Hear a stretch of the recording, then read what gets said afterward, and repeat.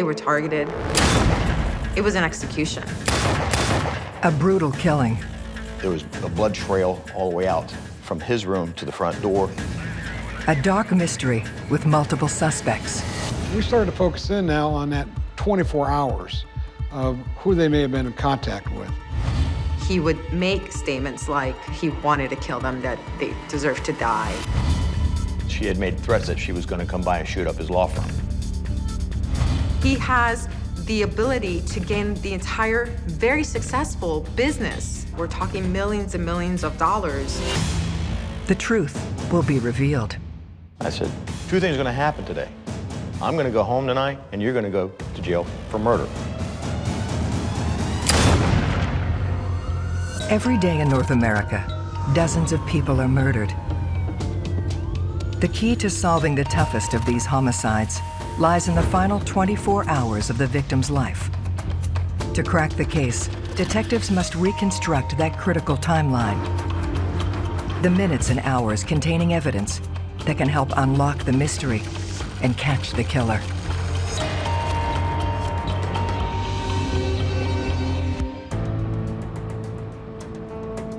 Coral Gables, a haven of wealth and luxury nestled a few miles south of Miami.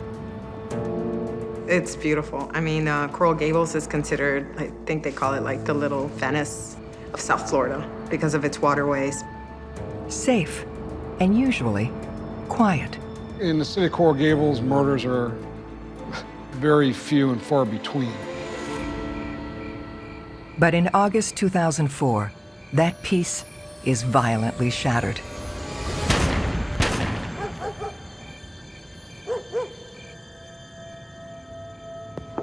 Coral Gables 911. They shot me. They shot you? Yes. With what? I don't know.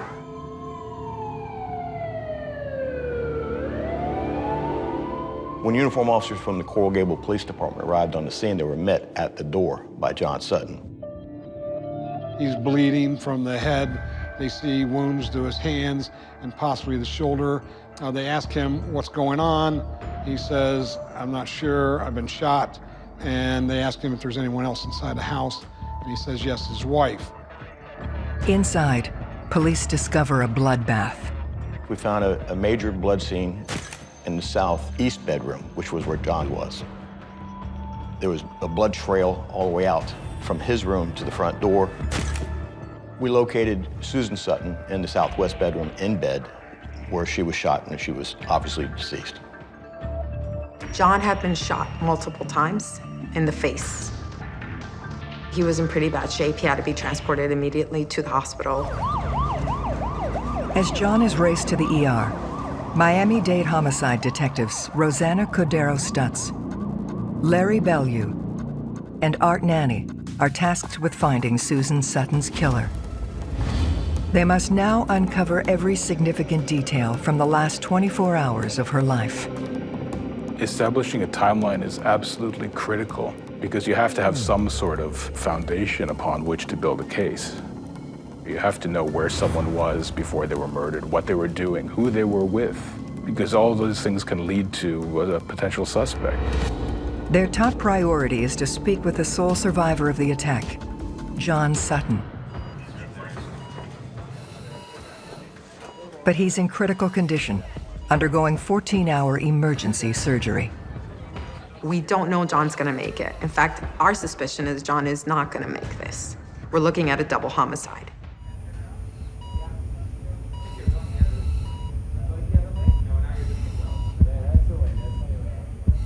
I was doing bad. No doubt from the loss of an excessive amount of blood.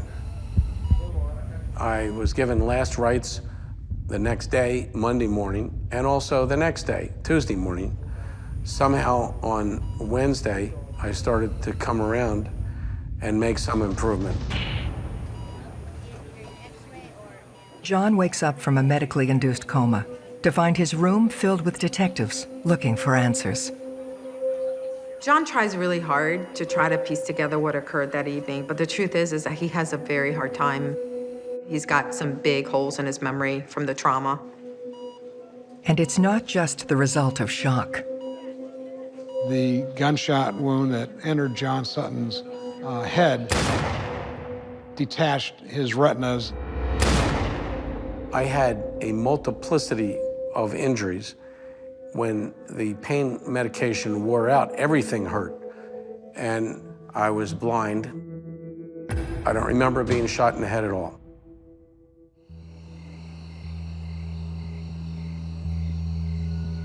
The details about that night come slowly and in fragments. We slept in separate rooms as a result of my snoring. At about 10 o'clock, maybe a little bit before 10, Susan went into the bedroom. I went to the bathroom. While I was going to the bathroom, I heard a big bang. I had no idea what it was, but if it had been something serious, I expected that Susan would have called out or said, "Help me," or something happened. I went to the bed. I sat on the bed. In comes a man with a black hat, black shirt, black pants, and the firing started.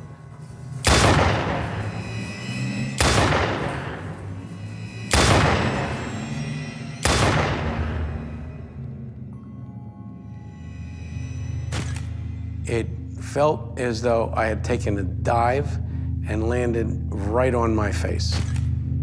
And I was confused, didn't know what was going on. Despite his best efforts, John gives police almost nothing to go on. It was safe to say that he did not know the person who shot him. He really had no description of the person at all. And having drifted in and out of consciousness for days, it's only now that detectives are able to tell John the fate of his wife. The reaction was, I basically lost all emotional ability to recognize what had happened, what was happening, and what would happen. I just was out of it. I still feel guilty that I didn't go to the funeral. John's loss is compounded by the mystery of who killed his wife and why. From an investigative point of view, you have to consider who was their intended target. Was it that they were after John and Susan was just collateral damage? Was it someone who was angry with Susan and John happened to be home at the time? A clue from the crime scene offers a potential motive.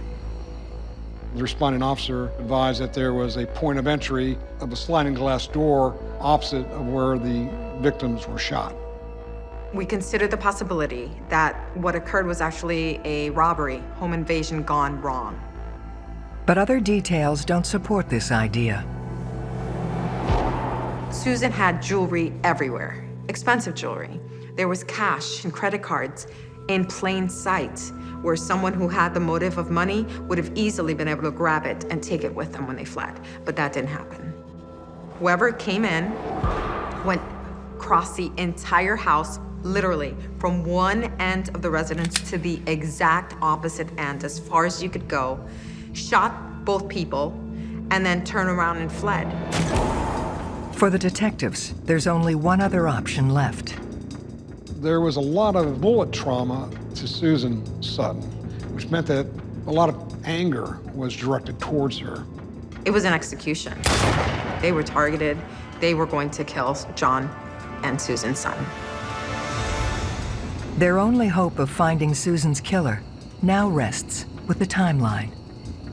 We started to focus in on that 24 hours of who they may have been in contact with. They learn of a celebration dinner John says had taken place just hours beforehand.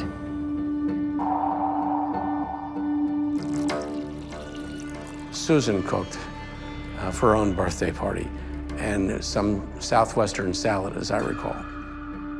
The people that were there was her husband, John Sutton, her son, Christopher Sutton, Christopher Sutton's girlfriend, Juliet Driscoll, and Teddy Montato. Teddy Montato was John Sutton's partner in the law firm. He was also a good close friend of the family. We also learned that Juliet Driscoll was a secretary that worked for John. John and Teddy specialized in civil litigation, and some recent success was also being toasted that night. They had won a big case, and they were celebrating having gotten that money. Teddy tells police that having arrived at the house at 7 o'clock, he then left at around 9:30. This makes him the last person to see the Suttons before the attack. Strangely, he's also the first person to show up at the crime scene. I was the one that told him officially that Susan had died, that she had been declared dead on the scene. And he became very emotional about that. He was very visibly shaken by that news. That seemed a bit above and beyond what most normal people would have reacted. He wasn't blood relative. He was a friend of the family, lived in another house. As Detective Cordero Stutz probes further, her curiosity turns into suspicion.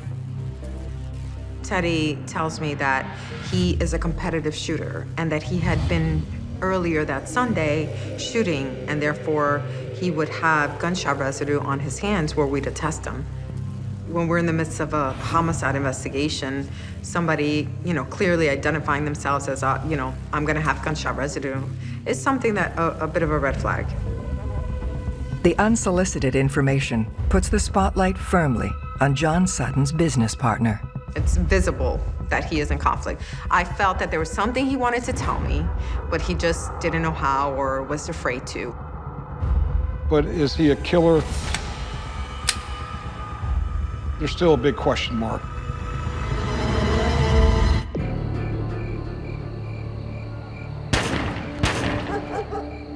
Teddy Montoto's admission of handling a gun only hours before the shooting of John and Susan Sutton has detectives questioning whether he was responsible for the attack. There are many reasons why Teddy could have been a very plausible suspect in this shooting. He has the ability to gain the entire, very successful business from the death of his partner. In some murder cases, money becomes the motive for the murder. How it plays out in the sense of who promised money, who paid money, all of that is semantics to me. Money is a great motivator. Money makes people kill. Detective Cordero Stutz presses Teddy further, but his answers only deepen the mystery. He told me that he had been on the phone with Susan,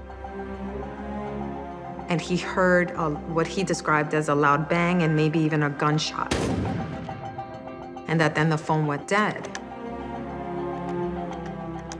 But then he kept calling back and wasn't able to get a hold of anyone. And eventually he decided that the best course was to actually drive back to the house to make sure they were okay. And when he gets there, the police are on the scene and have it taped off, and he's unable to actually go up to the house. Detectives hone in on why Teddy is on the phone with the wife of his business partner so late at night. It just didn't add up. He just left a party, and if they were going to have conversations pertaining to business and all stuff, you'd think it would have happened during that time frame. We've got to find out now why he was this important to Susan Sutton to be having a conversation at that time of the night. Teddy was strongly affected by what had happened to Susan. He's extremely nervous, and I had a very strong feeling that he wasn't being forthcoming. Investigations are a percentage of fact-finding, but it's also a percentage of your own personal experience and what other people call their gut feeling. All of these bits and pieces that kind of rub you the wrong way, they're not enough, obviously, in regards to making an arrest or anything like that, but it's definitely something that makes you dig deeper. So I discussed it with the lead investigator, and we talked about the possibilities of asking him to submit to a lie detector test. Polygraph examinations are extremely helpful in certain circumstances. It is to send messages to the person, number one, that you're having interviewed. You don't believe them. We don't know what the person's lying about, but we know they're lying. Teddy agrees to the test and then fails. Specifically, he fails in regards to the relationship between himself and Susan. Despite this, Teddy continues to protest his innocence, so Cordero Stutz turns her focus to the physical evidence. When Teddy Montoto responds to the police station to take his polygraph, he admits to us that he's now brought his weapon with him. It was a 9mm, which was consistent with the casings on the scene. And we impounded it and tested it to see if, in fact, this was the murder weapon. While the detectives await the ballistics result, they begin to question others they can place on the victim's 24-hour timeline. In any investigation, you want to interview anybody who has knowledge about what happened just prior to the incident, if you can. So just reconstructing what happened that night altogether was very important.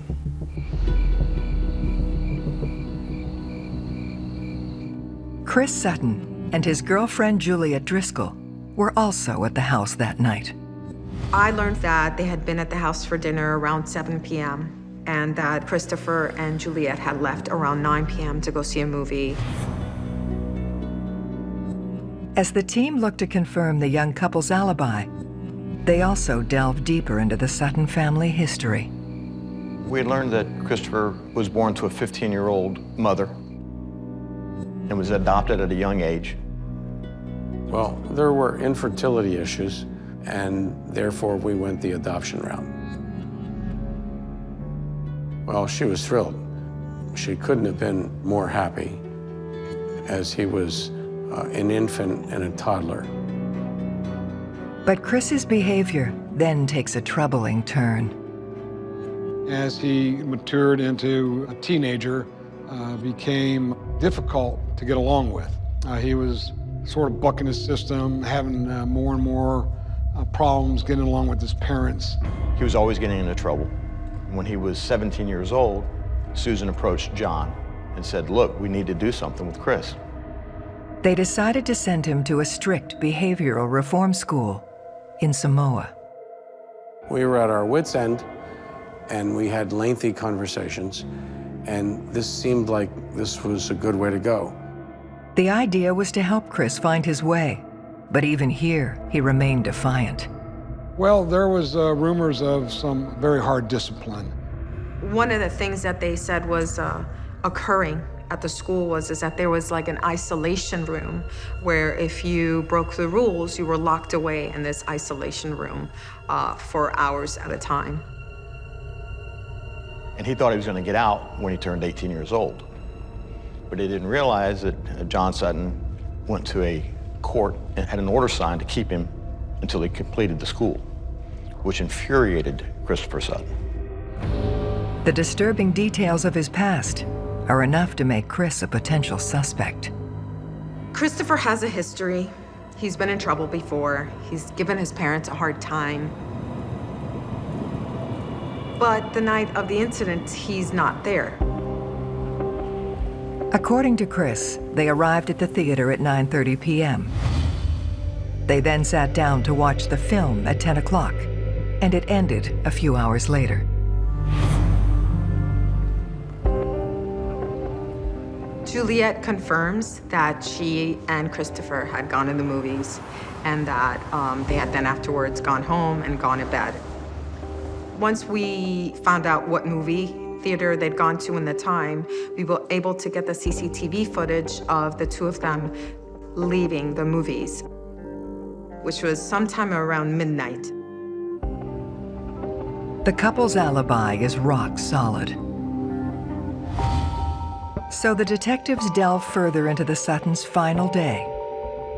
This leads them to John's thriving legal business.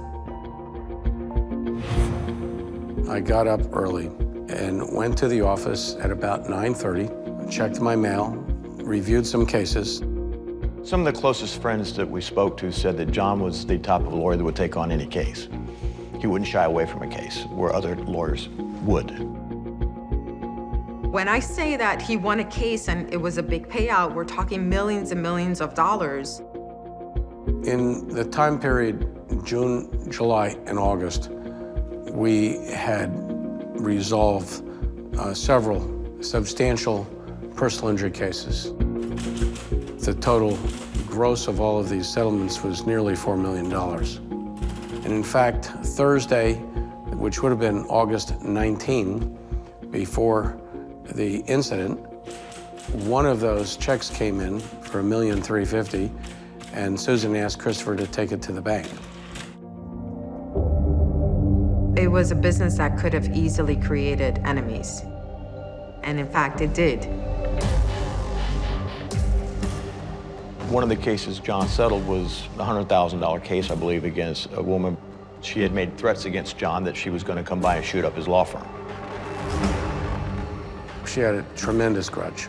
I was the worst thing that there could have been. She filed complaints with the Florida bar against me. She wanted me dead. She hated me. Police are now considering the possibility that a vengeful killer stalked and shot John Sutton and his wife over a lawsuit. If someone is attacked and the first thing you do is run their name, and there's already been someone documented that they have been threatening to cause them harm, of course you're going to take that seriously. As they probe deeper into the death threat, the detectives uncover a disturbing piece of information. One of the things that we learned is that a neighbor said that they heard a boat crank up sometime around 10:30 and take off behind John Sutton's house at a high rate of speed. The Sutton home backed up to a very large canal, and that particular witness said that around that time she had observed this boat speeding away. And we learned later that she owned that type of boat. So one of the things we had to do was to verify where the boat was at the time of the murder. One of the detectives was tasked with finding that information out, and they were able to obtain video footage of her boat docked at the time of the murder in her slip. It just did not fit that this boat may have been used to gain access to the Sutton property. But as an investigative lead, we have to do the interview and make sure, or either rule her out or keep her in the investigation. We spoke to her. We didn't have any belief that she did that.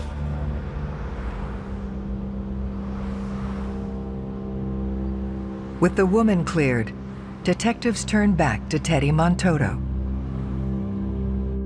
The ballistics report on his gun has finally landed on Cordero Stutz's desk. When the results came in, it turned out that it was not the murder weapon.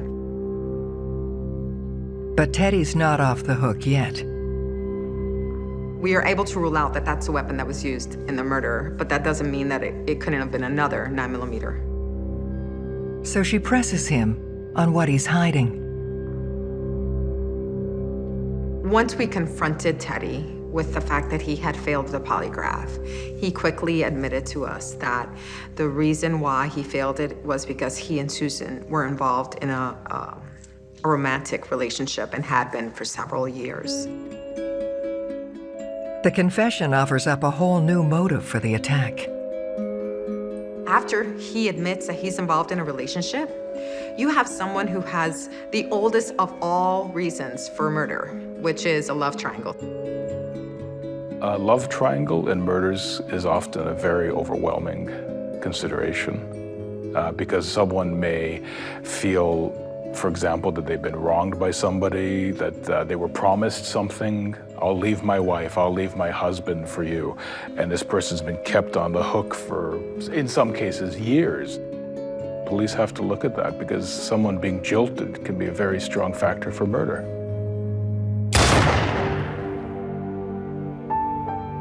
Teddy says that the reason why he lied originally was because he wanted to protect Susan's honor. At this point, she is now dead. Nothing's gonna change that. And if he could have kept from her family, her children, and her husband that she was having an extramarital affair, then that was something he was gonna try to do.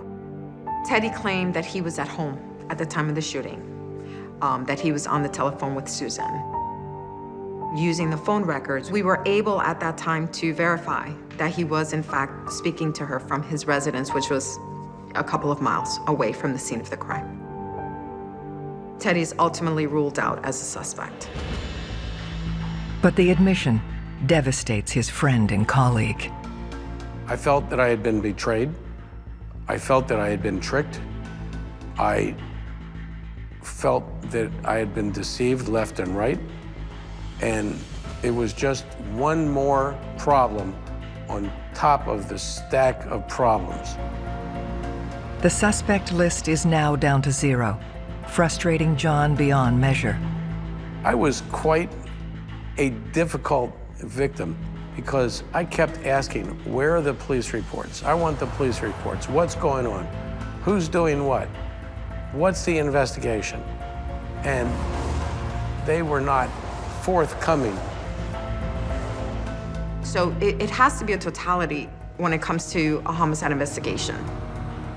It's not just finding the person who committed the crime. It's saying, this person may have done it for A, B, C, and D reasons, but they didn't. It is a lot of work, but you absolutely have to be thorough. Weeks into the investigation, that diligence pays off when the detectives notice something unusual. I was assigned a task of collecting the phone numbers from the Suttons, John and Susan, Chris Sutton, Julia Driscoll, Teddy Montano. What stands out are the records belonging to Christopher Sutton. It turned out there had been a pattern of phone calls for several weeks, up to leading to the night of the shooting. 162 times from July 19th through August 23rd. The last of those calls comes close to midnight on the night of the murder, and it's a moment captured on camera.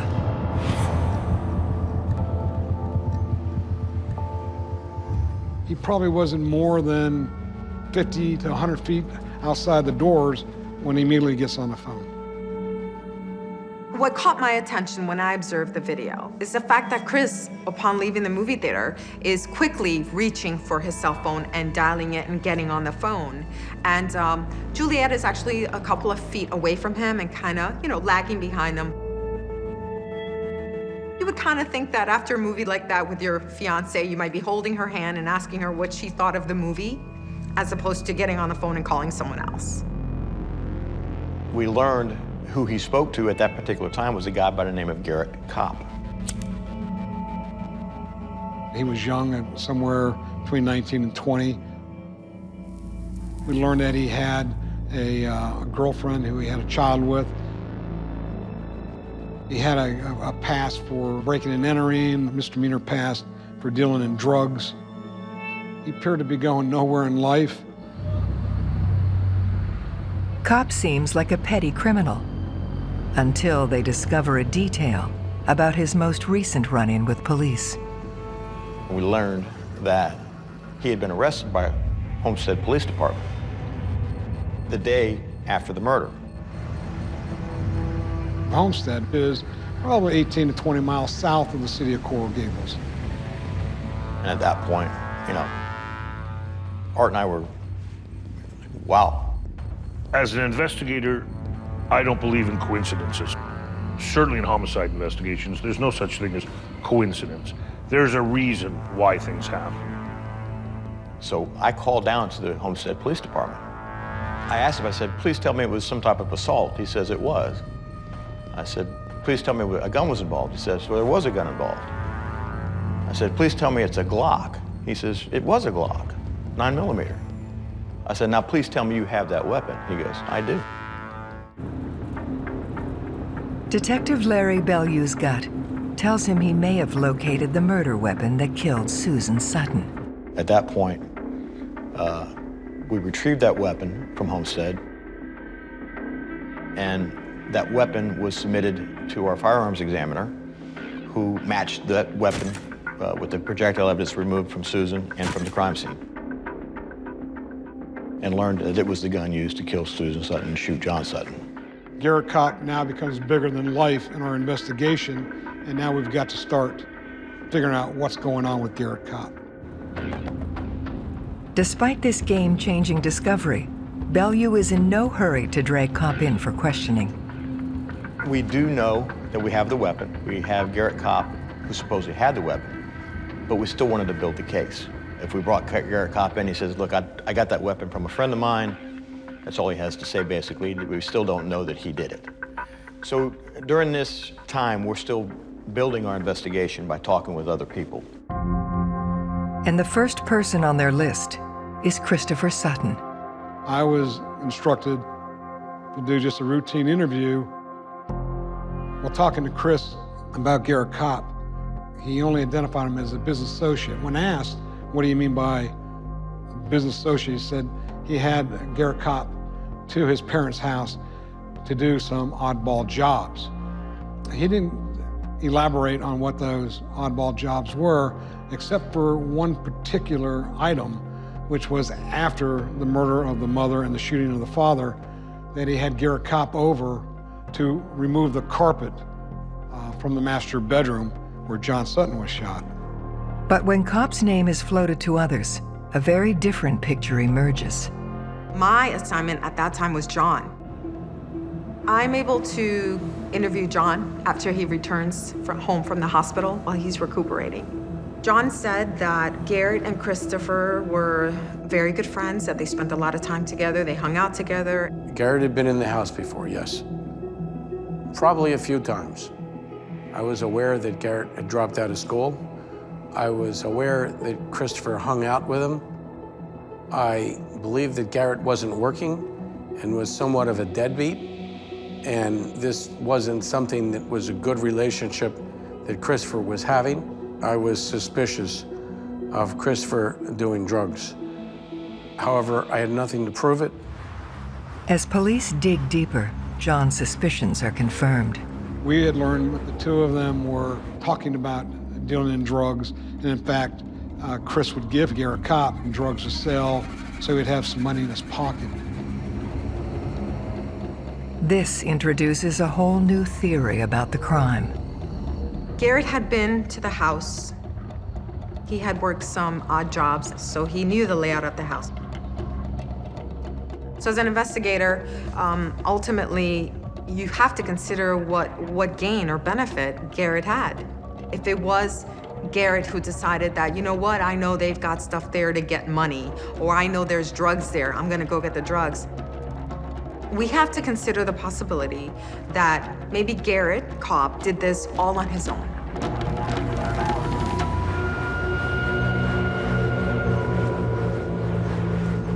He had a warrant for his arrest issued by the court for something else. And when he was arrested, I said, well, bring him to my office. And that's when we started interviewing him about the murder. For the record, state your name. It's Garrett Kopp. Well, during this whole interview, I'm gaining information that I'm going to be able to attack Garrett on. Interviewing is an art, it's not a science. Again, it's experience. But when you interview someone, you're looking for a number of tells, if you think of poker for a minute, tells in a poker game. A really good interview can pick it off while he's conducting the interview. Garrett tells me that the gun that they retrieved that night was not his weapon, that it was somebody else's, which I kind of thought he was going to tell me anyway. Sometimes when people are starting to cover up, they all start telling little white lies, which, you know, in the end, the more little white lies you tell, eventually you're going to get tripped up. Well, one of the things I asked Garrett was how close he was with Christopher. How long have you known Chris Sutton? About 6, 7 years. How did you meet Christopher Sutton? Lived in his neighborhood. Where was that at? Sunset Club. And where's that located? Sunset and 72nd Avenue. And I said, do you speak with him on a daily basis? He says, no, not at all. Which we knew to be a lie because we had the phone records. He said he was with his girlfriend that particular night. His girlfriend was out waiting in the lobby. And I said, well, I'm going to be speaking with her right after I get done with you. He knew that he'd been put in a corner, and now he's been caught in several lies. And at that point, finally, 3 or 4 or 5 hours later, he gave it up and said, look, he did do this. And I said, well, why? Why did you do this? Was John Sutton or Susan Sutton ever angry at you? Did they ever mistreat you? Did they ever do anything to hurt you? And he said, no. And that's when he revealed it. He said, Chris wanted me to do it, and he told me if he wasn't going to do it, Christopher was going to kill him and his baby boy.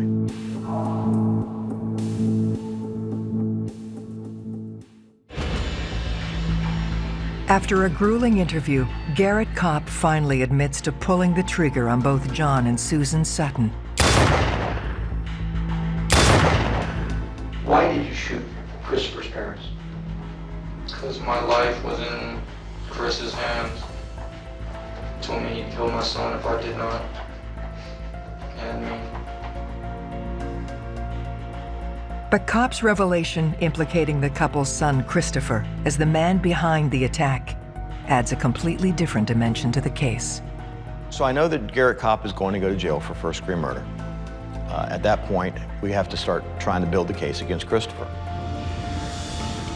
Without alerting Chris, they must find another way of confirming Kopp's story. And it had to be Juliet Driscoll, his girlfriend. They were close. They'd been dating for several years. She has to know about this. So we brought her in, and I interviewed her all day. We had to be there 10, 11 hours. And she kept denying. I don't know anything about the murder. Christopher never speaks to me about anything. So I had to find some kind of way to get to her. And I said, you know what? She was close to Susan. And I brought that fact up. I said, Susan was good to you. She was like a mother to you. I can't believe you're just allowing this to happen. That family, the whole family was good to you. They gave you a job. And I saw a tear come out of her eye. And I knew that I had her. And at that point, she began to tell me what she knew about Christopher. Chris hated his parents for sending him to the behavioral school and really wanted to do harm to them. Juliet admits that when he would get very angry, he would make statements like that he wanted to kill them, that they deserved to die. But we still didn't know why, because this was several years prior. What triggered this now? But then we realized Teddy and John had just settled those multi-million-dollar lawsuits, and Christopher knew about it, and Christopher actually put the money in the bank. He wanted the money. It came down to the hatred, and he just wanted their money. So now I had enough to get an arrest warrant for Christopher Sutton. After tracking Chris down, he is brought in to face Detective Bellew. I introduced myself to him. I said, two things are going to happen today. I'm going to go home tonight, and you're going to go to jail for murder. There's not anything stopping that. I said, before you tell me anything, though, understand this. I said, I've done my homework. I said, I got a sworn statement from Juliet Driscoll, and he said he wanted to see it. Well, he read certain parts of the statement and put his head down on the table and says, and started crying. Christopher Sutton is charged with the first-degree murder of his mother and the attempted murder of his father. Do I feel betrayed, tricked? Absolutely. Does my head hurt now because I got bullets in it? Absolutely. It was cold-blooded murder. There are some things that are temporary and come and go. This is permanent. This doesn't go away. The 24-hour timeline developed by the detectives reveals exactly how Chris masterminded the plot to kill his own parents. The story is that Christopher gets a gun, gives it to Garrett, tells him how to get into the house, told him where his parents would be, the fact that his parents would be in 2 separate bedrooms, and exactly where to go to the back of the house and where to do the shooting. The night of the shooting, the family gets together for a celebratory dinner around 7 p.m. at the house. Chris and Juliet are there. Susan and John are there. Teddy Montoto is there as well. They have a nice dinner. They cut a cake for her birthday. Around 9 p.m., Juliet and Christopher leave for this movie. Teddy Montoto leaves the house around 9:30 p.m. And around 10 p.m., both John and Susan retire to their respective bedrooms for the evening. Now, we know that Teddy gets on the telephone with Susan shortly thereafter. They're actually on the phone. He's on his landline, and she's on his cell phone. During that time, we have Garrett Cobb enter the house in the rear sliding glass door, walks from one end of the house all the way around to the other end, and confronts each of them in the bedroom, and he shoots them. He shoots Susan multiple times as she pulls a blanket over her. He shoots John multiple times, striking him up to twice in the face. He leaves John for dead, and he has in fact killed Susan right there on the scene.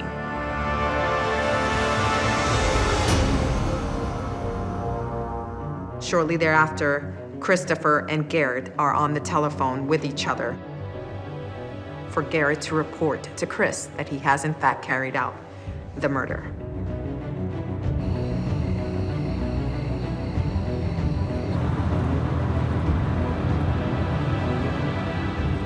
The timeline it's very important. I think that any reasonable person can look at that timeline and understand how it went from point A to point Z. We had done our homework. We had turned over every stone and was able to present all these facts beyond a reasonable doubt to this jury on why Chris Sutton was involved in his parents' murder. In exchange for his testimony, Garrett Kopp receives a sentence of 30 years. Christopher Sutton never admits to his involvement. He is sentenced to life. There is no doubt in my mind that Christopher orchestrated this for his own means. He saw that he had a great chance for a free ride and to do whatever he wanted whenever he wanted to do it. I have not spoken to him since the trial. He needs to be secured and not ever considered for parole. At this point, I have to look forward, not backward. And therefore, I compartmentalize it. I put it in the background. I know it's there. I bring it up too often. Of course, you always question, what else could I have done? What else could I have done? There's nothing else I could have done. Christopher Sutton had been looking for someone to kill his parents for years, and he found that someone in Garrett Kopp.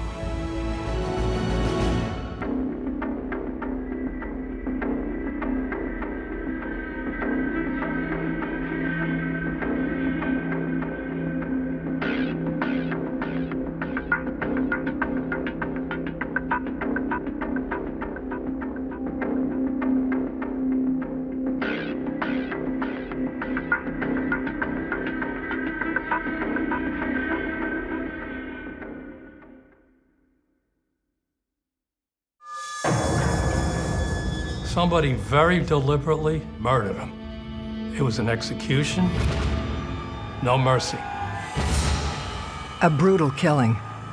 He had 5 knife wounds, with the final being in the jugular. A dark mystery with multiple suspects. There was a $15 million life insurance policy. That's motive. He was a fraudster, a high-level con man. Everywhere you looked in that family, there was a criminal on every branch, really. Well, who done it? $42 million and all these people that wanted him dead. That's a whodunit. The truth will be revealed. This is a case of a century, really. Case of a lifetime for a detective. Every day in North America, dozens of people are murdered. The key to solving the toughest of these homicides lies in the final 24 hours of the victim's life. To crack the case, detectives must reconstruct that critical timeline. The minutes and hours containing evidence that can help unlock the mystery and catch the killer.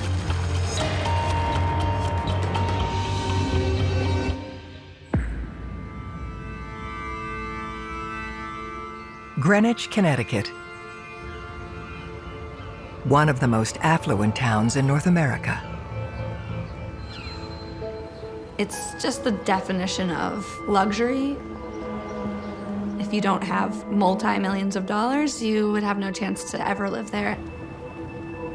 It's just filled with sprawling mansions, filled with very wealthy people, from CEOs to celebrities. But no amount of money is guaranteed to keep you safe. Andrew Kissel was discovered by the moving crew. They had been moving him throughout the course of the weekend, then came back first thing on Monday morning. They went to the door, knock, knock, knock, nobody is answering the door. So they tried the door and it was unlocked. One of the movers goes down to the basement to pick up an item. Next to the item is Andrew's body.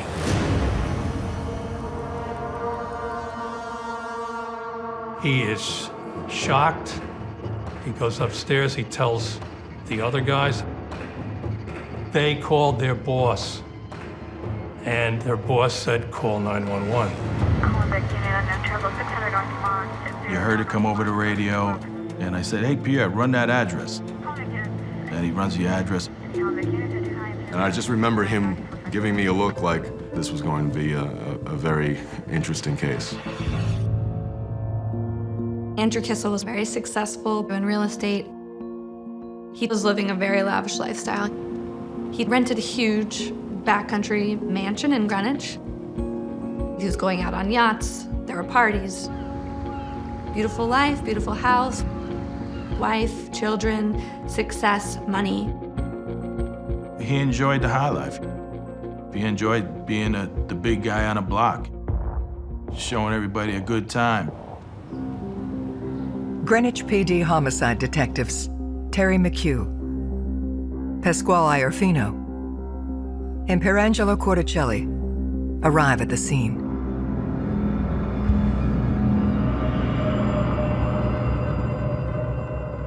It was a bloody scene.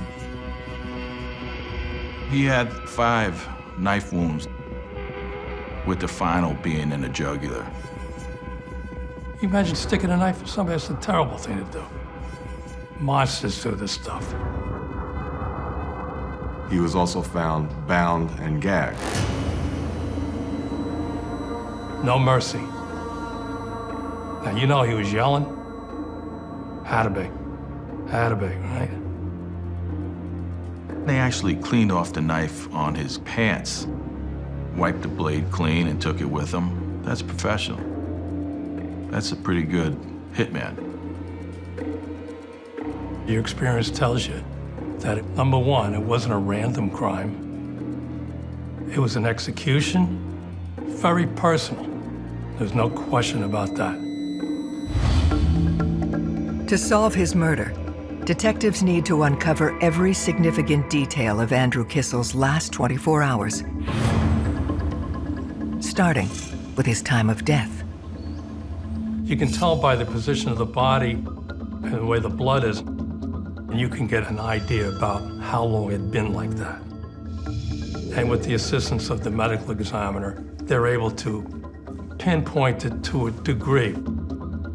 We know Sunday is the day Andrew Kissel was killed. He was probably killed in the evening. They begin to build a picture of what happened. There was no break-ins to the home. It wasn't forcibly entered. He obviously let the murderer in the house. First 3 questions out of my head was, why was he home alone? How long was he home alone? And who knew he was home alone?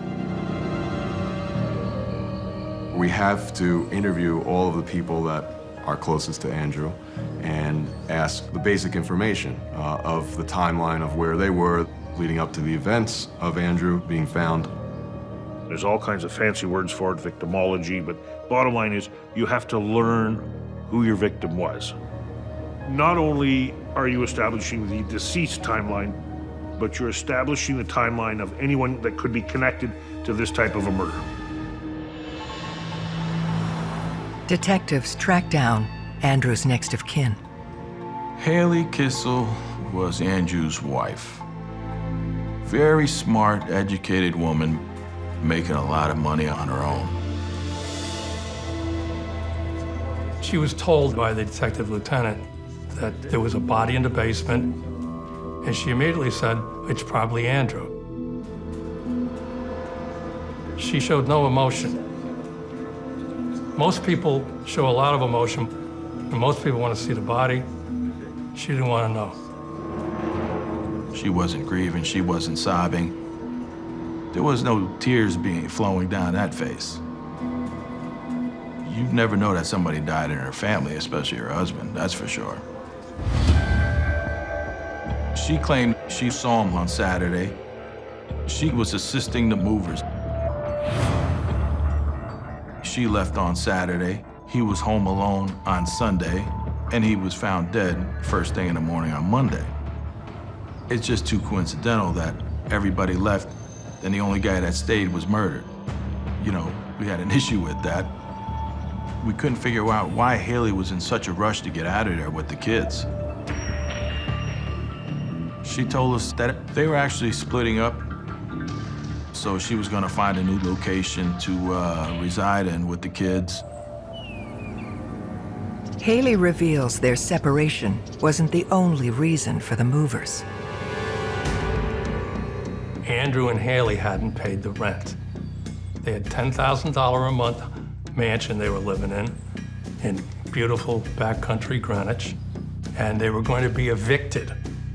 And that's why the movers were there. He was running out of money, and he was miserable. And it was just not a good situation. She told us that he was using cocaine, that he drank, that he was abusive. She knew of all of his antics. She caught him with prostitutes all the time. She was embarrassed over and over and over, I'm sure. She was furious. Their life was falling apart. She was extremely, extremely angry. Haley makes a series of admissions.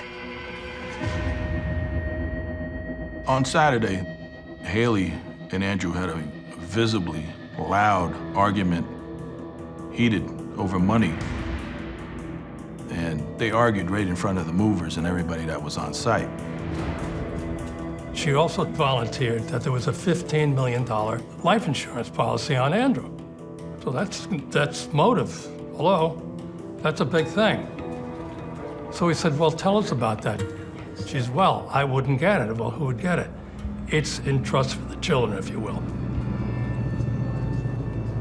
2 hours into the interview, she gets a call on her cell phone from her lawyer. And he said, you can't talk to my client anymore. Then all contact with her basically stopped.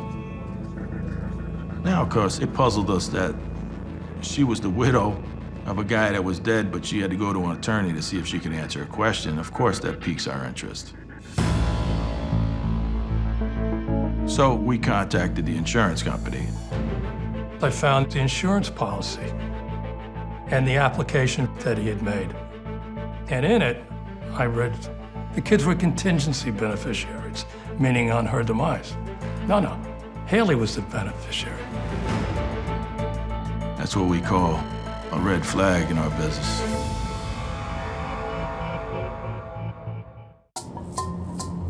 Andrew Kissel's wife, Haley, has landed squarely in detective sights as a person of interest in his murder. She obviously had some tough times with Andrew, and any woman would.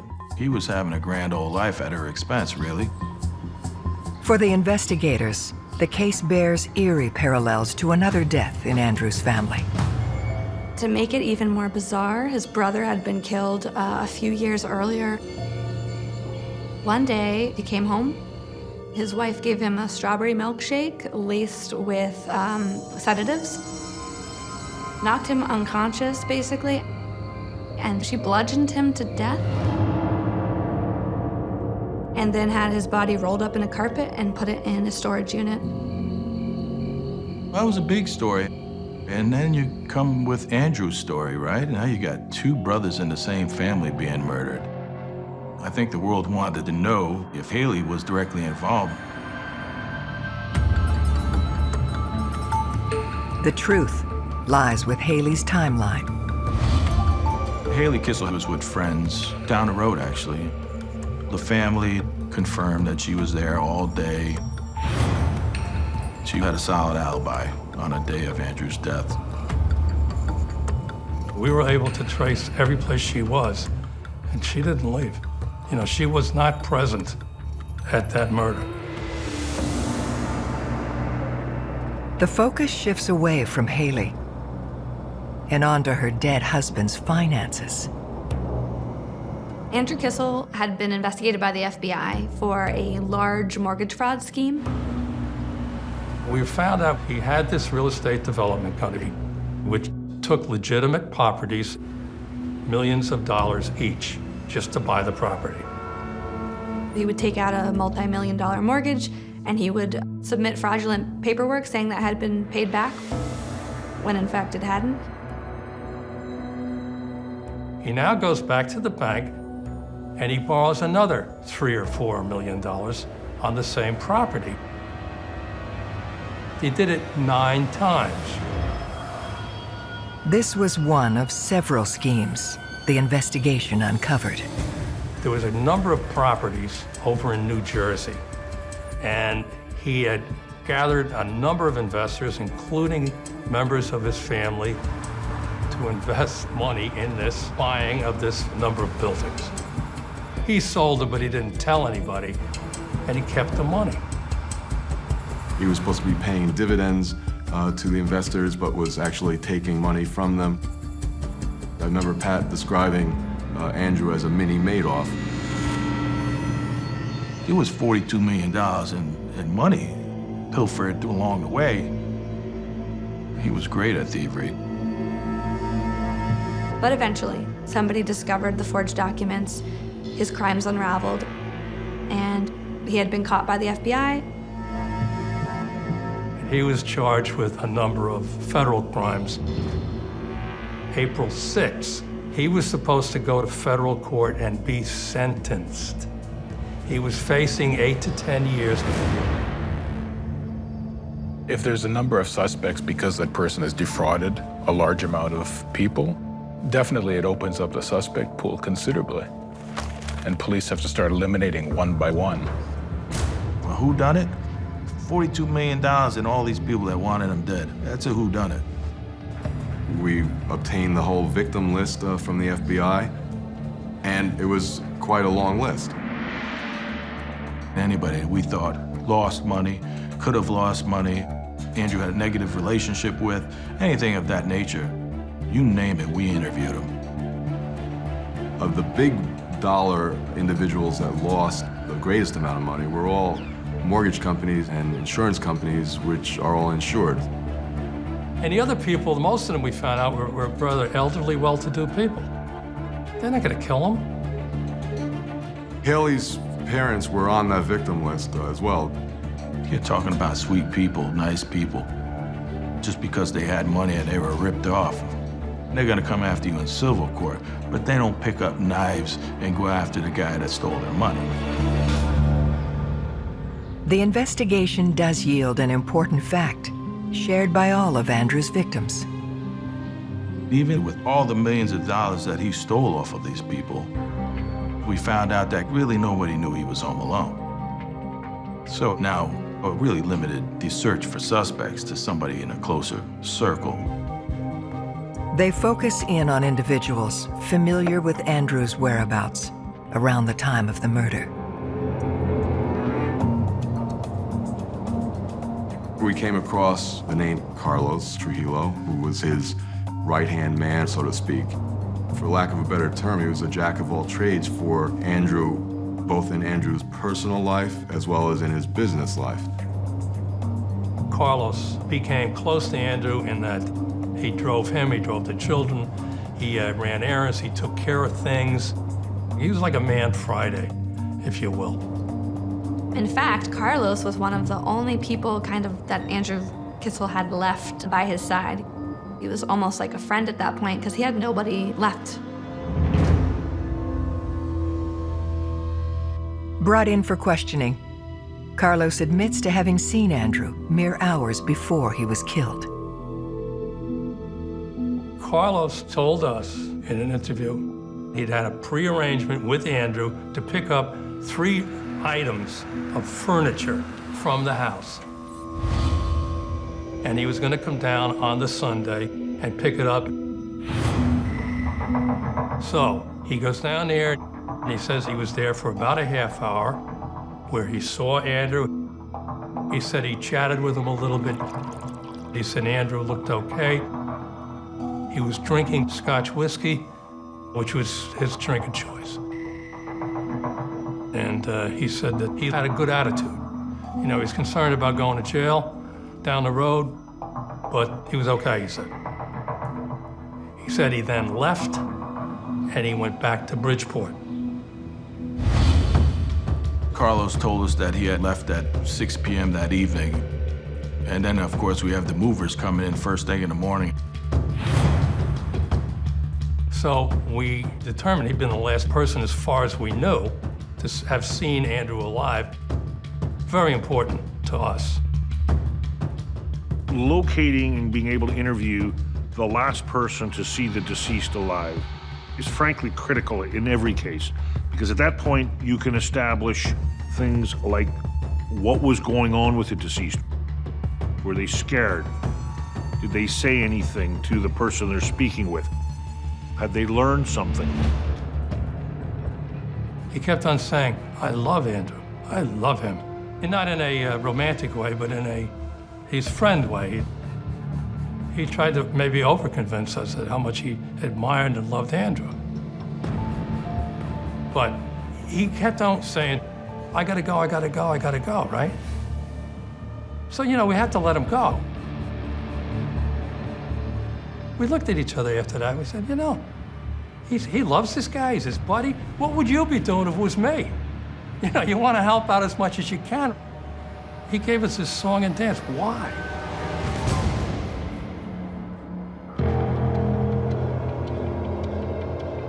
We kept digging, and we came to find out that Andrew treated Carlos just like a gopher. There was a report of Andrew calling Carlos on his day off, saying, I need you to come down here right away. So he leaves his family and drives all the way 30, 40 minutes down to Greenwich. And the only thing that Andrew wanted was for him to go out and get him some fast food. So it was that kind of disregard for Carlos, which didn't really fit well with Carlos's description of having a great relationship with Andrew and him being like a father figure. Very strange, so a lot of things just weren't adding up with him. It didn't make any sense. That's a problem. Carlos Trujillo's quick exit from his interview with detectives leaves them with more questions than answers. So a week later, we had him in for a second interview. And in this one, he gives us this tremendously detailed story. He said, we went back to Bridgeport, but not right away. He left after seeing Andrew at 6 o'clock. He leaves and he goes down to Queens. He said how he went to a bar, hung out with a lot of people and danced the night away. He says, oh, the place was mobbed. And what else did you do there? I had a couple of beers and I left. Carlos Trujillo told investigators that he drove home in the late hours of Sunday morning, around 1 a.m. He said he stopped at a restaurant, then brought home food for his girlfriend. So that gave him an alibi, not placing him at the crime scene at the time of Andrew's death. His house and his vehicle were searched, and we didn't find anything that was pertinent. His behavior going to Queens and coming back, it's not something that raised very big red flags from our point of view. Because of the direction he took, detectives have a way to check Trujillo's story. The Easy Pass is a system where there's a monitor in your car that you pay for. And what it does, it lets you go through the fast toll lane without stopping to give the toll person any money. What it does, and it registers your car as it goes through, and sometimes takes a picture, depending on the toll booth. We were able to subpoena those records. So we were able to verify that he was, in fact, going over the Bronx-Whitestone Bridge, as he indicated. However, there was no corresponding return trip on the Easy Pass. So we questioned him about where he was. And he said, well, he couldn't find his Easy Pass. It was somewhere in the car, and that he had to go over a cash lane. We wanted to make sure that we understood the time frame on his whereabouts from leaving that house to Queens, back to Bridgeport. I mean, we wanted to make sure we were thorough. This is a case of a century, really. Case of a lifetime for a detective. Determining the truth requires one of the team to sift through hours of CCTV footage. Oh, Lord, Pierre was a rookie. Hey, that's what rookies do, all the grunt work, right? At the time, it was still old-fashioned VHS videotape. It wasn't digital video. So I had a milk crate full of videotapes from the MTA police in their little viewing room. He must have had some serious vision problems looking at those cameras nonstop. As Detective Corticelli continues his search, the team discovers another potential suspect, Eric Boxerman. So he was Andrew's friend, but he was also the man who worked with Andrew in the building business. He's a real estate financier. He is on the social circuit in town. If you open up Greenwich magazine, you'll see him at, all of the events throughout town. When questioned, Boxerman is forthcoming about the events of that day. He cooperated, didn't hire an attorney. At 11 a.m. on Sunday morning, he came to the house and observed that Andrew Kissel was drunk at the house by himself. He told investigators Andrew Kissel was laying on a couch and basically incapacitated, which tells you the state of mind of Andrew Kissel. He is asked to explain his whereabouts during the window in which Andrew was killed. He said he was home that night, which is right around the corner. We asked him, did he see anybody? Did he talk to anybody? He said he saw a lady walking a dog, and that was it. So, okay. So that was a question mark in our minds. Anybody who has contact with the deceased the day the person died is going to be a suspect. Because you are immediately a person who has the opportunity to kill him. Unable to verify Boxerman's alibi, detectives dig into his relationship with the Kissels. We came to find out that his relationship with Haley was more than just a friendship. While Andrew was slipping out the front door, here's this guy slipping in the back door. If you're a person who saw the deceased just before he died, and you're having an affair with the deceased's wife, you're going to be the #1 suspect. It's a volatile situation. If there's a love triangle, you just don't know how you're going to react. And you might react by crying, but you might react by committing a murder. As more light is shed on their illicit romance, a bizarre rumor surfaces. It hits the news that Andrew killed himself because he wanted to be a great guy and give his kids this $15 million in life insurance. The media speculated at the time that it was potentially a suicide for hire. Who would choose to kill themselves in such a slow and painful manner? To be stabbed by a knife multiple times, in your basement, bound up. There are other ways to do it. From a victimology point of view, everything that we knew about Andrew was all about Andrew. He was a classic narcissist. That whole idea was just crazy to us.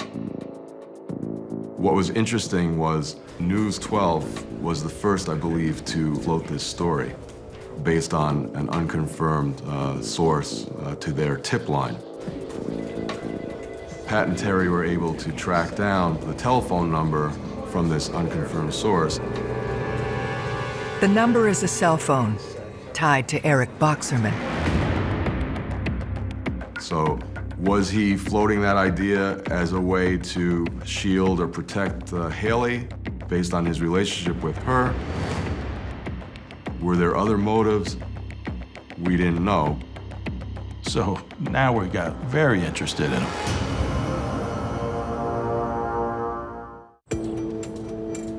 A Newsline tip has put Eric Boxerman in the frame for Andrew Kissel's murder.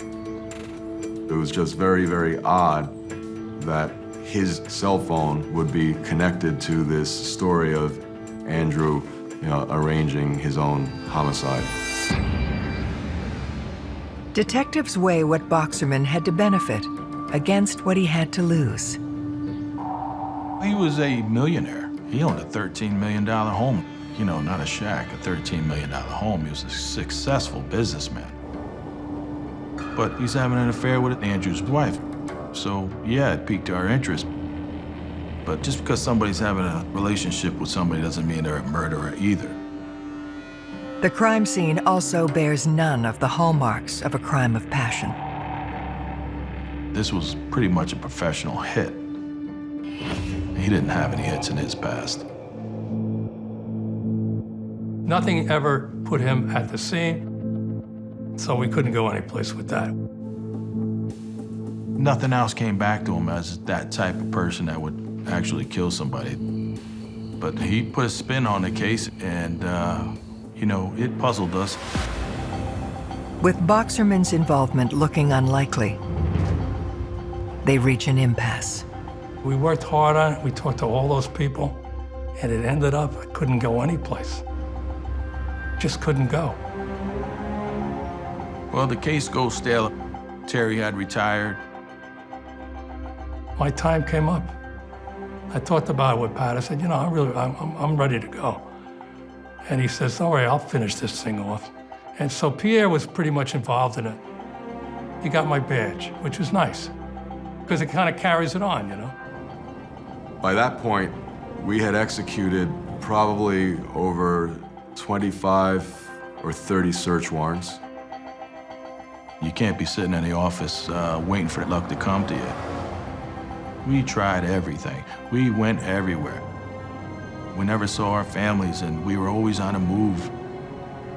At one point, we joked that if we put our other halves in photo arrays, we probably wouldn't be able to pick them out, because we hadn't seen them in so long that we'd spend more time with each other than anybody else.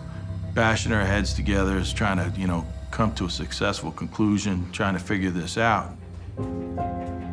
There was an enormous amount of media pressure on the police to solve this case.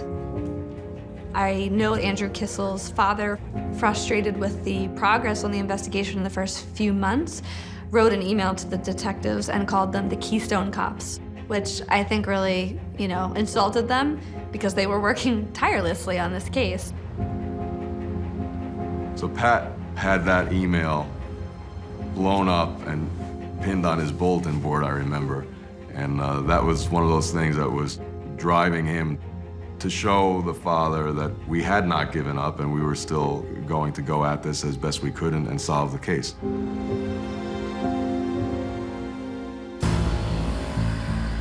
After countless hours viewing CCTV footage, Detective Corticelli makes a breakthrough. He called me and said, I got him. I'm like, are you kidding me? And then he showed me the picture. It was like unbelievable, clear as could be, Carlos Trujillo coming through the cash line. That system down there took one of the best pictures you'd ever want to take. It was amazing. God, he looked terrific. So Carlos comes back across the bridge toward Connecticut. It was much sooner than he had initially admitted. Right before the time in question when Andrew was killed, Detectives now have proof that Carlos lied about his alibi. for that reason, we looked over everything again with fresh eyes. I remember sitting in the FBI's White Plains office with Pat and going into their evidence room where they had the evidence from Andrew's case. I believe it was 25 or 26 banker boxes full of documents that we went through with a fine-tooth comb. It didn't seem like Carlos Trujillo really had any reason why he would want to see Andrew Kissel dead. But investigators began to realize that Carlos was not just his driver, but was involved in some of Andrew Kissel's business deals, money changing hands, part of this mortgage fraud scheme. And then you had his own brother, George Trujillo, that had power of attorney on many of the properties that were illegally sold. He was right involved with that. You had Carlos's girlfriend, Stella Tafur. Stella Tafur was Andrew Kissel's accountant for all the frauds. So she was directly tied in the whole case. It was like the entire Trujillo family tree, and it was a criminal on every branch, really. Carlos's motive slowly comes into focus. Andrew was going to be pleading guilty, and then he was going to be fully sentenced. But he could have implicated other people. And based on that, the people that would be most likely to be in peril would be Carlos, his family members, and the people that were directly involved with Andrew's business. It's damning evidence, but detectives need direct proof of a murder plot. They scour the materials gathered from Carlos's home. We found credit cards with different people's names in it, and one happened to be Aminta Trujillo. And so I say, hey, who's Aminta Trujillo? Let's find out who it is.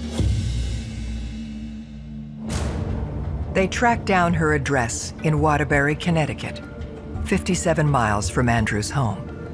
I say, Pierre, let's go. We have to go to Waterbury.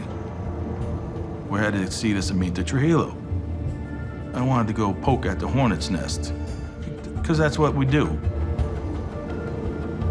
Waterbury is a tough neighborhood, and it's the opposite of Greenwich. It's a bunch of blue-collar workers struggling to make things work and just trying to work hard for their money. We get around the back of the house. We start banging on the back door. I hear somebody yelling from the second floor, hello, hello. I said, hey, how you doing? It's the police. We need to talk to you. So she comes out, and we start talking to her. And we showed her a picture of Carlos. So she says, yeah, that's one of my cousins. Yeah, I know him. And I said, here to talk about a homicide. And she says, you mean they killed that rich Jew guy? Detectives interviewing a cousin of Carlos Trujillo have unearthed more than they expected to find. And he said, oh boy, here we go. I said, well, tell us some more. She goes, well, my half-brother, Lenny, was at a 4th of July party last year, and this guy, Carlos, the guy in the picture, came up to him and offered him money to kill his boss. She said that Carlos said that he'd stole $500,000 from the boss, and he wanted it back, so they needed to get him killed. And then she heard another story that he was ill and wanted to die. All kinds of different stories. But in the end, it was Carlos killing his boss. It's an astonishing tale. Detectives zero in on Lenny Trujillo. Now we gotta fill in the rest of the blanks. Just because you know something, you gotta be able to prove it. Lenny, believe it or not, is a naive, simpleton, lived in Worcester, Massachusetts, just recently had a kid. We really need Lenny to tell us everything that happened, that transpired between him and Carlos. So we push him. So Lenny Trujillo said that basically Carlos approached him and said that this guy that he worked for, this rich guy in Greenwich, wanted to die. And he basically was going to hire him to help do it for some cash and a computer. He was surprisingly cooperative. He said that his whole intention was to play Carlos for his money. He was going to take whatever money he could from Carlos, and that would be that. Lenny admits he and Carlos worked long and hard planning the crime.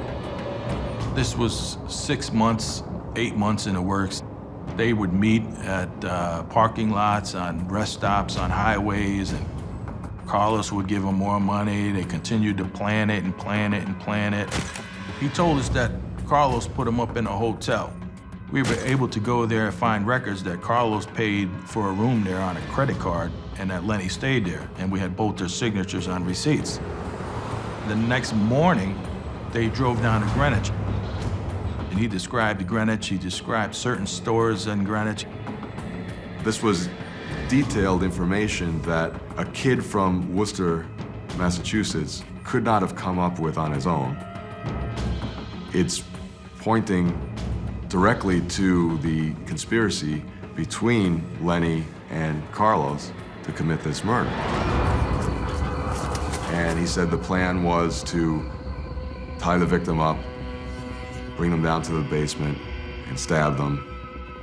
So by virtue of that, we were able to know immediately that he was telling us, you know, at least in those parts of his story, the truth. Lenny admitted to 90% and wouldn't go to that extra 10% of actually having committed the murder or being there when Andrew was killed. Despite lacking a full confession, it's enough to finally complete the picture of what happened in the hours leading to Andrew Kissel's murder.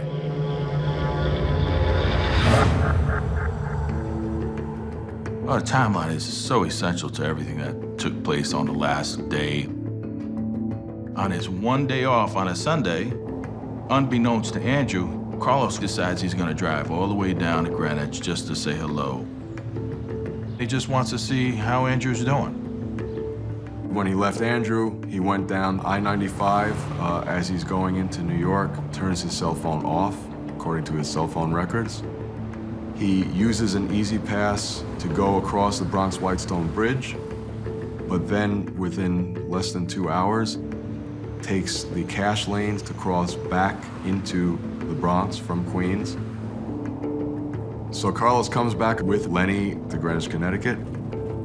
He now is let into the house by Andrew because Andrew knows him.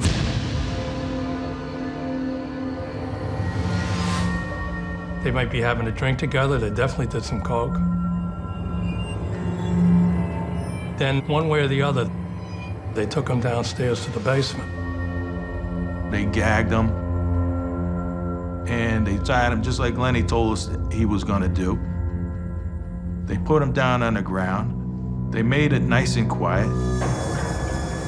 I imagine that they held him with one hand and took a knife and 5 times plunged it to the hilt, 3 of which were kill shots. 2 in the aorta, 1 in the carotid. After committing the murder, we believe they left the home. Carlos could have driven Lenny back home and then went back home to Bridgeport, Connecticut.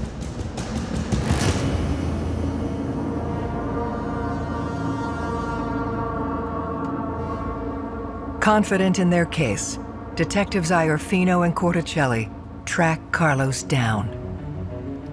We found him a couple towns up driving a limo. And we stopped the car. I came walking up with Pierre.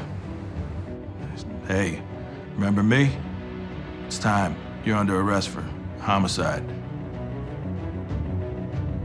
When they finally arrested Carlos and Lenny, they used my handcuffs that I was issued in 1965 and still had. They put my handcuffs on both of those mutts. And they put them on a plaque and they gave them to me. I got it at home. It's fabulous.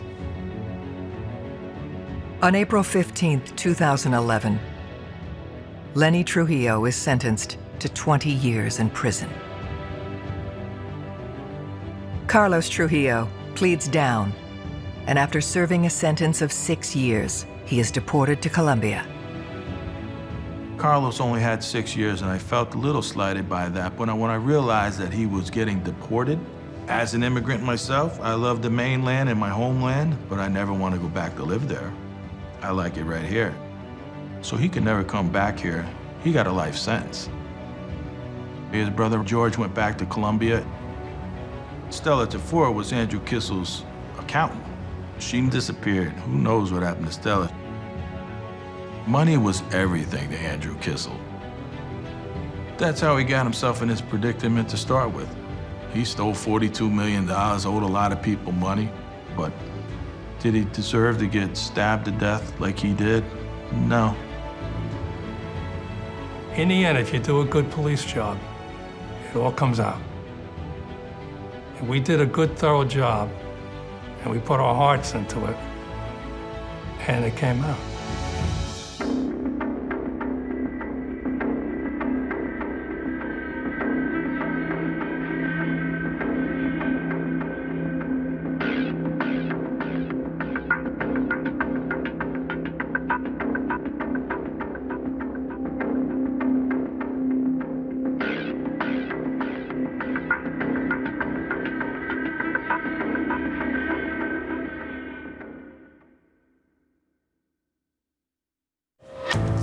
The house was not ransacked. It was not forcibly entered. The doors were locked. A brutal killing. It was apparent right then and there that we were dealing with something different. A housewife, a former medical professional.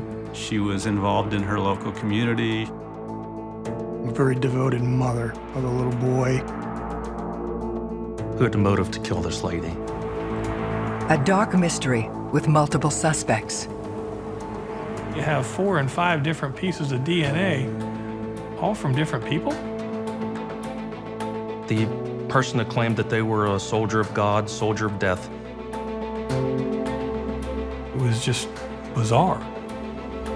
The truth will be revealed.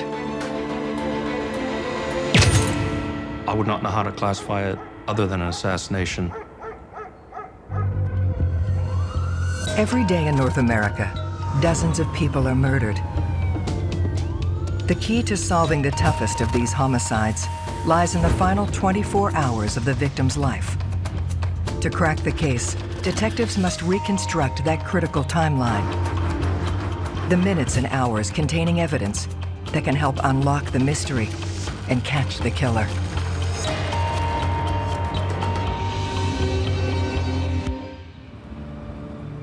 The sleepy town of Williamsport, Pennsylvania, nestled in a lush valley, surrounded by forest. Williamsport has a long history, tradition. You go back to the lumber barons, and of course, Little League Baseball started here. It's just a nice place to grow up, and you usually don't fear for your safety. But one January morning, a grim discovery shatters that serenity.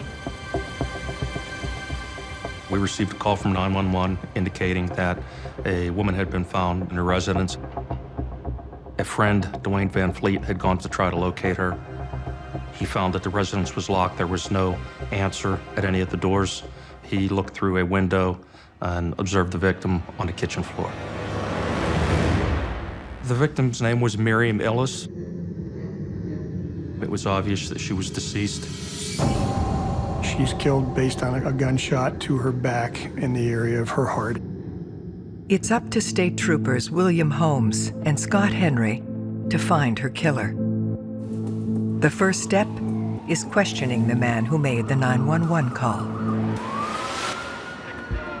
One of the things you do first off the bat is try to find out about as much about the victim and their life as you can. Mr. Van Fleet was one that was able to provide a fair amount of information to us. Miriam Ellis was a housewife, a former medical professional. She was involved in her local community, and part of the reason they found her that day was she didn't show up to teach Sunday school. She was an extremely good person, very devoted mother of a little boy. She had a certain amount of stature, and a lot of people knew her. One of the things that I recall with talking to him was she had no enemies. She had no enemies. Everyone got along with her. Who would have a motive to do this to a middle-aged Sunday school teacher in Pennsylvania? Investigators need to unlock every detail of Miriam's last 24 hours. But there's one key problem. In any murder investigation, it becomes important to try to establish the time of death. A lot of times that's established with eyewitnesses. Somebody sees the crime occur. However, in this case, there were no eyewitnesses. They look to Miriam herself for an approximate time of death. The body can tell many tales. How long it's been there, rigor mortis, lividity, aid in determining, at least initially, how long this person's been deceased. And these are things that we are trained to look at. There was some blood on her body. It appeared that she had laid there for a while. In canvassing the area, we couldn't find anybody that had seen her after 5 o'clock Friday evening, the 15th. Without more information, investigators can only determine a wide window for the murder, placing it sometime late Friday night. They turn to the crime scene, looking for clues about the killer. The house was not disheveled, it was not ransacked, it was not forcibly entered. The doors were locked. All the exterior doors were locked to the residence, the garage. There was a handset for a telephone within close proximity to her hand. As detectives subpoena her phone records, they face an uphill battle. A much-loved mother, killed within her locked house. Then, a keen eye spots a critical clue. We noticed a bullet hole in the window at that time. It was a double-pane exterior window. It was located directly above the kitchen sink.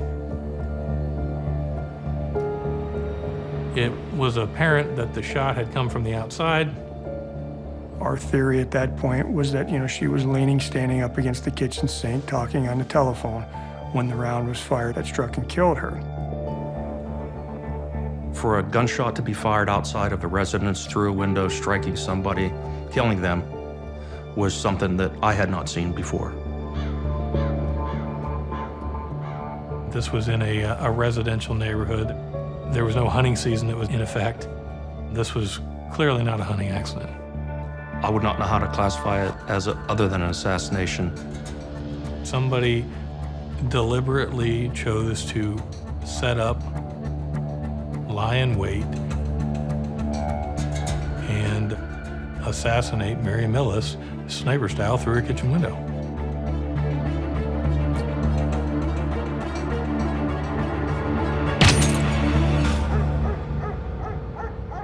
It was shocking because this woman was murdered in her own home, and it doesn't happen that way. That single shot is now the only lead. When the investigators then traced trajectory of the shot back, it took them back to a stream bed in behind Miriam Ellis's house. And then, as we looked a little further, our forensics team was able to find footprints. They came from a Reebok full tilt basketball shoe, and that was the tread pattern. Size 14, they were positioned in a way where someone took up a shooting position alongside a tree that was directly back from Miriam's kitchen window. The investigators also found a cigarette butt in the area where the shot had been taken. As they looked further, they were able to find what turned out to be a homemade silencer. Very rare, at least in my career, did you find a silencer. It was apparent right then and there that we were dealing with something different. This establishes how Miriam Ellis was shot, but the mystery of who did it and why remains. For an execution-style killing, you have to have it planned. You have to have it planned in advance. Either the person wanting someone dead has to retain someone to do the crime, or they have to do it themselves and try to cover up their tracks. Somebody has taken great steps, great pains to plan out and execute this murder. It was not like Miriam was involved in some type of criminal enterprise, or that she was doing some kind of risky behavior where she was putting herself in harm's way. She was at home on a Friday night. Was she concerned or afraid for her life? What was going on in the last 24? Was she hiding? Did she say anything to anybody? Who saw her come home? These are all factors that become critical to helping you investigate the case. Some of those questions may soon be answered. As the investigators were processing the scene, Dr. Richard Ellis showed up. Dr. Richard Ellis was a heart surgeon here in the Williamsport Hospital. He was well known, and a lot of people called him a lifesaver. When a woman's murdered in her home, you must look at the husband first. They're the closest to the deceased. They're the ones that ought to be able to give you the most information.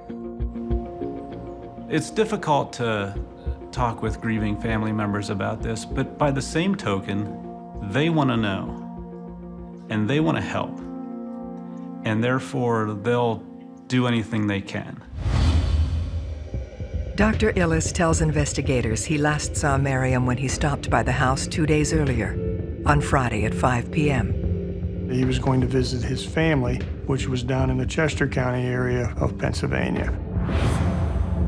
Detectives then learn the couple had recently separated after being married for 8 years. Miriam Ellis had moved out of the family residence.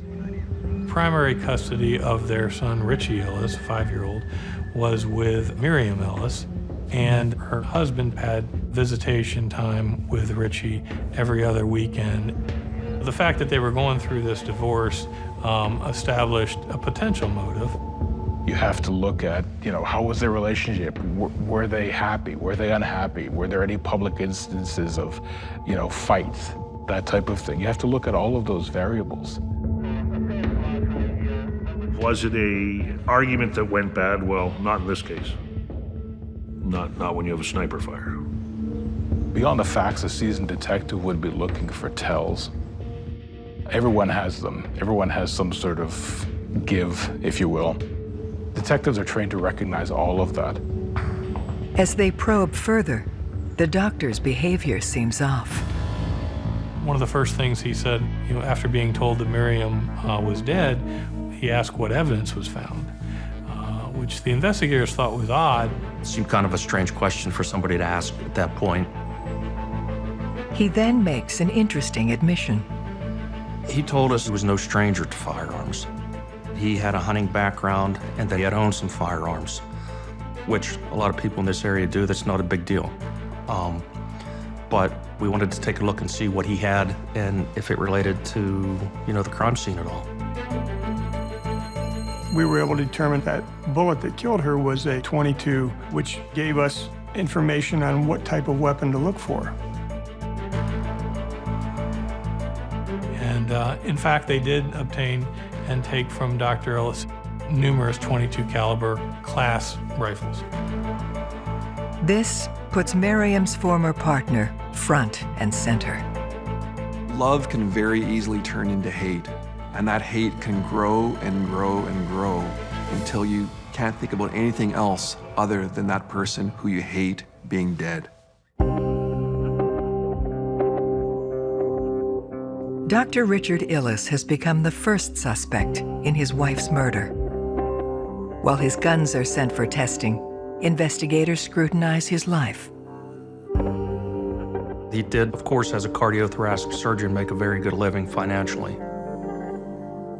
He was paying quite a sum of money in child support per month.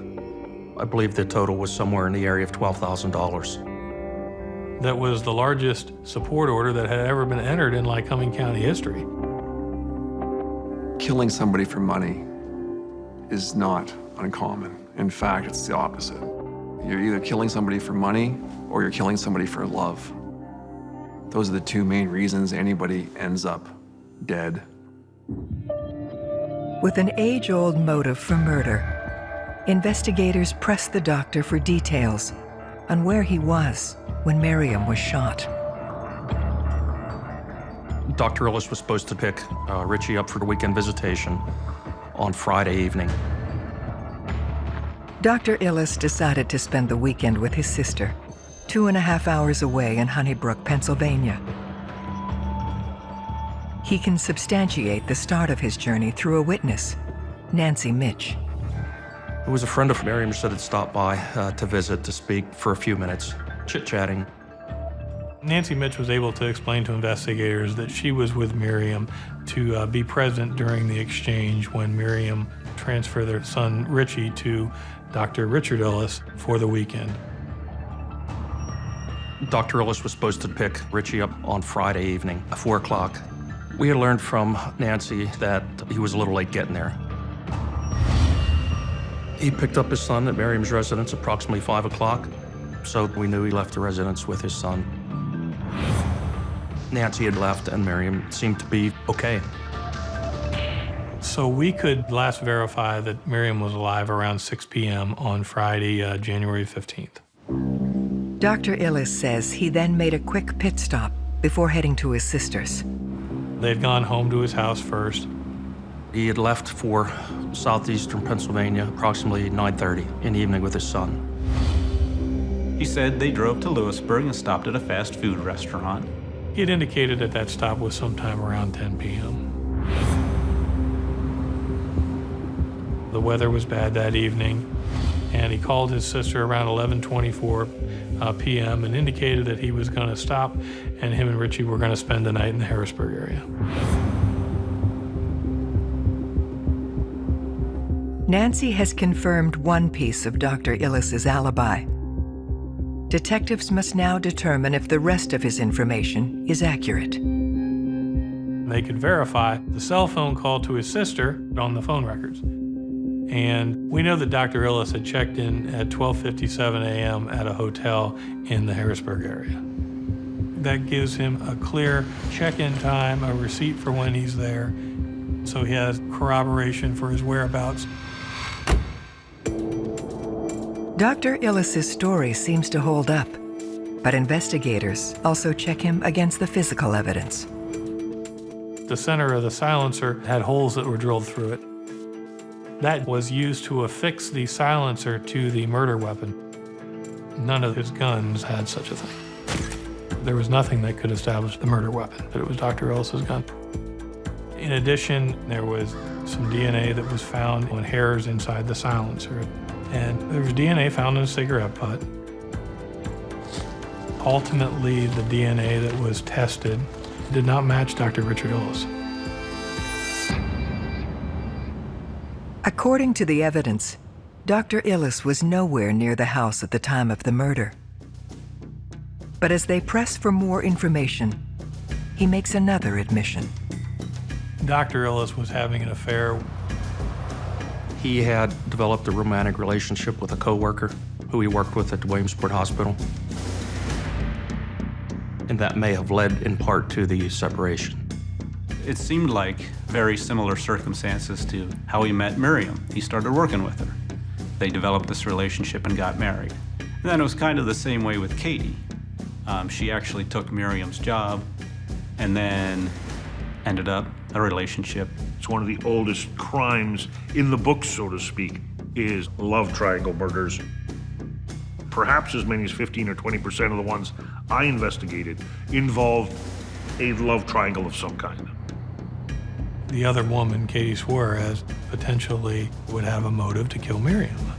She could have wanted Dr. Ellis all for herself and to get Miriam out of the picture to eliminate the chance that Dr. Ellis would go back with his wife. Jealousy is an amazing thing because jealousy often leads to obsession, and obsession is what drives people to commit horrific acts. But there's more at stake than just their relationship. Between a potential divorce and the alimony, there was a lot of money involved there. There's a big financial issue. If Miriam left the picture all of a sudden, she would reap the benefits of anything that he would gain. Detectives must determine where Richard's new girlfriend was when Miriam was killed. Katie Suarez was somebody that he would have spent a lot of his free time with and that would be around him, but if he was going to travel out of town to visit his family, that would give her the opportunity to commit the crime. They quickly track Katie down. We learned that she was definitely out of town visiting relatives in another state at the time that Miriam was murdered. No way she could have done it, not possible.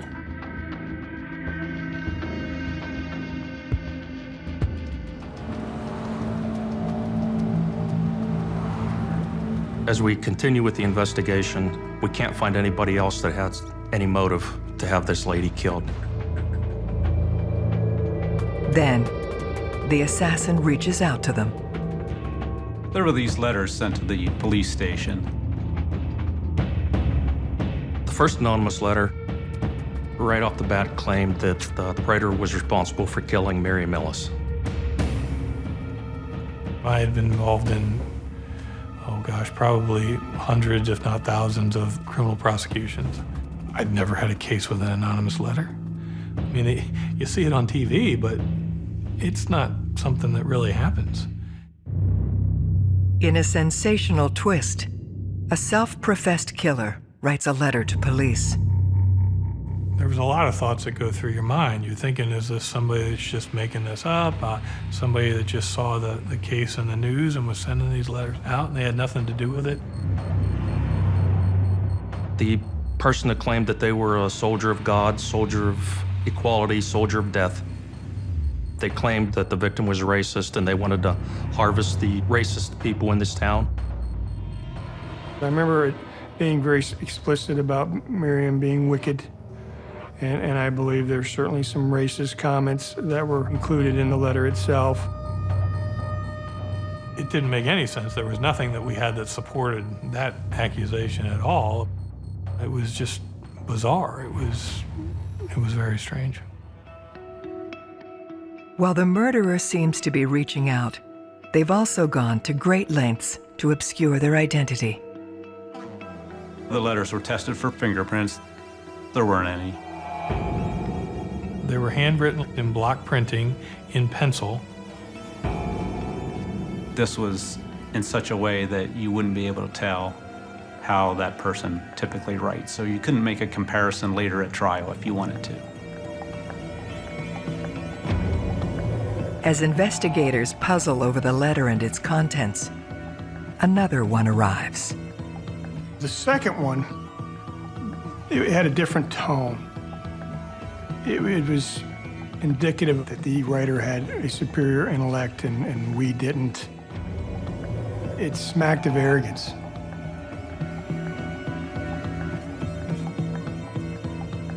This second letter also points investigators towards a new suspect.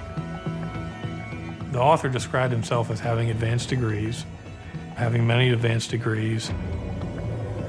It indicated to us that possibly an associate of Dr. Ellis's may be the person that did it or the person that wrote the letter. He's talking about Dr. Zama. He was very good friends with Mrs. Ellis. He and Dr. Ellis were partners. But again, Dr. Ellis was the chief of cardiothoracic surgery. That may have created some friction between the two of them. They were the two cardiothoracic surgeons for Williamsport Hospital. The writer claimed that they were a superior intellect, that they spoke 5 different languages or several different languages, which Dr. Zama did. Dr. Zama happened to be African American.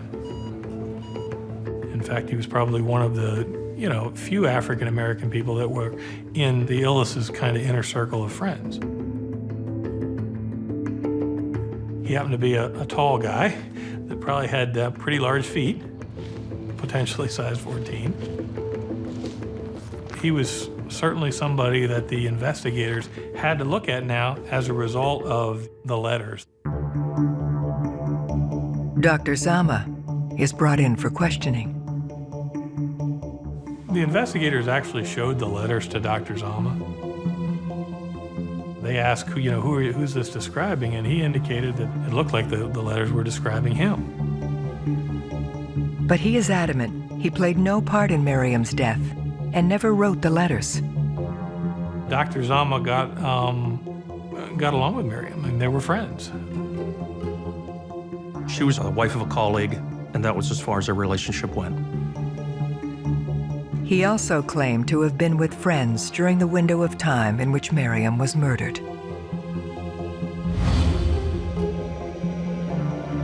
The investigators checked out Dr. Zama's alibi for the evening of the 15th. They confirmed that he had an airtight alibi.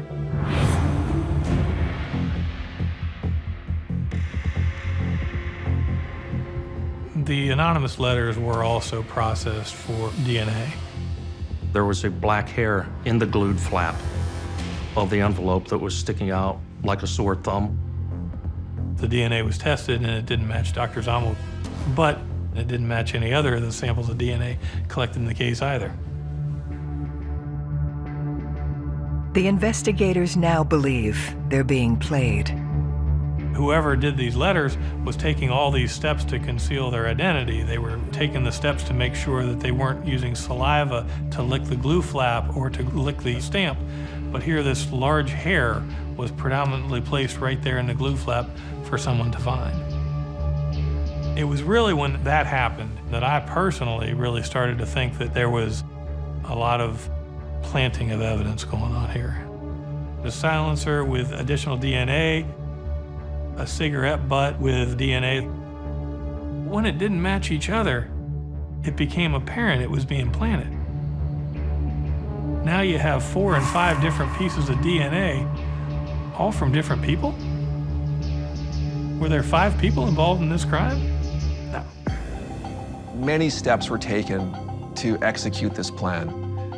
At the end of the day, you have to think either that he's just a psychopath or that he was really enjoying the whole process and didn't want it to stop.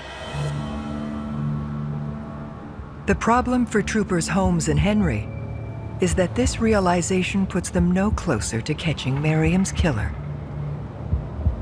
I think we entered a time that we were, kind of felt like we were spinning our wheels.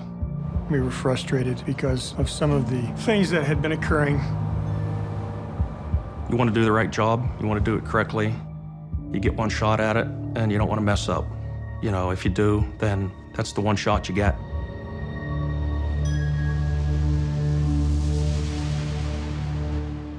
Then, when a subpoena they'd been waiting for since day one is approved, it unlocks a key piece of the puzzle.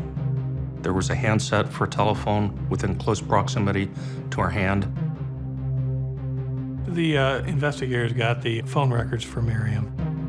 We came to find out that there was a friend that she had been speaking to on a telephone Friday evening that had actually called her.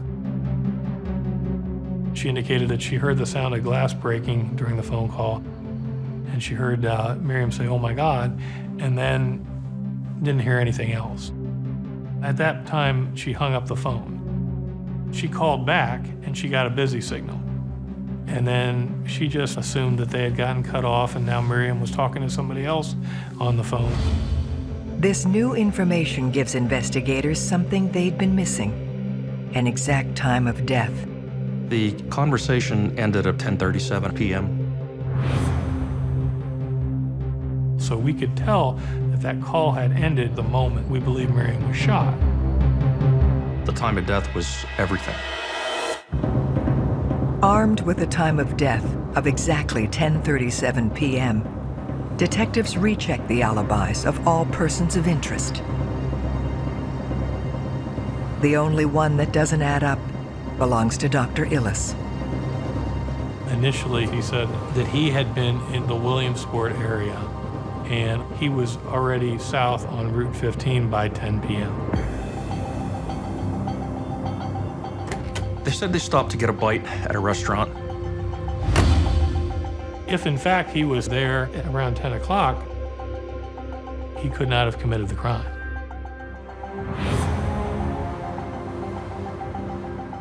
On the surface, it looked like it checked out, but they really couldn't verify that he was actually there at that 10 p.m. time frame. That made his alibi look a little shaky at that point. A well-planned or perfectly planned murder, you generally solve through the small details within the case. Small detail will include, to a great degree, timing. The timeline becomes critical in most cases, if not all cases. Investigators break down every detail of Dr. Ellis' story. They traveled south on Route 15, and he made a call to his sister at 11:24. He had called to tell her that they were going to have to stop and stay at a hotel. The only real hard time they could verify was the cell phone call to his sister. They use this information to determine the closest point Dr. Ellis could have been from Miriam's house when he made the call. We knew the route he had taken that evening because he had told us. We knew he was in a certain radius from the cell phone tower that his call came from, that his call bounced off of that cell phone tower. Once we contacted the cell phone company and got the coverage maps, we were able to determine approximately where that phone call was made in relation to the crime scene and in relation to the hotel. And we found that he could have been much farther north on Route 15 than he had indicated.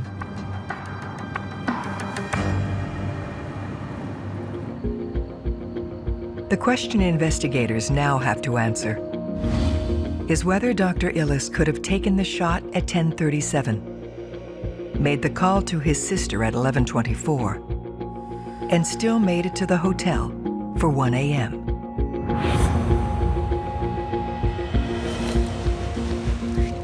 We wanted to drive the route under those same conditions.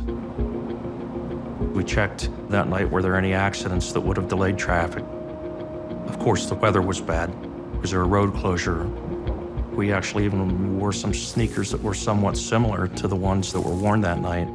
Went from the scene on foot, followed that dry stream bed to a vehicle, and drove to the location within the area he could have made a call from that night on his cell phone, and we found out that it was possible to do that.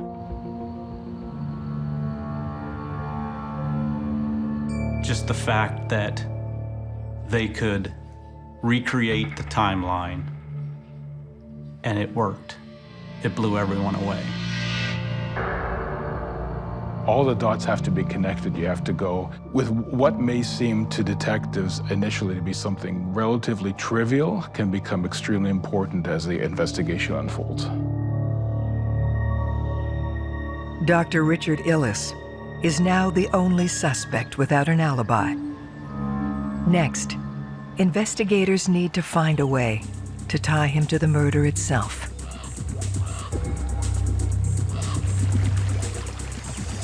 Two young men were looking for minnows in one of our local creeks, and while doing this, they come upon a modified rifle.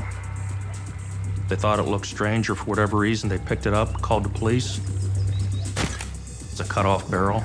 It's a cut-off stock. It's got a scope on it. It's not something you might find every day. The bolt from the gun had been removed and discarded. Any of the markings on the gun had been drilled out of them to hide the serial numbers. But there was a clip in the gun, so they could actually see that the caliber of that gun was a .22. This was consistent with the bullet that had murdered Miriam. Most intriguing of all, however, is where it was found. The partial rifle was located within close proximity to the route that Dr. Ellis told us he traveled the night of the homicide.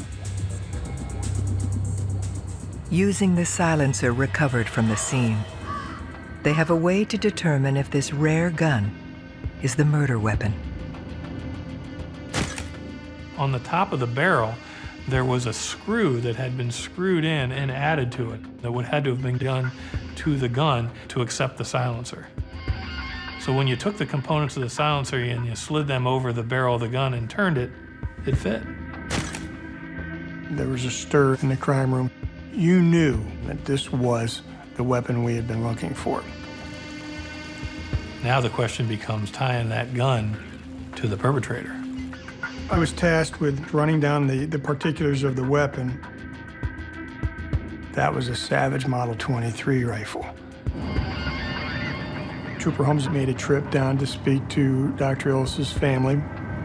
He learns that Dr. Ellis had inherited his father's guns, and his Aunt Jean is the only person left who knows about them. She had brought out a photo album and was leafing through it, showing the investigators some old photos. One of the photos she flipped to was a black and white photo of her brother posing with a rifle in one hand and a dead groundhog in the other.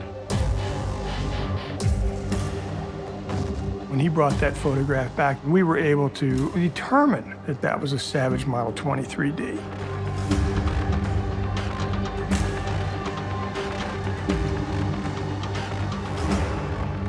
The more coincidences that pile up, the less chance that it actually is a coincidence. You can plan your murder out down to the T, but you can never rule out the fact that a fisherman walking in the Pennsylvania woods is going to step on a gun that was willed to you by your father. We had the connection. Investigators have recovered the weapon they believe Richard Ellis used to kill his estranged wife, Miriam. The challenge now will be to secure a conviction despite the maze of conflicting forensic evidence. It was very frustrating for the case because even though by this time we had our belief that, Dr. Ellis may be involved, as a prosecutor, I know this is going to be an extremely difficult case to win in front of a jury because I've got multiple pieces of DNA that don't match the accused. You can only convict if the only logical inference that can be drawn is the person's guilt. And so if there's an alternate suspect who doesn't have an alibi, that's your reasonable doubt.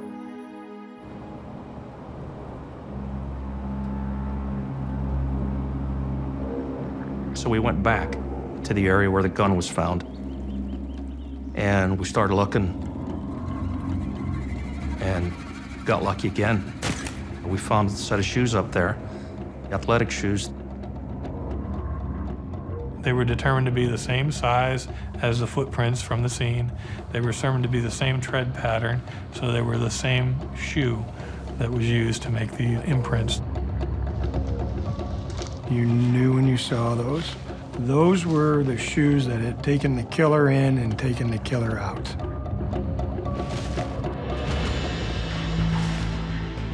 They must now prove the shoes were worn by Richard Ellis. We still had the issue that they're a size 14 and he wears a size 10. And of course, it would have been very possible for somebody with a size 10 shoe to wear a 14. They are sent to the lab for forensic testing. They found a hair on one of the tongues of one of the sneakers. They did DNA testing on that, and that came back to not match Dr. Ellis. But if the investigators are right, Dr. Ellis wasn't the only person at the scene that night. We believe that somehow he drugged his son, Richie, and he was asleep in the car.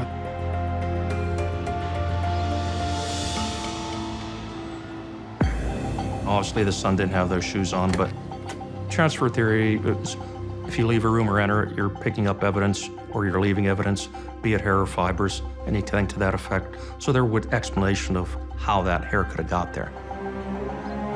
We tested that against Richie Ellis, Dr. Ellis's son, and we got a mitochondrial match to that.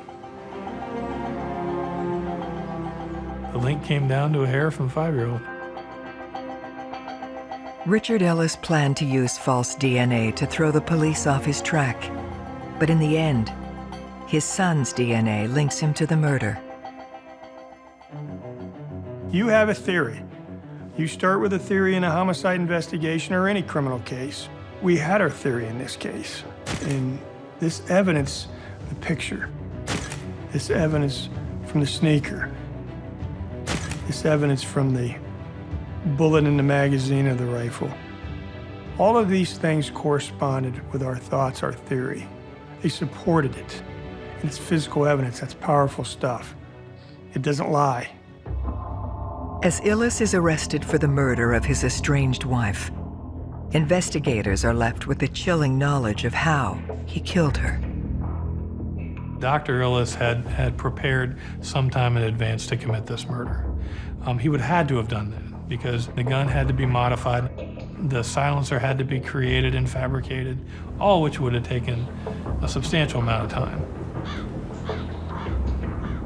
He knew that if he was going to kill Miriam, he didn't want his son to be present to find her body, so it had to be on a weekend that Dr. Ellis had custody of his son.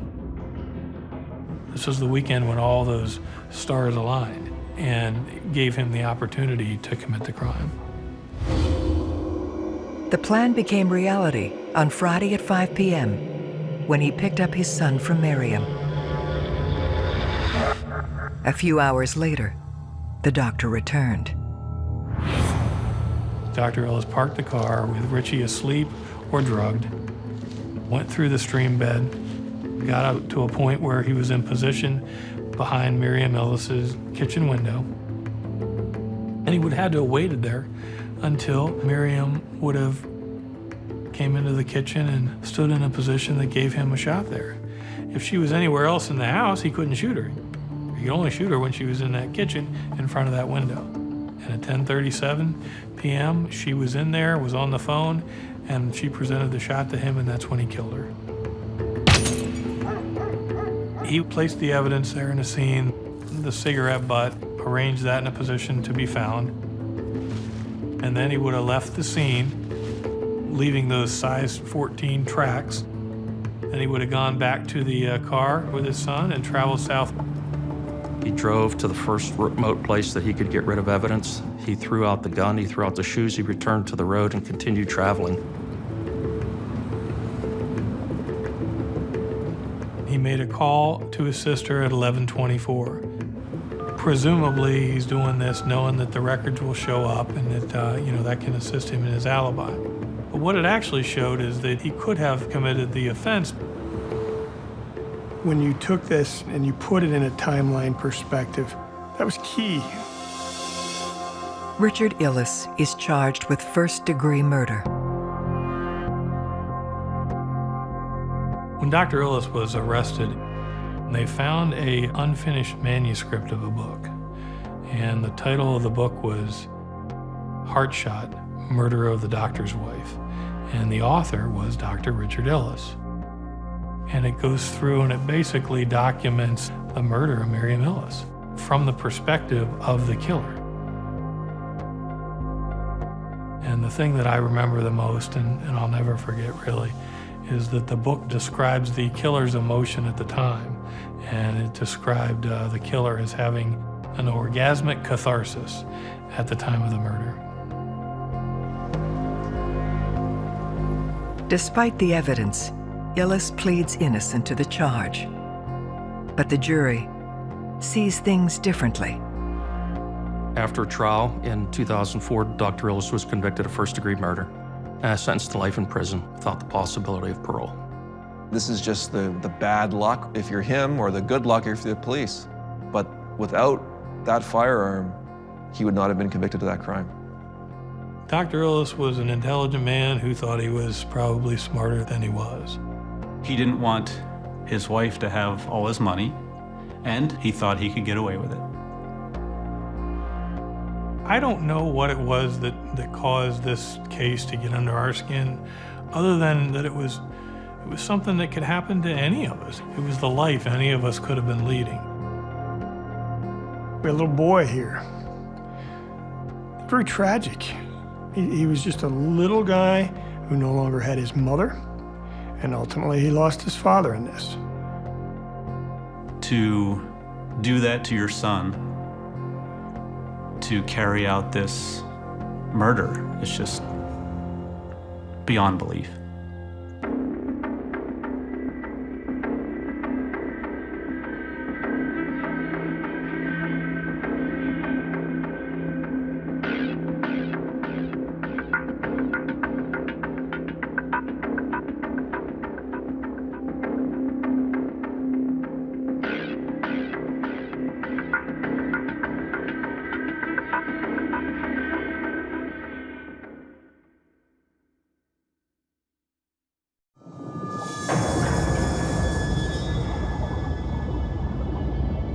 I heard this woman screaming, "She's dead."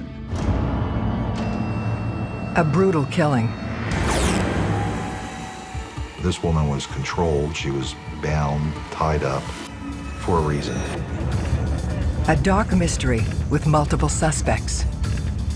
He's one of these guys that thinks he's smarter than everybody else. They said, "If you tell anybody, I'll kill you." The truth will be revealed. He thought that he could get away with this. This poor woman probably begged for her life. It just sends chills all over me.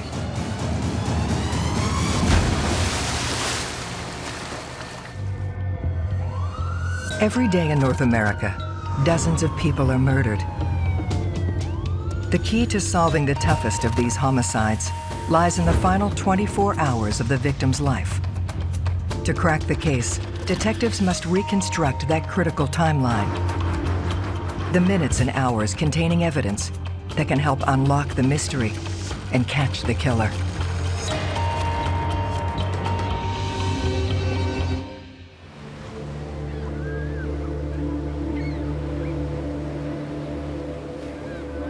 Nestled between the Indian River and the Atlantic Ocean lies the peninsula of Merritt Island, Florida.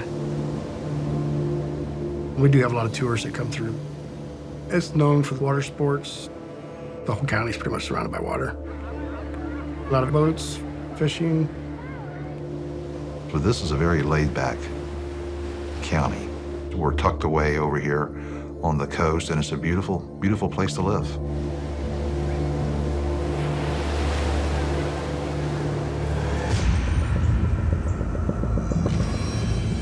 But one hot July afternoon, the waterways reveal a grim secret. The judge that lived on this piece of property, and he was doing yard work. He saw what he thought was a manatee. So he walked to the shoreline. And that's when he saw that it was a woman.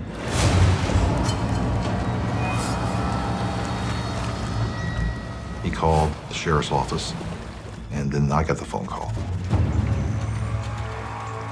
Brevard County Sheriff's agents Jerry Harrell and Allie Roberts arrive at the scene. We see a nude body of a female. As a homicide agent, that's not a good day. The body's in a moderate stage of decomposition, the bloating. It hadn't purged yet, so it was probably twice the size it would normally be. She was tied with rope and some type of duct tape, and it had plastic bags tied to the body.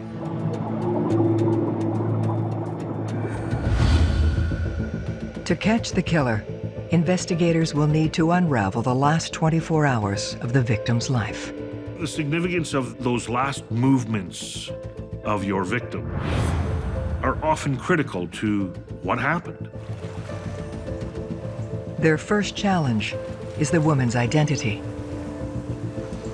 We knew that we had a nude white female, don't know who it is. When you have a name, at least you can do some victimology. You need to start looking at that person. What can you find out about that person? What does that person do for a living?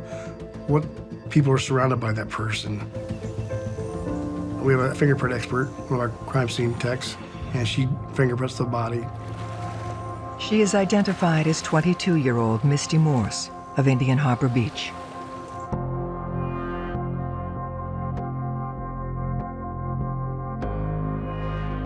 We find out that she lives a short distance away from there. She lives with her mother. And she grew up here. She's a local girl. Encouraging to me because usually the killer is someone that you know. That gives me a way to go, rather than being an out-of-stater or out-of-towner who was just driven here. They looked to determine how long Misty's body had been in the water. It can make it more difficult to determine time of death. You have to take into consideration the temperature of the water and control for that. The water may accelerate the internal changes in the body and cause more decomposition at an advanced rate than it would outside the water in cooler conditions. This is July in Florida. It's hot, the water's warm. The heat, the insects, the animals, sometimes it's kind of hard to gauge exactly how long a person's been deceased when they're exposed to the different elements. I'm thinking this body had been in there for several days. As they start to develop Misty's timeline, a theory forms. I'm thinking at that point, someone either drove in the dark of night and threw her out of a car, into the river, or she was dumped off of a boat. Looking at the body, it has some bags, like grocery store bags, tied to it. So whoever put her there weighted her down, and she was probably on the bottom for a period of time until those rocks or weights that were used busted through the bags, and then she popped up. The physical evidence presents disturbing insight into their victims' last moments. There was also a black rubber cord of binding. It was window spline. It's tied around her.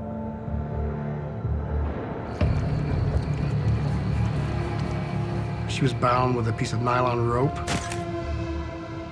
It was red and white in color. There's tape wrapped around the head.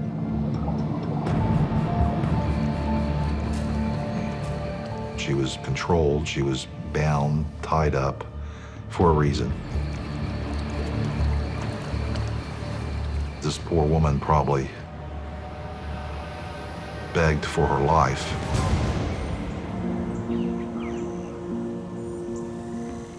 They must now decide how much of this harrowing detail to impart to her next of kin. There's no way of telling somebody in a good way that their loved one is deceased or been murdered. So the best way to do it I've found over the years is to come out and tell them. Her mother opened the door and looked at us, and it was obvious that we were detectives. And her mother said, "It's her, isn't it?" And I said, "Yeah, it's her." Her mother had seen the news coverage and told me that, Misty didn't come home, and she just feared that it was Misty. She had been expecting us. She didn't know what to do. It just sends chills all over me. Being a parent and having children Misty's age at that time, you think of your children as children. I felt so bad for her.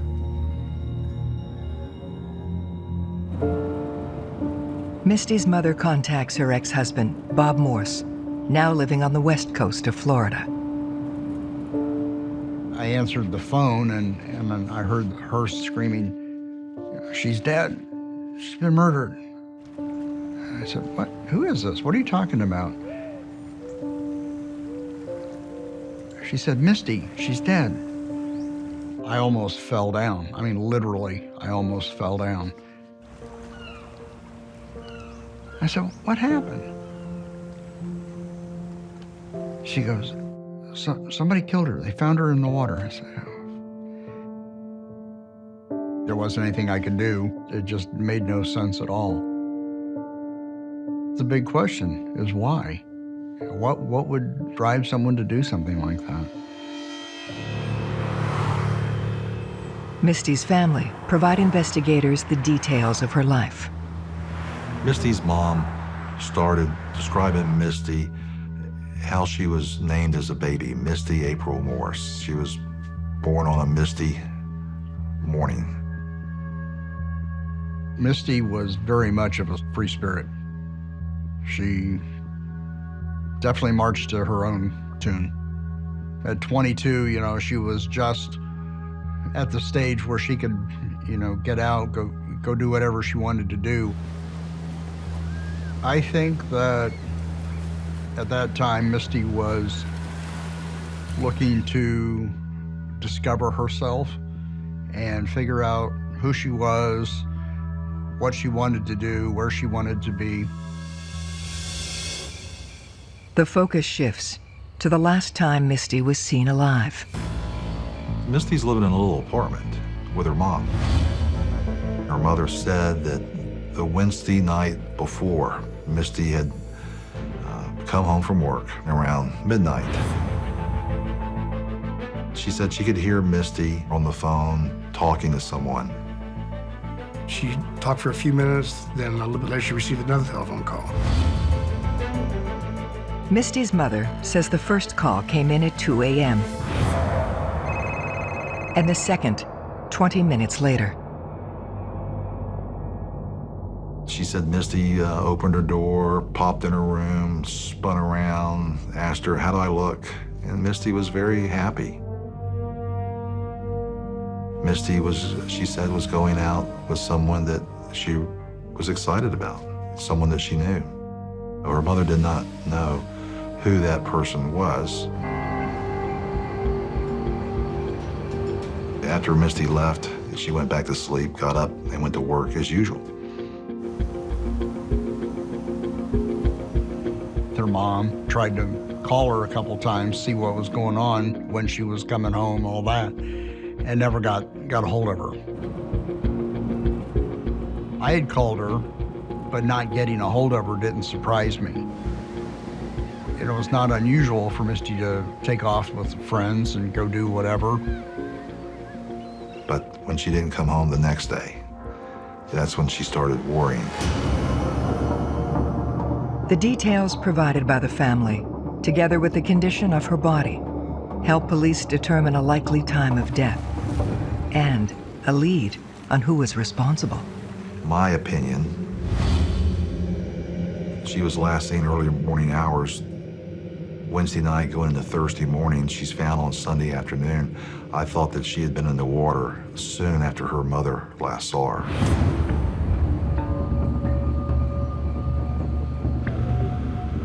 In the manner in which she left the house, it's pretty obvious that she was leaving with somebody she knew. The person she left with, we were pretty confident it's the person that killed her.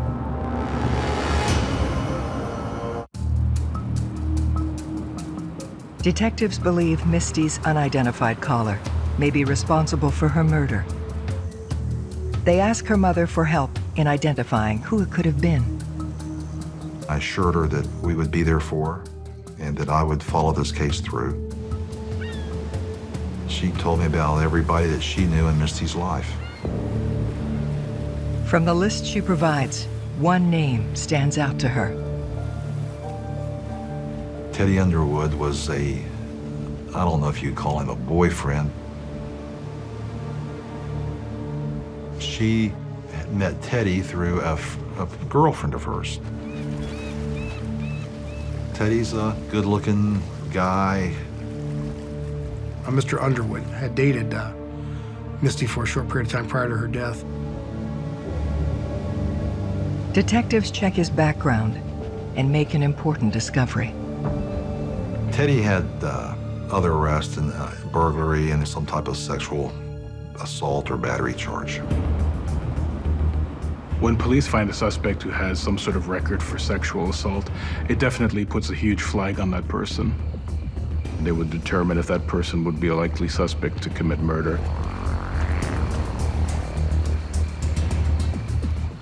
That shot him right to the top of the list.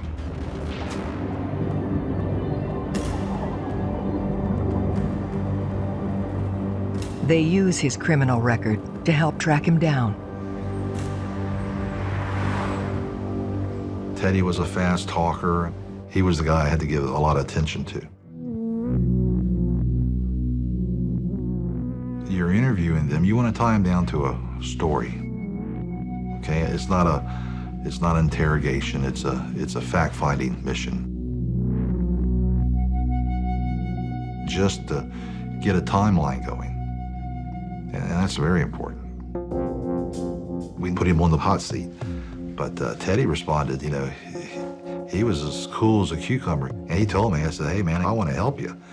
But I know you're thinking it's probably me. He says, I understand that. I says, but it's not me. Teddy described it as a short affair. I mean, they may have hooked up a time or two. He moved on, she moved on. It was just one of those things that was short and sweet. You're judging what they're telling you. Is it making sense? How are they acting? What's their demeanor? Are they trying to be evasive? Are they forthcoming? Teddy says he had not seen Misty in over a week, and that he was with his friends in the early hours of Thursday morning. Teddy had an alibi and no interest in the river or being on boats or anything like that. He was so honest and truthful. He had nothing to hide. I go by that gut feeling, and I just did not have it with Teddy.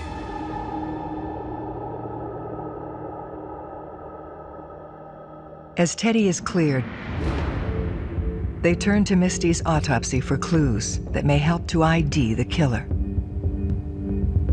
There was no obvious bullet holes, no obvious stab wounds, but the body itself can give you clues. As an investigator, when you look at a body that's thrown in the water, that's been blindfolded and gagged, I think it's safe to assume that that person was probably alive when they went in the water. Why else would they be blindfolded and gagged? So if that's the case, drowning is a very high possibility.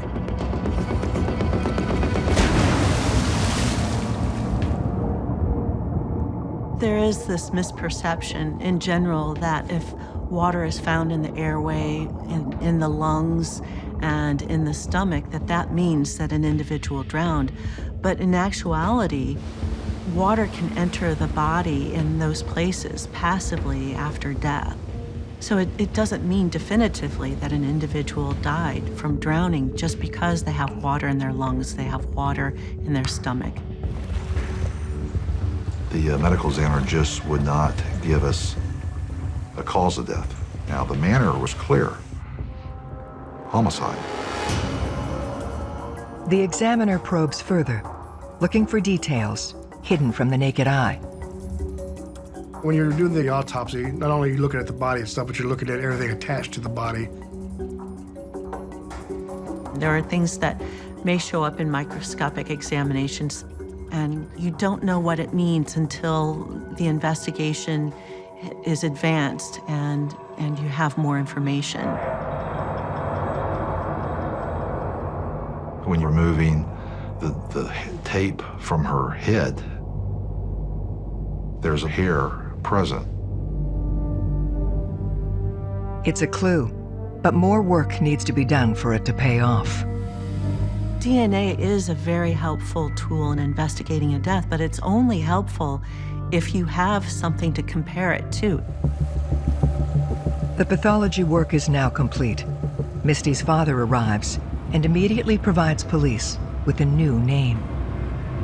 Misty was telling me about this new guy that she'd met. He was good looking and he had money and he was an ex-Navy SEAL. She had a semi-long-term relationship with a guy by the name of Brent Huck. And he talked about how he didn't like Brent. Brent was a guy that bragged a lot, had money, and made everybody know it. Brent Huck has this persona of being like a bad boy. And I think a lot of the girls and a lot of his friends are attracted to that type personality.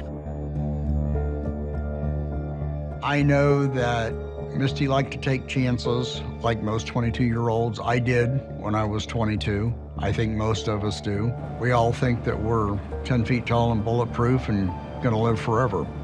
Remember thinking that when she was younger, we wondered if she was gonna make it past 18, because she had seemed to have a real bent for getting into trouble, associating with not good people. But we felt like, you know, she was over that. She had been seeing Brent off and on. I said, look, you can do better than this. You don't need this guy. Get away from him, just stay away. He's bad news. Of course, as you know, every parent on the planet knows, the fastest way to get your kid to do something is tell them not to do it. He says, you really need to talk to Brent Huck. Detectives track him down at his parents' house, an upscale home on Merritt Island. Brent didn't know we're coming. You know, we're hoping that, hey, this is gonna take us somewhere.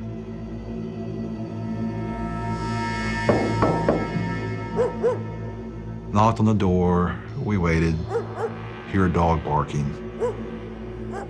Brent finally comes to the door. We started talking to him about, you know, his relationship with Misty and you know, how it's been going. He tells us that he's known Misty for like 1.5 to 2 years, somewhere in that neighborhood. They've dated for a while. He said that she even moved in with him for a couple months. As they talk, Agent Harrell spots something suspicious. I noticed he had abrasions on his knuckles and hands, and I asked him, how'd that happen? And he says, my dog was pulling me with a leash, and I was on my skateboard, and the leash burned my hands. It's not a burn, it's an abrasion. That's a crazy story. Detectives bring him down to the station for more questioning. If you didn't have anything to do with this, this will prove to you that you didn't. He had no problem interviewing with us. Brent reveals to police his relationship with Misty wasn't really over. It wasn't really a friend, it was more of a benefit, not really a friendship. It was I could go over there. I knew if I talked to her enough, I could still go over there and have sex whenever I wanted to. He kept her on the string, so to speak. When was the last time you slept with her?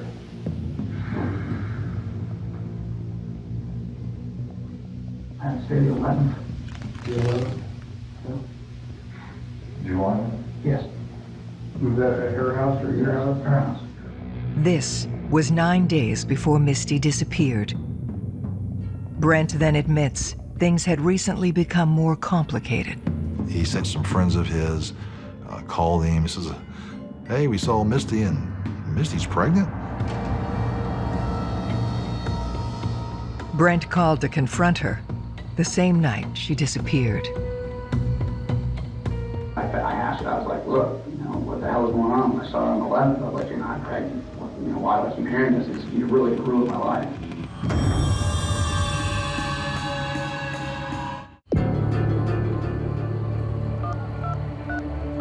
Brent Huck's admission to phoning Misty the night she died has made him the latest suspect in her murder. He told us, you know, that he called her and bitched her out and told her to stop saying those things because he had a girlfriend. I bitched at her, and then we settled it out. I remember calling her back 5 minutes after I talked to her and just saying, you know, real quick, saying thanks and hanging up. So you bitched about the pregnancy? And you're looking at what this person is telling you. How does that fit into what you know already?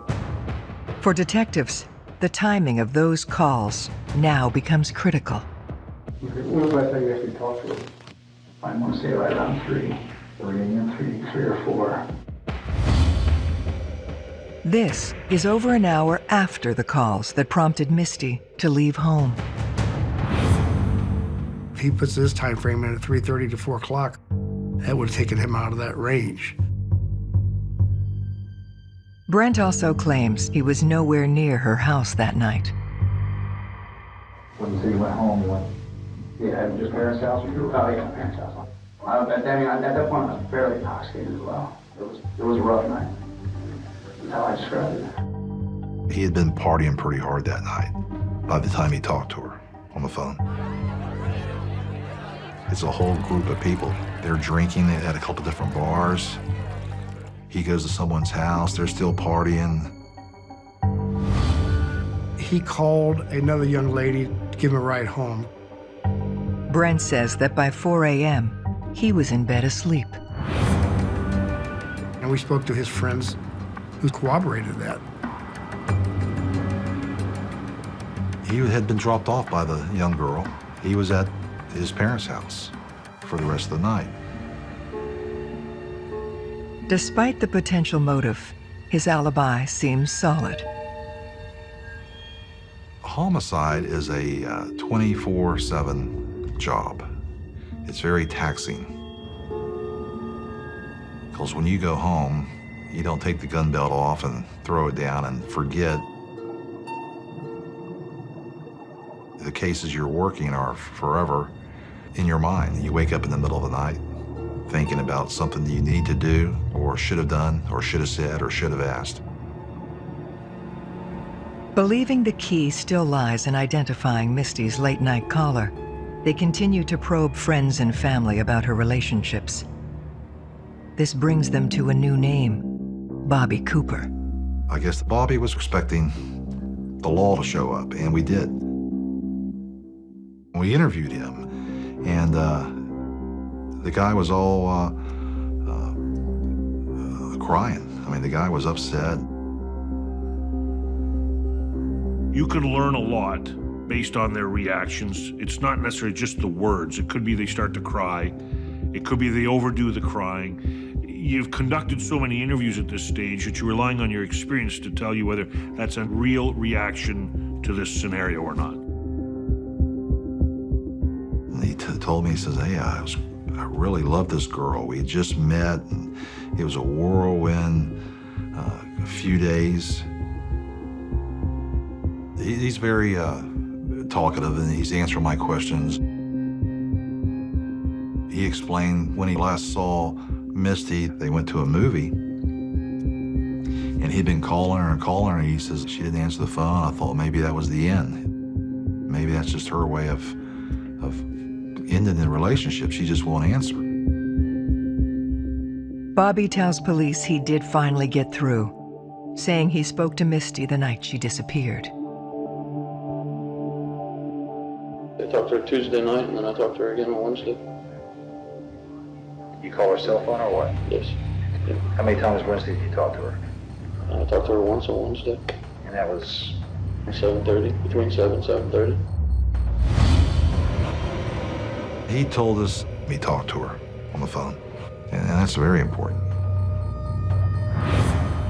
Bobby explains he tried her again on Thursday afternoon.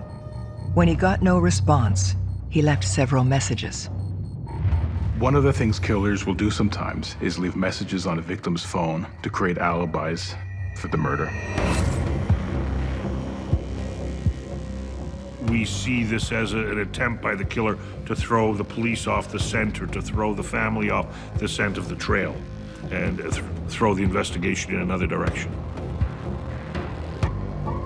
At that moment, Bobby stuns Agent Harrell with an unsolicited admission. Bobby said I had her driver's license.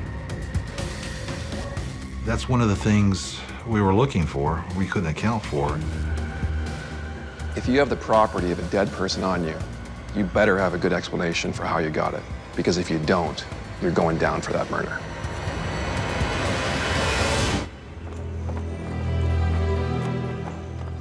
The possession of Misty Morse's driver's license puts Bobby Cooper in the spotlight for her murder. I asked Bobby, how'd you get her license? And he says, I've had it since we went to the movie. She was wearing pants that didn't have pockets, and she just wanted me to hold on to it. He says something to the effect, well, that's one way we're guaranteed to see each other again. I think in his mind, if he doesn't cooperate or he gives a hint that he's not cooperating, that we're going to look at him, as a suspect. Bobby claims he was at home with his family during the time Misty was killed. He accounted for his time, and his dad verified that. Bobby was not our guy. Time to move on.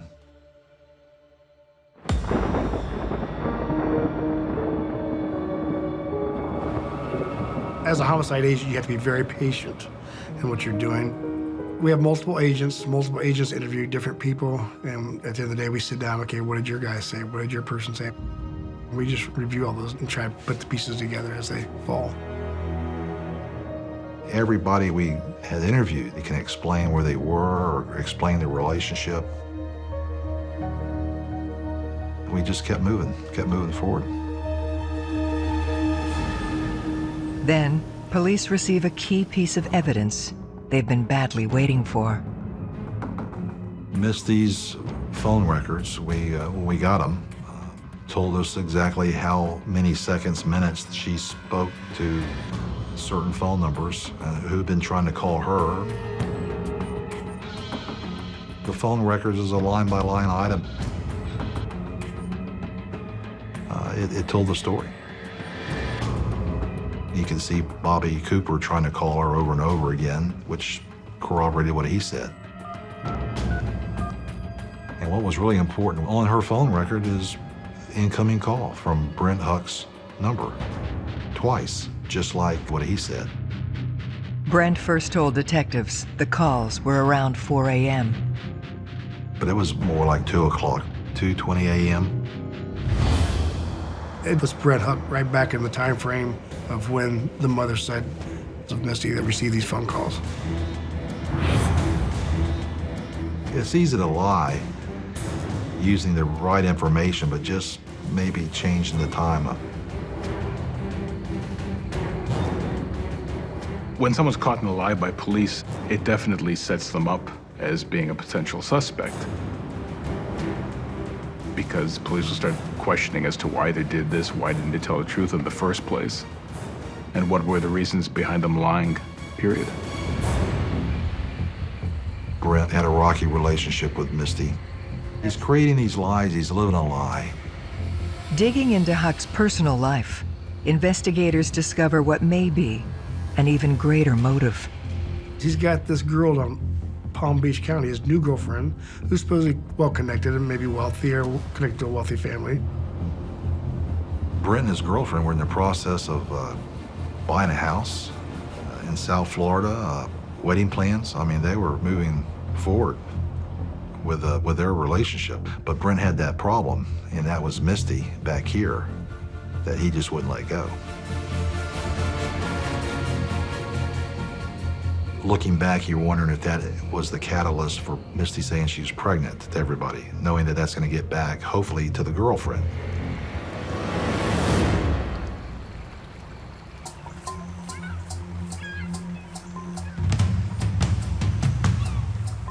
Police decide to pay the woman a visit. My understanding was she had no knowledge that Brent Huck was having any type of relationship with Misty. As far as she knew, she was the only female in his life at that point. Concerned her boyfriend is involved in a homicide investigation, she agrees to cooperate. One of the investigative techniques would be to flush someone out. To have someone call your suspect, who the suspect might be comfortable to speak to. It's just another form of getting them to speak, getting them to come out of the closet to say something. She tells Brent that the police want to speak with her about Misty's murder. Yeah, they're really serious about you. I know.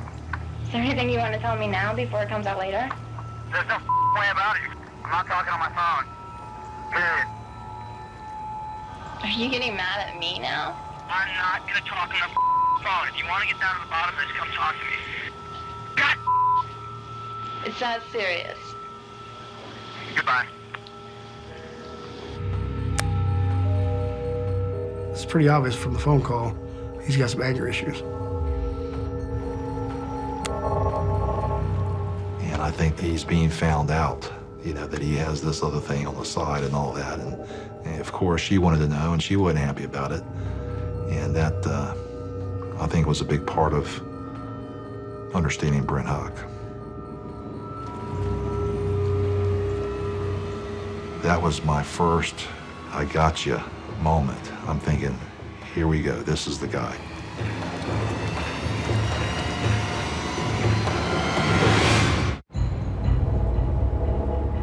With Brent Huck back in the spotlight, investigators revisit his main claim of innocence, his alibi. He had told us before he got home around 3:30 or so in the morning. They track down Lauren, the young woman who took him home from the night's partying. She just drove him home. She was going that way, it was no big deal. But Lauren says she picked Huck up at 2 a.m., 2 hours earlier than the time he first claimed he was home asleep. Which means he could have driven to Misty's house soon after. We actually asked Lauren, being the last person we know that had contact with him, did he have any injuries on his hands? No, no injuries. So it had to happen that night. Based on this new information, investigators decide to pay Huck another visit. Brent talked to a lawyer or two. Of course, they told him not to have any more contact. But we wrote a warrant to go back to the house to do more searching. They find a window spline in the garage. They find cell rope. They find under the sink these Publix bags. A lot of people have spline in their house. A lot of people may have white tape at their house. A lot of people may have plastic bags at their house. What's the chances of having all three?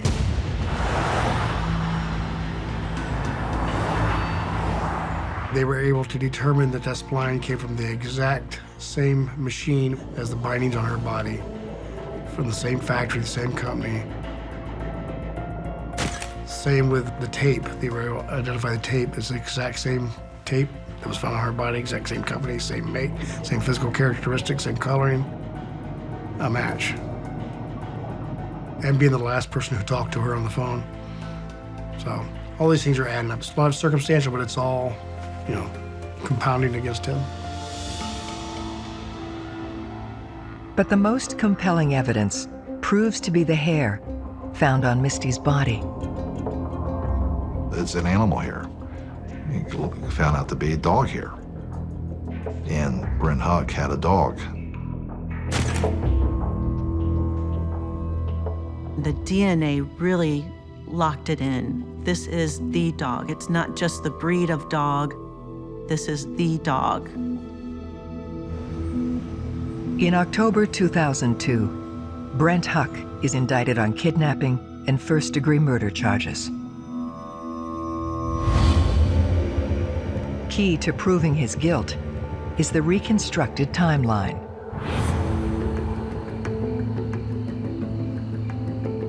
I think Misty got home from work.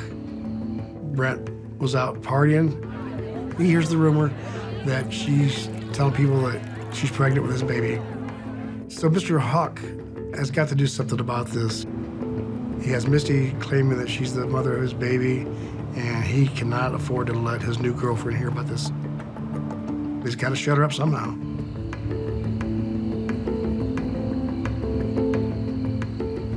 He ends up home probably around 2 o'clock. He's mad, he's a hothead, he's arrogant, he's spoiled. He called her, probably under the pretense to come over and have a sexual relation that they normally have. He drove there, he called a quick I'm downstairs. That explains for the very, very short call that lasted like 10 seconds. She goes downstairs, gets in the car, off they go to his house. The whole time I think he had it in his mind to go ahead and kill her.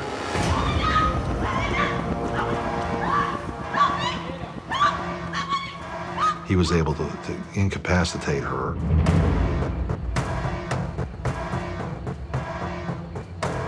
He got her tied up, her hands, her feet.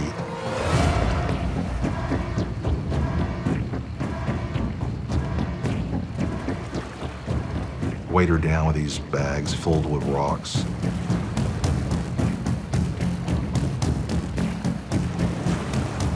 And took a roll of duct tape and wrapped her head.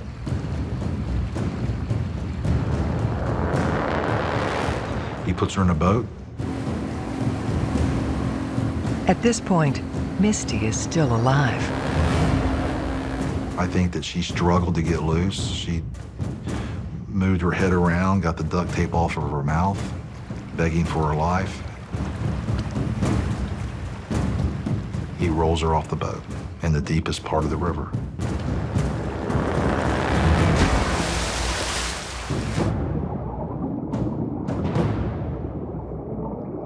And she sinks.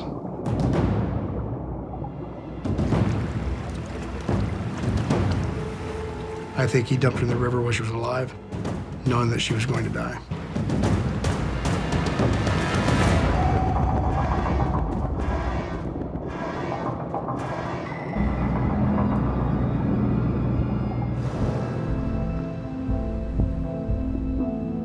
Despite the strong physical and circumstantial case against him, Huck pleads not guilty. I don't want to say it's an airtight case, but we're very confident in our case. How do you explain all this? You can't. I think he thought that he could get away with this, maybe a plan in his mind how he was going to do this and how it was going to pan out, but things weren't going his way. I remember, I think I was holding my breath, and all my muscles were clenched up. And as soon as they said guilty on both counts, I remember, thank goodness. 28-year-old Brent Huck is sentenced to life in prison.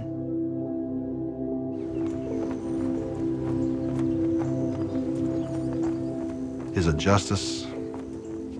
I think justice would be let her daddy spend an hour with him. That would be justice.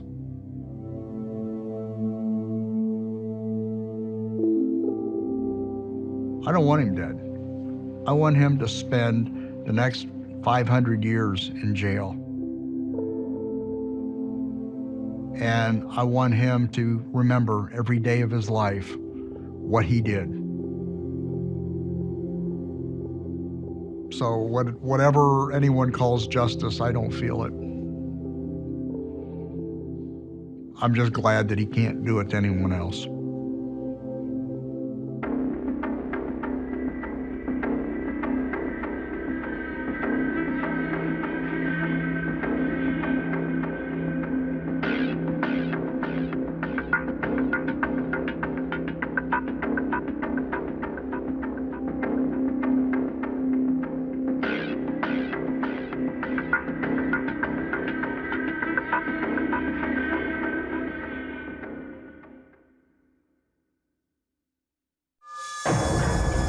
The sheer brutality and sadistic nature of what went on that morning in that house. It's something that sticks with you for the rest of your life. A brutal killing. She had 80-something stab wounds on her. That amount of rage is usually going to be somebody very close to the victim. A dark mystery with multiple suspects. They're telling me about how their mother has 2 boyfriends. It's kind of a sugar daddy relationship. She kept yelling, "No, don't come to my house." The truth will be revealed. Everything told me that something wasn't right here and that it wasn't over. Every day in North America, dozens of people are murdered. The key to solving the toughest of these homicides lies in the final 24 hours of the victim's life. To crack the case, detectives must reconstruct that critical timeline. The minutes and hours containing evidence that can help unlock the mystery and catch the killer.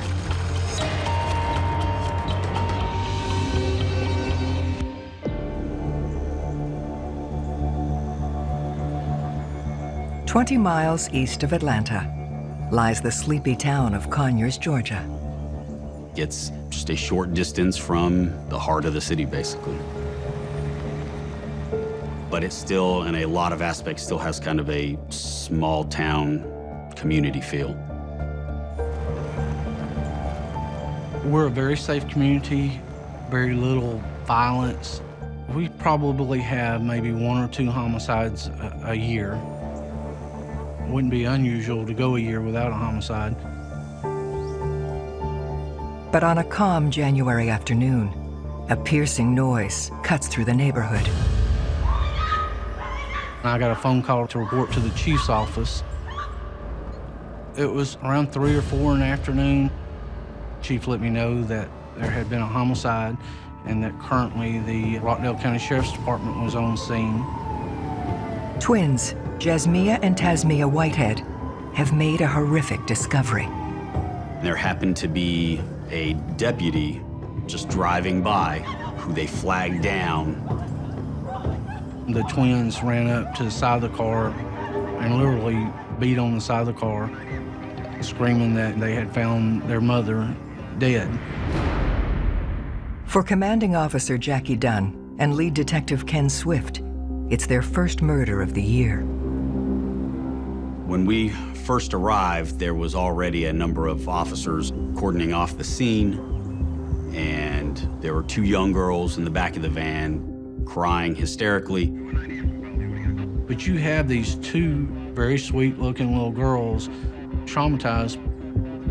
One of the twins was biting the inside of her forearm. She said, "It's just a nervous habit. I do it when I'm nervous." It was heartbreaking to watch. You want to be sensitive to their emotional state. And so you treat them with kid gloves. You're very delicate in the way that you approach things. The twins direct police to the location of their mother's body. 34-year-old Nikki Whitehead. When you walked up to Nikki's home, you see chaos. Stuff had all been thrown about. You see overturned chairs, broken vases on the floor, and you see and smell lots of blood. You could smell it like, you know, the rust off of a penny. It was really, really strong. Nikki was where the daughters said they discovered her, just off the master bedroom, in a jacuzzi-like garden tub with water in it. And she's laying partially submerged with her head out of the water. Finding her naked and deceased in the tub full of water, all of that immediately calls your attention to a violent struggle of some sort. The sheer brutality and sadistic nature of what went on in that house. It's something that sticks with you for the rest of your life. There's no way to really prepare for it, but at the same time, you do have a job to do that is important, and that ultimately comes first. The sheer violence of the scene gives detectives an insight into her killer. Nikki had 80-something stab wounds on her. That's a lot of rage. Statistically, that amount of stab wounds, that amount of rage, is usually going to be somebody very close to the victim.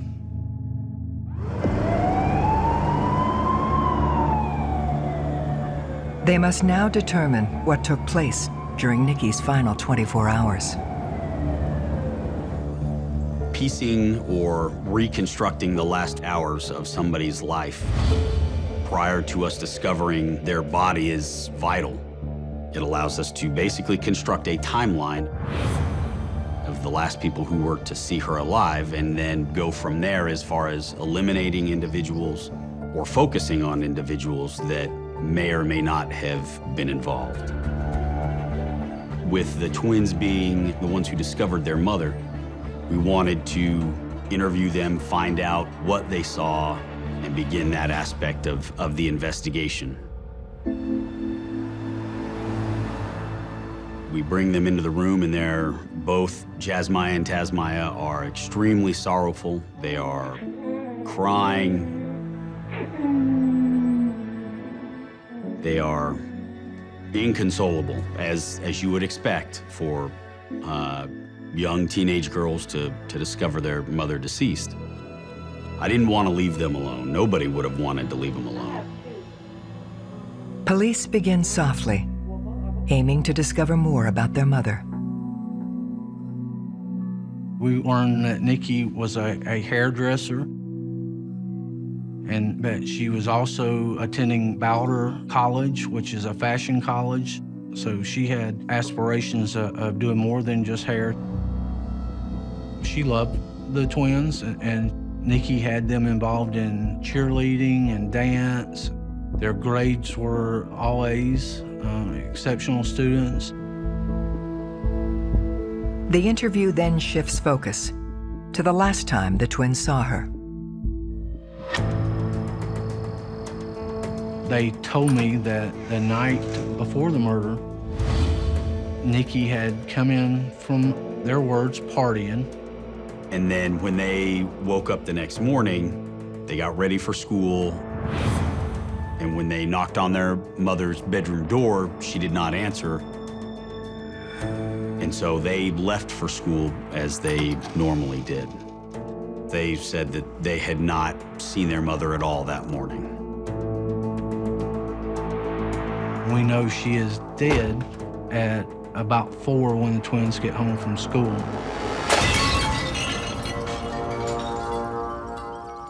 That leaves an 8 to 9 hour window for the attack.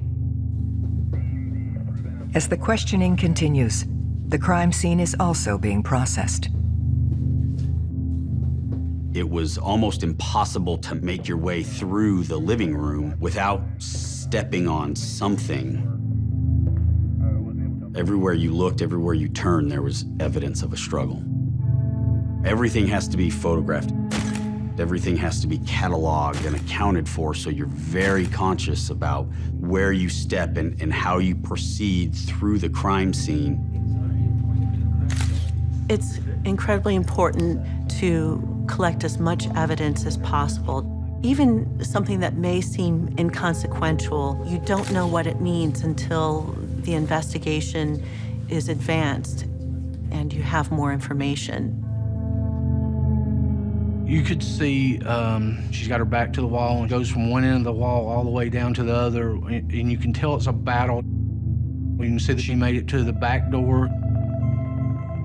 You can see her blood grip on the door handle. She tried to get out. The door was locked.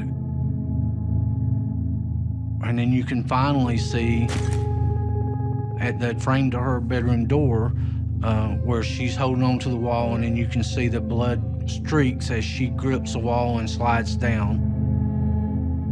And that is the largest concentration of blood. And that's the fatal area, we think. Looking at the carpet, you can see where she was drugged, blood streak going into the bedroom.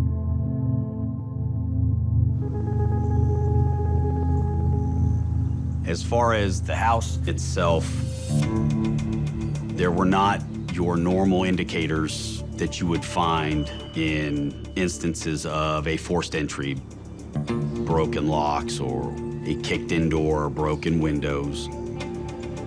So we knew that whoever had been in there had been allowed into the house. The twins then say that when they arrived back at the house, it was locked. I came through the door, I put my key in, I just turned it, and I opened the door. When a woman is killed, oftentimes the first person police look at is her boyfriend or her partner or her husband. And the reason for that is because it's the person they're closest to, and that's the person with the most motive. Well, we learned that the girl's biological father pretty much disappeared not long after their birth. They knew of him, but he had moved to Canada. He was eliminated from any sort of person of interest, right away. But the girls say there is a man in Nikki's life. The two girls told us about Robert Head and the relationship that he had with their mom, and that he was a truck driver that was gone for long periods of time, but that he owned the house and that they were allowed to stay there. The age difference between them was significant. I believe it was around 20 years. It's kind of a sugar daddy relationship that the girls were aware of. A unique relationship, to say the least. The twins then provide another key detail, which gives Robert a potential motive. Does your mom have any other friends or anybody else that come over that you know of? Talked to a lot of men. Talked to some men, but the only one I've been hearing her talk to lately is Joe.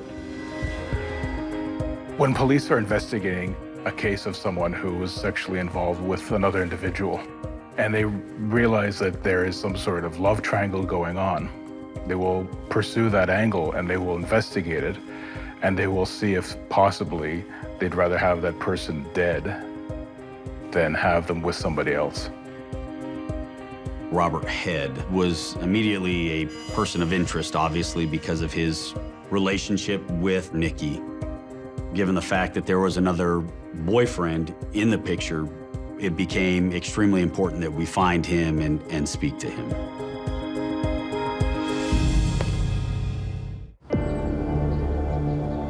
The discovery of a possible affair between Nikki Whitehead and another man has made her boyfriend, Robert, the first suspect in her murder. The twins said that Robert had overheard Nikki speaking to a man on the phone the night before the murder. We had to eliminate the jealousy angle. To do so, they must first find him. We were able to contact his employer.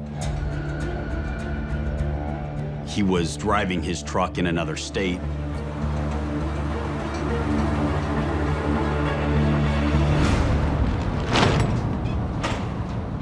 They confront him with the twins' allegations. Robert told us the night before the murder, they had argued because their agreement was she wasn't going to talk to other men in front of him. He told us that he loved her to no end, that she was his princess, but he understood the age difference and that he knew when he went out of town that if she had boyfriends, he just accepted that. But when he came home, it was him.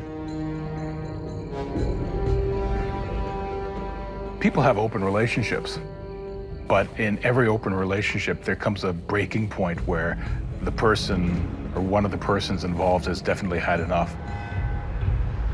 Robert downplays the argument, but the truth lies with the timeline. They have GPS on the truck that he drives, and so we were able to see when he left town. He was out west and would not have been possible for him to commit the crime. Satisfied, police move on to the other man in the love triangle. She's got a live-in boyfriend and she's got a second boyfriend, and that's definitely a relationship we was going to investigate. Once again, Nikki's daughters provide a critical clue. They brought up that their mother had been arguing with her boyfriend, Joe, on the phone the night before the actual incident. This was about 3 a.m. She kept yelling at Joe, "No, don't come to my house." This is the second fight for Nikki in her last 24 hours. Okay. What do you know about Joe?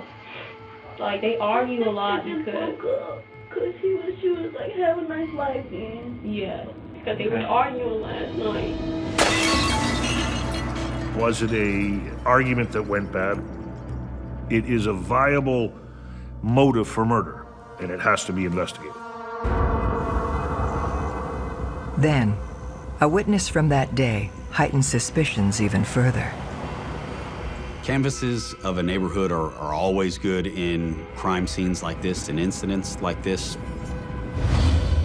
The neighbors revealed that there was a black car parked out front, either on the curb or in the driveway. The car was spotted at 1:30 p.m. We wanted to identify and find out who it belonged to.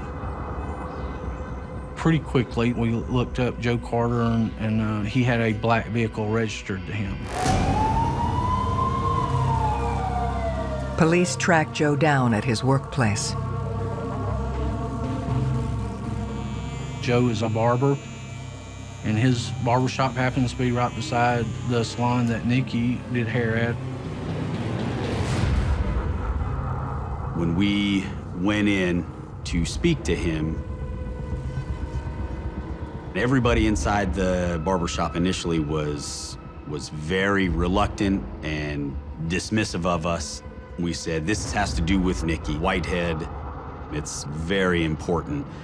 And I guess by the tone of our voice, he understood that this wasn't just some idle questions that we had. When we told Joe what had happened, Joe's reaction was shock. And, you know, he was trying to light a cigarette and his hands were shaking.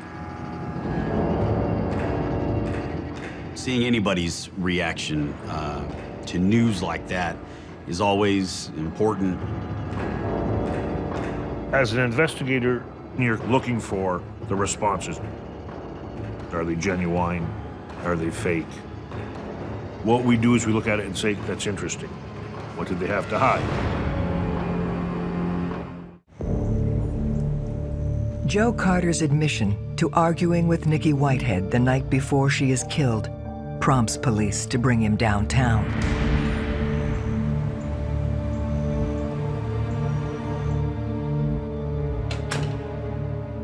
We told him, we're here to see if you're a suspect or to eliminate you as a suspect. Joe described their relationship as somewhat rocky. It's investigation 101. You begin to probe about what the argument was, what the disagreement is, why, what was causing the tension. They had been arguing about her use of alcohol and the status of their relationship. Joe also claims that on the day Nikki was killed, he spent the entire time working at the barbershop, over 16 miles away. We asked him to go take a polygraph exam. A polygraph examination, in essence, is to provide you with information only and not necessarily evidence, to perhaps corroborate a feeling or information you have.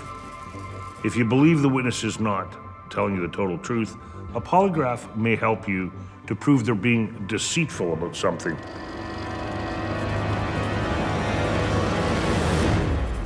But he passed. He was not showing any deceit.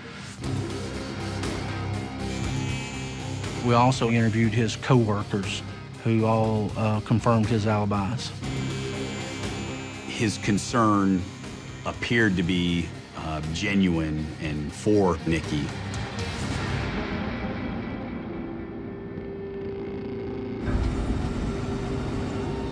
The one question left unanswered is the black car. The post office had actually logged that car because if it sits in front of a mailbox too many days, then they'll write a little complaint note and put it on the car. And so we were able to determine that that car was actually visiting someone just slightly up the street a little bit and was there innocently. When you work criminal investigations, you're going to follow some leads that look hot and they're going to be dead ends. But the neighborhood canvas turns up another lead. Well, we were interviewing everybody that would come in, what have you seen at this house? We learned that someone had seen a red car parked in Nikki's driveway during that day.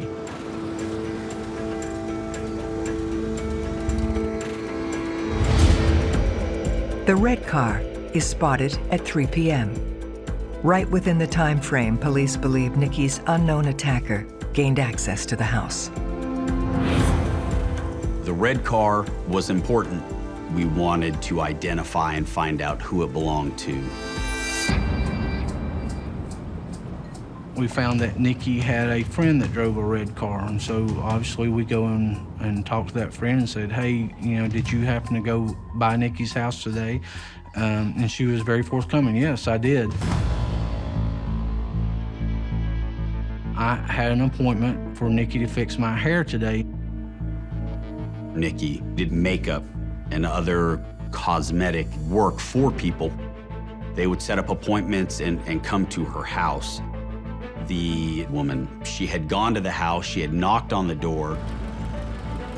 She knocked repeatedly, thinking that maybe she was napping or that there was some other reason why she was not home. After nobody coming to the door, nobody answering, she left. They trace the woman's cell phone records, which confirm she was only at the house for a few short minutes. We know from looking at our scene, this was probably a 20-minute battle that she fought for her life. So we were able to eliminate her being involved with the incident. She's probably grateful she didn't go in at that time. It's their last solid lead in the hunt for Nikki's killer. Nikki had a business card that had her actual picture of her eyes on the business card. I kept that card at my desk because I didn't want to forget that I needed to be Nikki's advocate. It was special. I saw a woman that grew up rough, but she saw a better life. And not only saw a better life and was doing better for herself, but she wanted better for her children. I'm like, man, I wonder what's going to happen to these girls. I hope some family member is able to take care of them. Oh, my grandma. The woman the twins call Grandma is actually their 75-year-old great-grandmother, Della Fraser. Police learn that until very recently, Della was the twins' legal guardian. We learned that Nikki grew up on the streets, so to speak. She was raised by Della, her grandmother. She was pregnant with the twins at age 17. Nikki was still present in their lives, but the main role of raising the girls belonged to Della. When Nikki met Robert, she became somewhat stable. Nikki wanted to provide a stable environment for him and thought she could with Robert's help.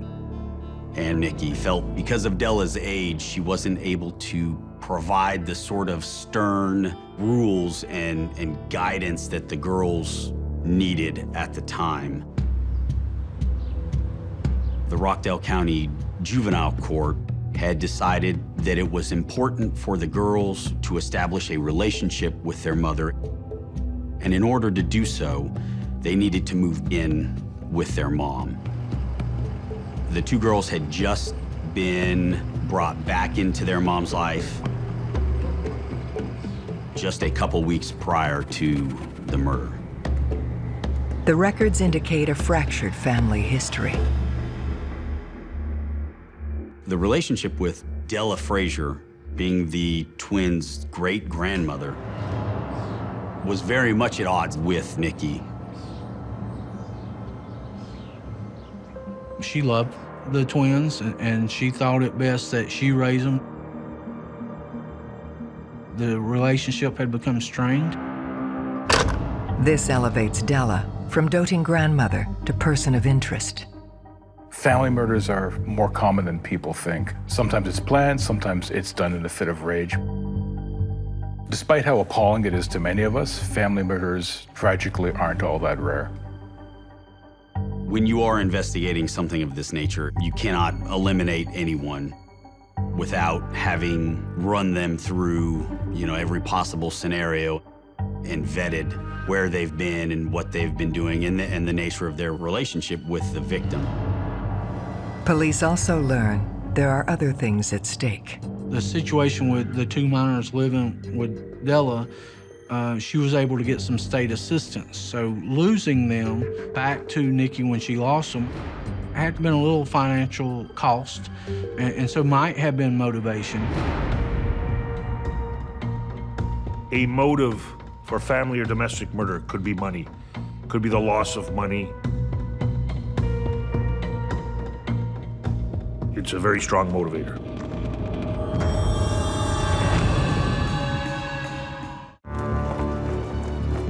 A custody battle has made Della Fraser the latest person of interest in the murder of her granddaughter, Nikki Whitehead. One of the key traits of, I find, the more seasoned homicide detectives is separating emotion from fact. To do that, you have to look at the basics. You have to look at their motive, their means, their opportunity, and, in certain cases, it may not always be that apparent. Della is requested to come to the station for questioning, but shows up 6 hours later. When we initially interviewed her, I would talk to her. I would say, what do you think? Do you think that Robert or Joe could have done this? Or do you think somebody else or somebody you can think of? When questioning family members, it is very difficult. You have to protect your case, and you have to realize you're dealing with the victims, potentially. And your victims, being the survivors, one of them could be the killer. Detectives need to determine not only where she was at the time of the murder, but whether Della had the means to do it. This is a rage killing, and that's shown in the viciousness of the attack and the number of times the mother was stabbed. To look at Nikki's body and the amount of rage and sadistic premeditation to go through all of this. This was a battle. The physical limitations make it seem unlikely, so they turn to her alibi. When we looked at Della, we were able to put her somewhere else at the time we thought the incident happened. We eliminated Della as a potential suspect. But the work involved in examining the family dynamic uncovers a new lead. We found that there was previous incidents that had taken place at her house. I got dispatched to a call at the house. As I pulled up in front of the house, I see Nikki running out of the garage screaming. Nikki had marks on her neck, scratches on her arms, indicative of someone that had been in some sort of a tussle. Officer Myra Scruggs attempts to calm Nikki down. Anytime you're involved in any kind of a domestic situation or disturbance or any kind of physical altercation, you're gonna have people that are at an elevated state of emotion. They're usually very upset, they're crying, they're yelling, they're trying to tell you what happened, which is what the case was with Nikki. Through tears, she reveals her assailants. She said the girls jumped on her. When I spoke to the girls, they showed zero emotion. Their faces were stoic. They were angry. The girls had no marks on them whatsoever. It was so alarming to see these stoic faces. And I've been doing this long enough to know that no one is going to have that much calm about them. Certainly not 14-year-old girls who have been in an altercation with their mother. after they went to court on the assault on their mother from my case, the girls were placed back in the care of their great-grandmother. Everything told me that something wasn't right here and that it wasn't over.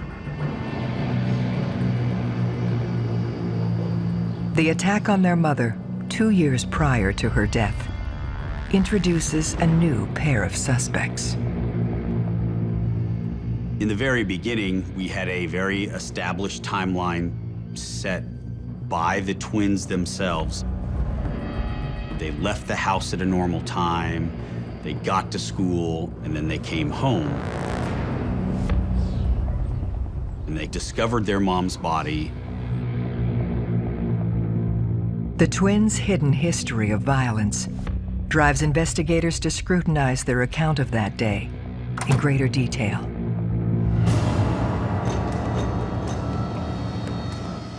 You look for irregularities. What's different today than happens every day?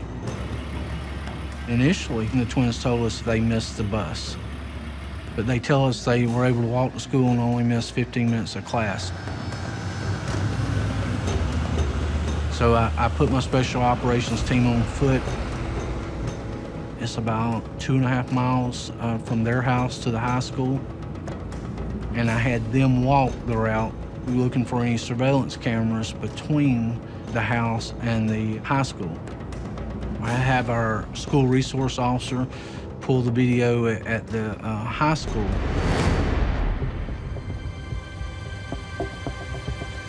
The school surveillance camera shows they arrived at 10:15 a.m. It's two and a half hours later than what they're telling us. So that's our first irregularity. That's a lie. How many times have you lied to me? 0.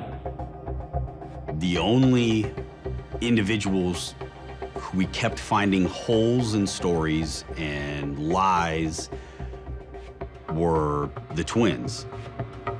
With their story now in question, police revisit the twins' original account of their mother's final 24 hours. And the first suspicion at Joe was planted by the twins. They had alleged that Nikki had been in an argument with Joe the night before the murder. We were able to send subpoenas to the phone company and get phone records, and the phone call that she had been on was not to Joe. It was to a family friend that the family considers a relative. Once we interviewed this person, not only had he spoke to Nikki, but he spoke to both of the twins and thought all was well. Never would have guessed that a few hours later that Nikki would have been dead. They now see, from the beginning of the investigation, the twins were in control.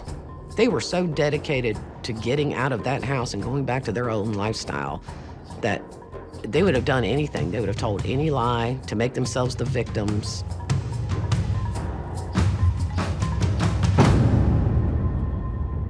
But was this motive enough for murder? They were given free rein to come and go as they pleased from Della's house. With their mother, she had rules, she had curfews, she had limits as to what was allowed and what was not. Nikki was strict on them. Nikki could foresee that these are beautiful young girls. They were getting into boys. They were getting into a little too much partying. She saw the forest for the trees. She knew what was coming, as with any child that age. I think they're very manipulative, and they know exactly what they're doing. And it had worked for them as younger girls. You know, as you get older, you're playing adult games now. Everything changed. With focus squarely on the twins, they then discover a key item hidden deep within the evidence collected from the scene. We located a journal, and the journal had specific writings about how both Jasmine and Tasmaya felt about their mom, how unhappy they were, how angry they were with her. I mean, it was a detailed plan about what was going to happen as far as a timeline for the future. They wrote something to the effect of, if we're ever going to get back to Della's, it's going to have to be soon. And the other one responds, yeah, she's got to go.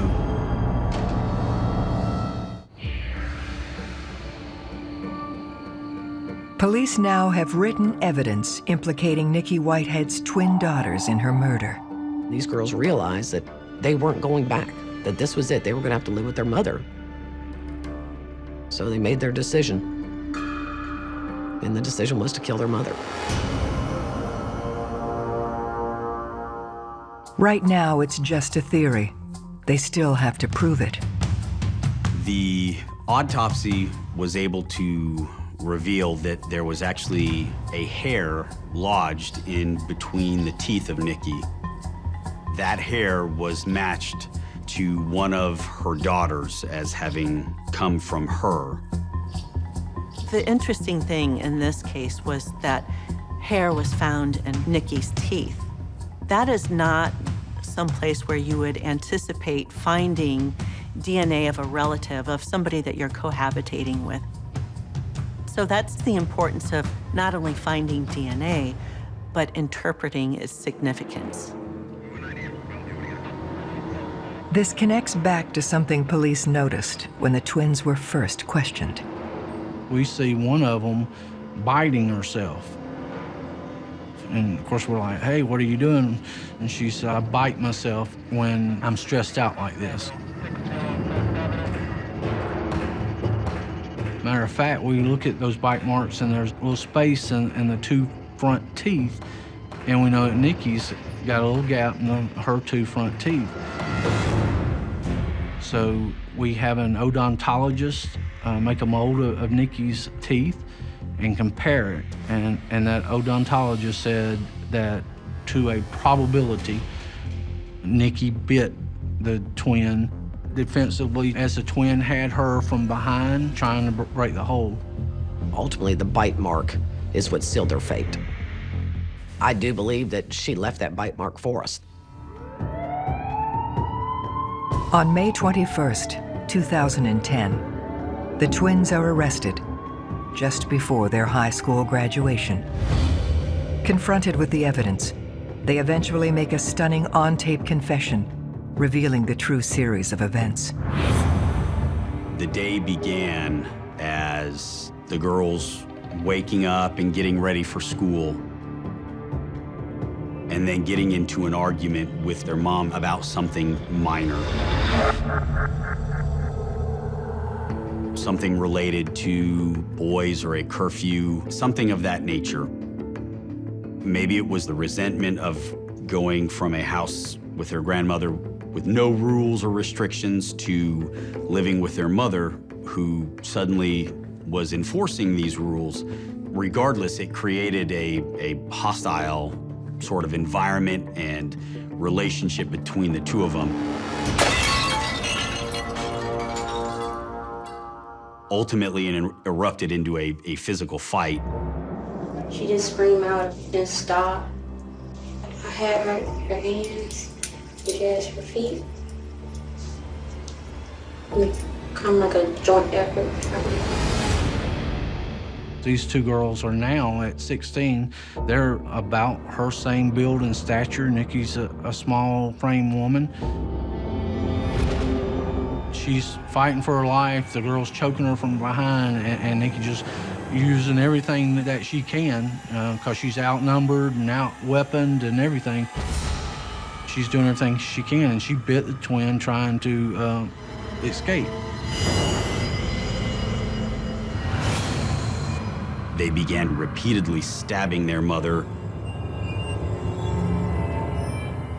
I think I picked up a knife and I stabbed her. It was multiple times. In the head, in the neck,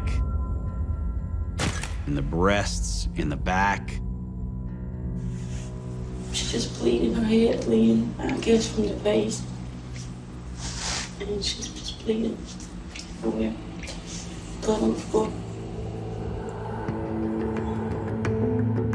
And then, like nothing happened, the twins go to school. And as they walk down the hall, one of them veers off from the other one to a trash can.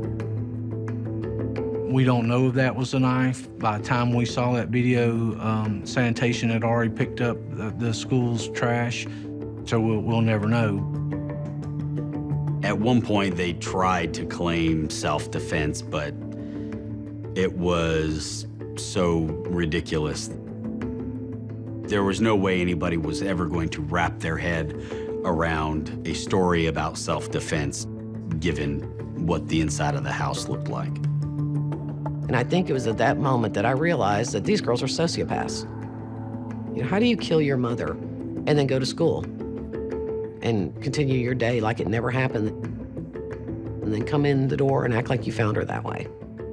It's hard to imagine that your own children could inflict that upon you. It's heartbreaking, absolutely heartbreaking. In exchange for a guilty plea, the pair are offered a deal, 30 years each for voluntary manslaughter. So those girls won't be out until they're in their late 40s, which I think that served justice. Because you had two young ladies that I think are, they're just evil. I think most people are uncomfortable or unwilling to accept that as something that could exist in 16-year-old girls. But knowing that they did plead guilty and that they're behind bars and justice was found ultimately for Nikki, you're able to move past it. They're ultimately where they need to be. It breaks our heart, having listened to Nikki talk about these girls and the potential for these girls, how intelligent they were, beautiful young girls. I hate it that their mother couldn't make it work, that Nikki tried her best. And I don't think she should have had to pay for that love with her life.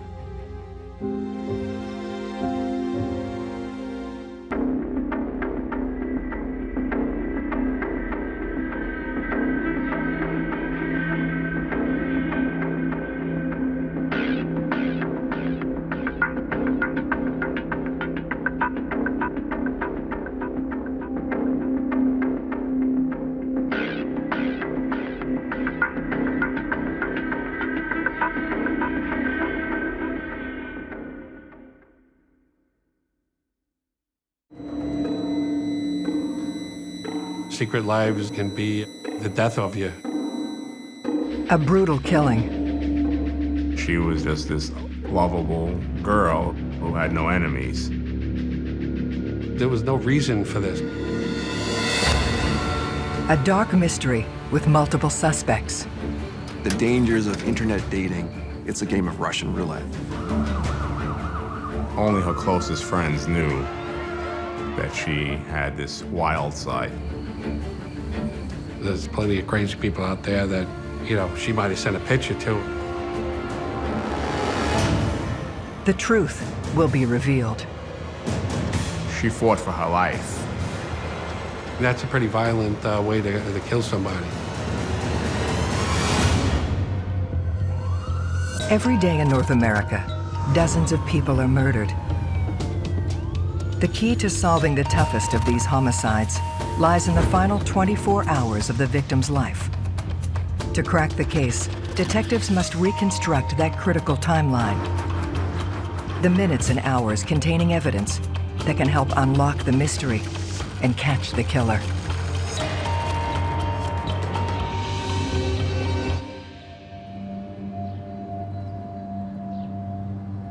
Staten Island's Willowbrook neighborhood.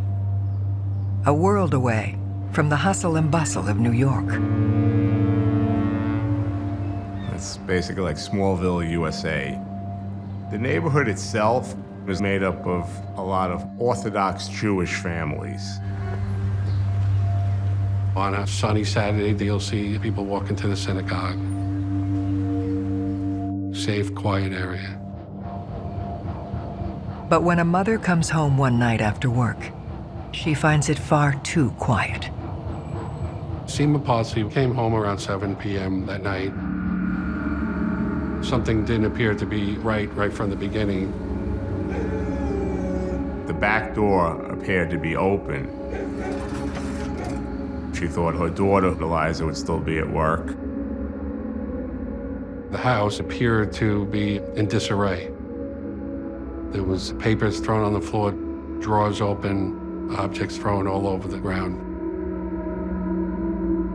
The first thing she did is to call her daughter to see if Eliza was okay. There was no answer. She was, upset and worried. She goes to check her daughter's bedroom door.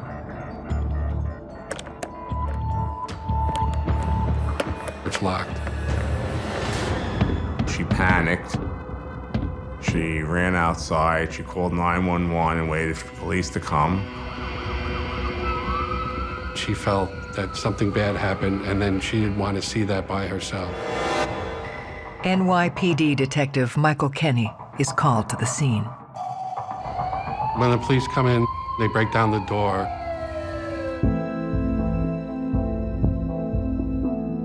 Eliza Posi was found dead in her bedroom. She was 18 years old.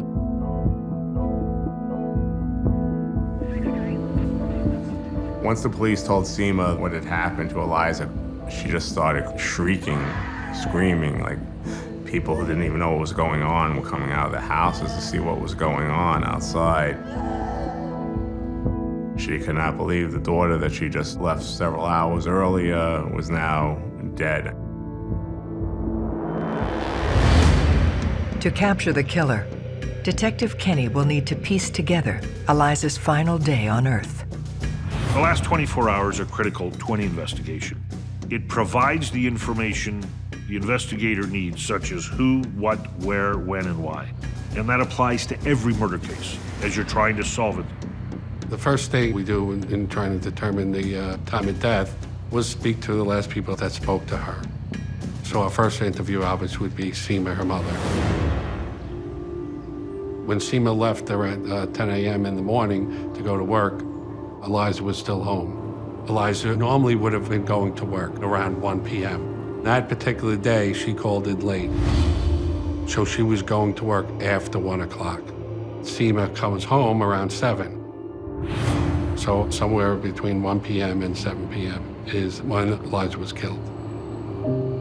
Through tears, her mother provides the details of Eliza's life, now cut tragically short.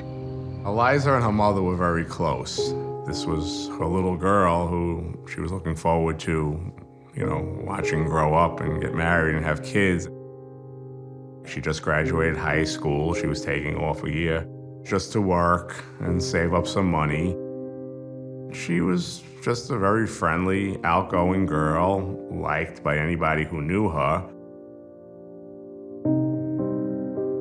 Eliza grew up in a very religious, Orthodox household. Her mother and father divorced about a year before the murder, and her father moved back to Israel. Eliza's mother isn't the only family member interviewed at the scene. Eliza had a half-brother, Raviv Gabe, and he was just getting married as the parents got divorced. Raviv ran a kosher cookie business. I wanted to know what he did that day, where he was. Raviv told me that he was delivering cookies.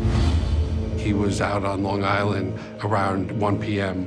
Making a delivery. After he learned of his sister's death, he came to the house to console his mother. Raviv was with Seema, hugging her, consoling her, and asking me a lot of questions. How could somebody do this? We need to solve this case. For Detective Kenny and his team, the first step is to examine the crime scene. There's Eliza laying on the ground, naked.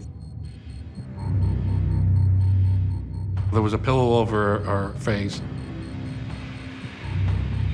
the towel underneath her, and a mattress that was pulled over part of her body. Her hair was wet still. So they were theorizing that she would have just come out of the shower. But it almost appeared that she was placed there. It looked like there was some bruising on the face. There wasn't a lot of trauma to the neck.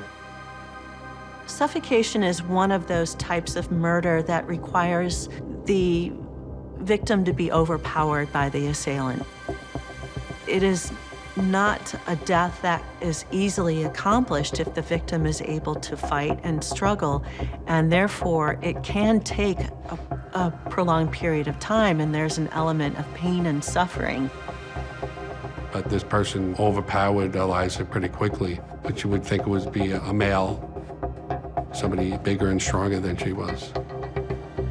She was in a state of undress, which automatically you have to entertain the possibility that there was sexual assault or sexual activity. We fingerprinted all the areas that we could. We bagged the pillow that was over her face, the towel that was underneath Eliza. There was a spot or two of blood on the towel. And they discovered some skin under her fingernails. Of course, they scraped that and sent that to the lab also to check for DNA. When investigating a crime such as this, you want to throw a wide net and try to collect as much evidence and data as possible. We knew that ultimately some DNA would be coming back from Eliza, whether the blood stain or the stuff under her fingernails. I felt early on that anybody I spoke to, I would take a DNA swab. But processing this evidence takes time.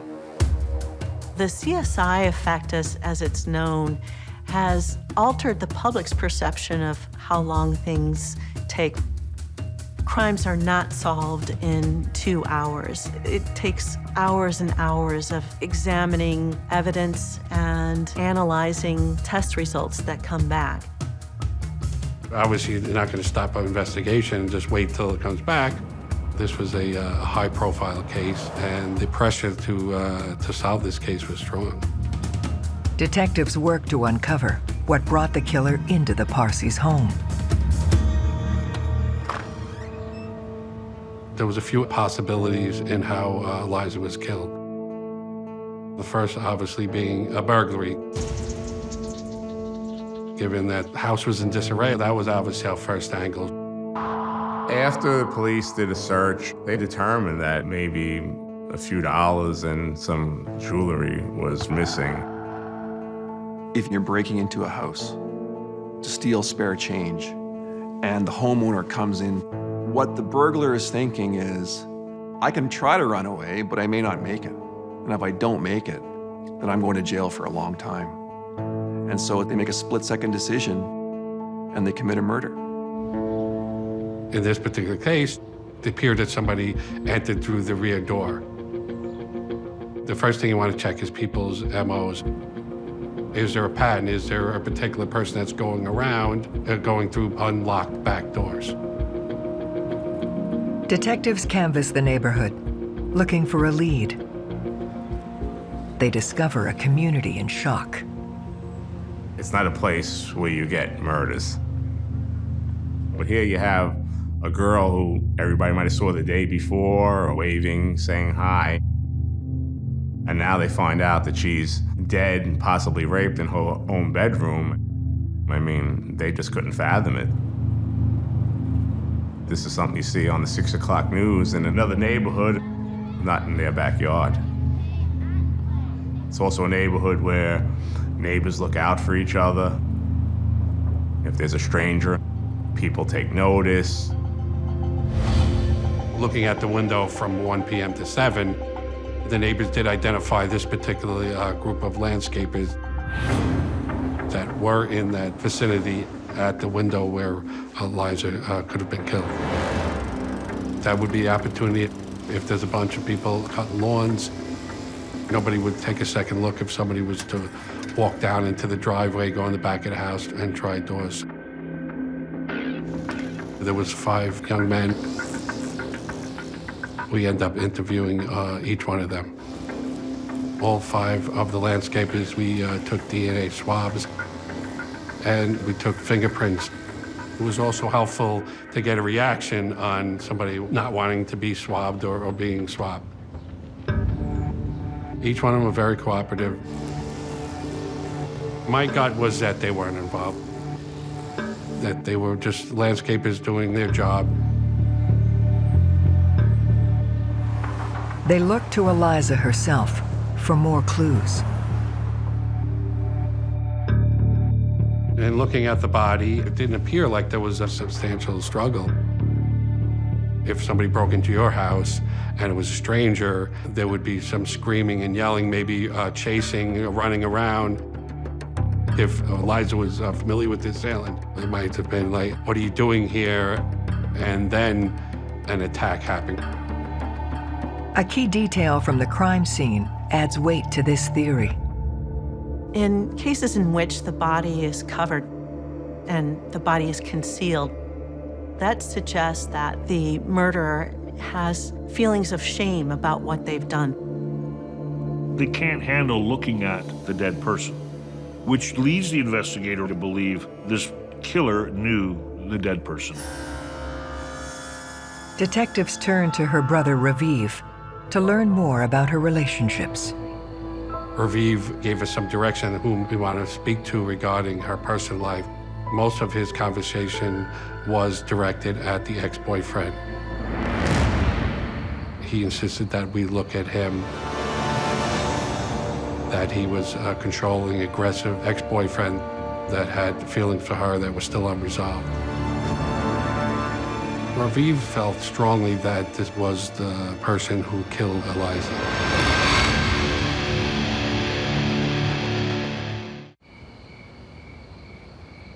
The troubled history between Eliza Parsi and her former boyfriend Marique has caught the attention of the NYPD. She had broken up with him a little while before, and he did not take it well. On surface, it's just a couple of teenagers breaking up. This was a little more intense. She was this Jewish Orthodox girl, and he was a Muslim, came from a Muslim family, so some people wondered if that's the reason why she broke up with him. The families didn't really want them together in the first place.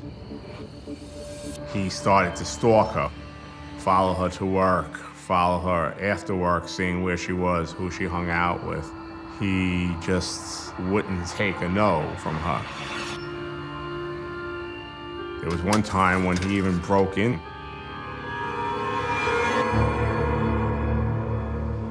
She was sleeping, and she woke up to see him standing over her bed. He was definitely somebody that we were looking at, a person of interest that we felt strongly that he might have been involved. We start going into some of his background. We came to understand that he had some sort of business connections with fake handbags. He was somewhat of a quasi-criminal. He wasn't an altar boy, so to speak. Then, Marique shows up at the crime scene. It's rare to have persons who I will call witnesses for now, waiting at the crime scene to volunteer information to the police. It's unusual. I felt it was important to grab him, bring him back to the precinct, and basically get a timeline from him in the last 24 hours where he's been.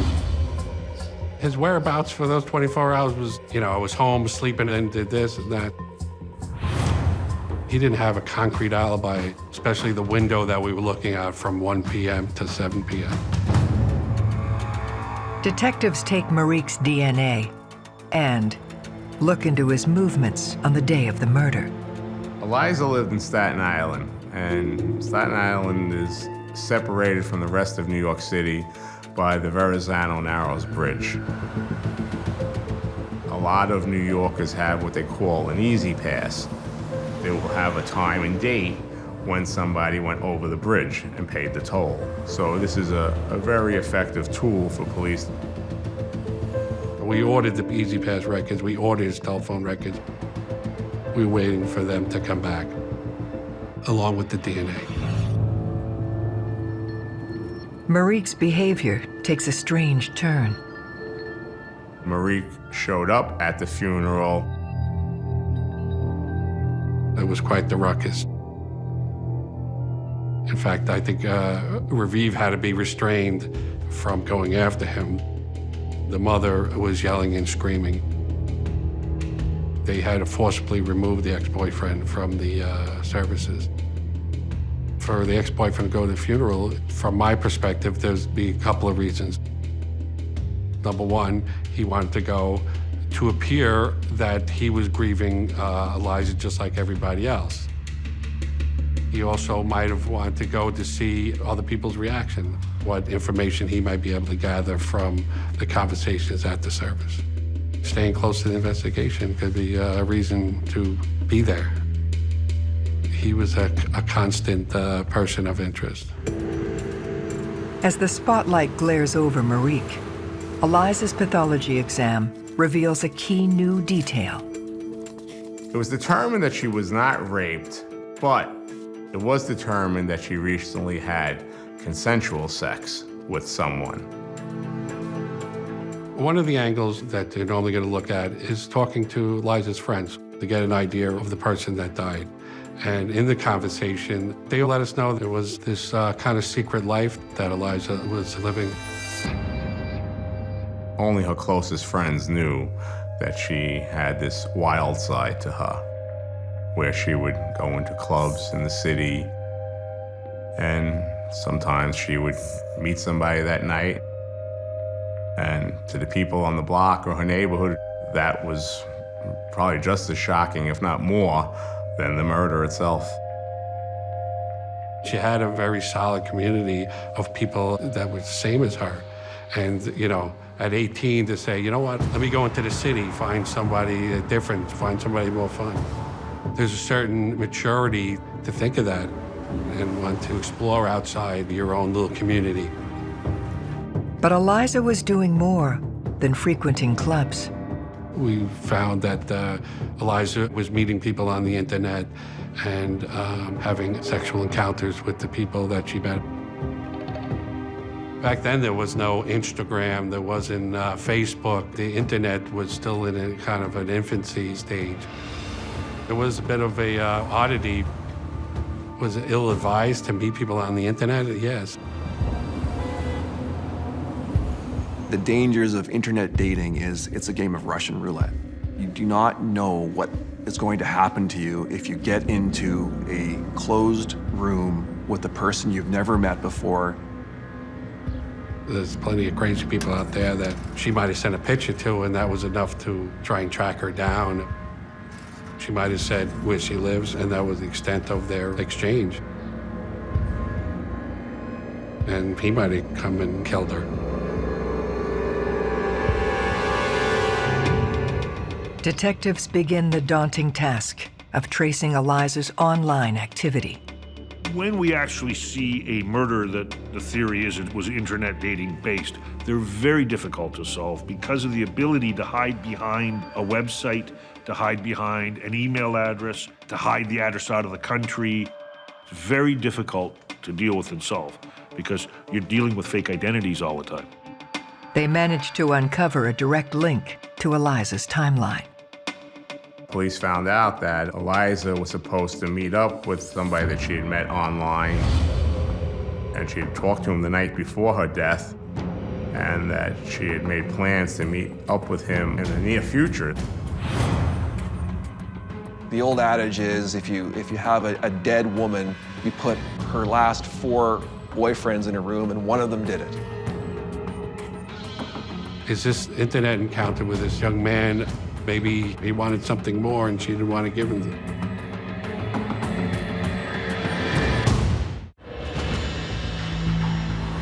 Detectives hunting Eliza Parsi's killer have a new person of interest, a man she met online. Nobody was calling us and say, by the way, I also met Eliza on the internet. And, you know, we were intimate. So we had to do our due diligence and find this young man. Eliza's communication with him reveals another key detail. The day before she was killed, he did meet with her after 10 o'clock When Seema left, they were sexually active. What she would do is, her mother had a pretty set schedule, so she knew when she would leave and come back.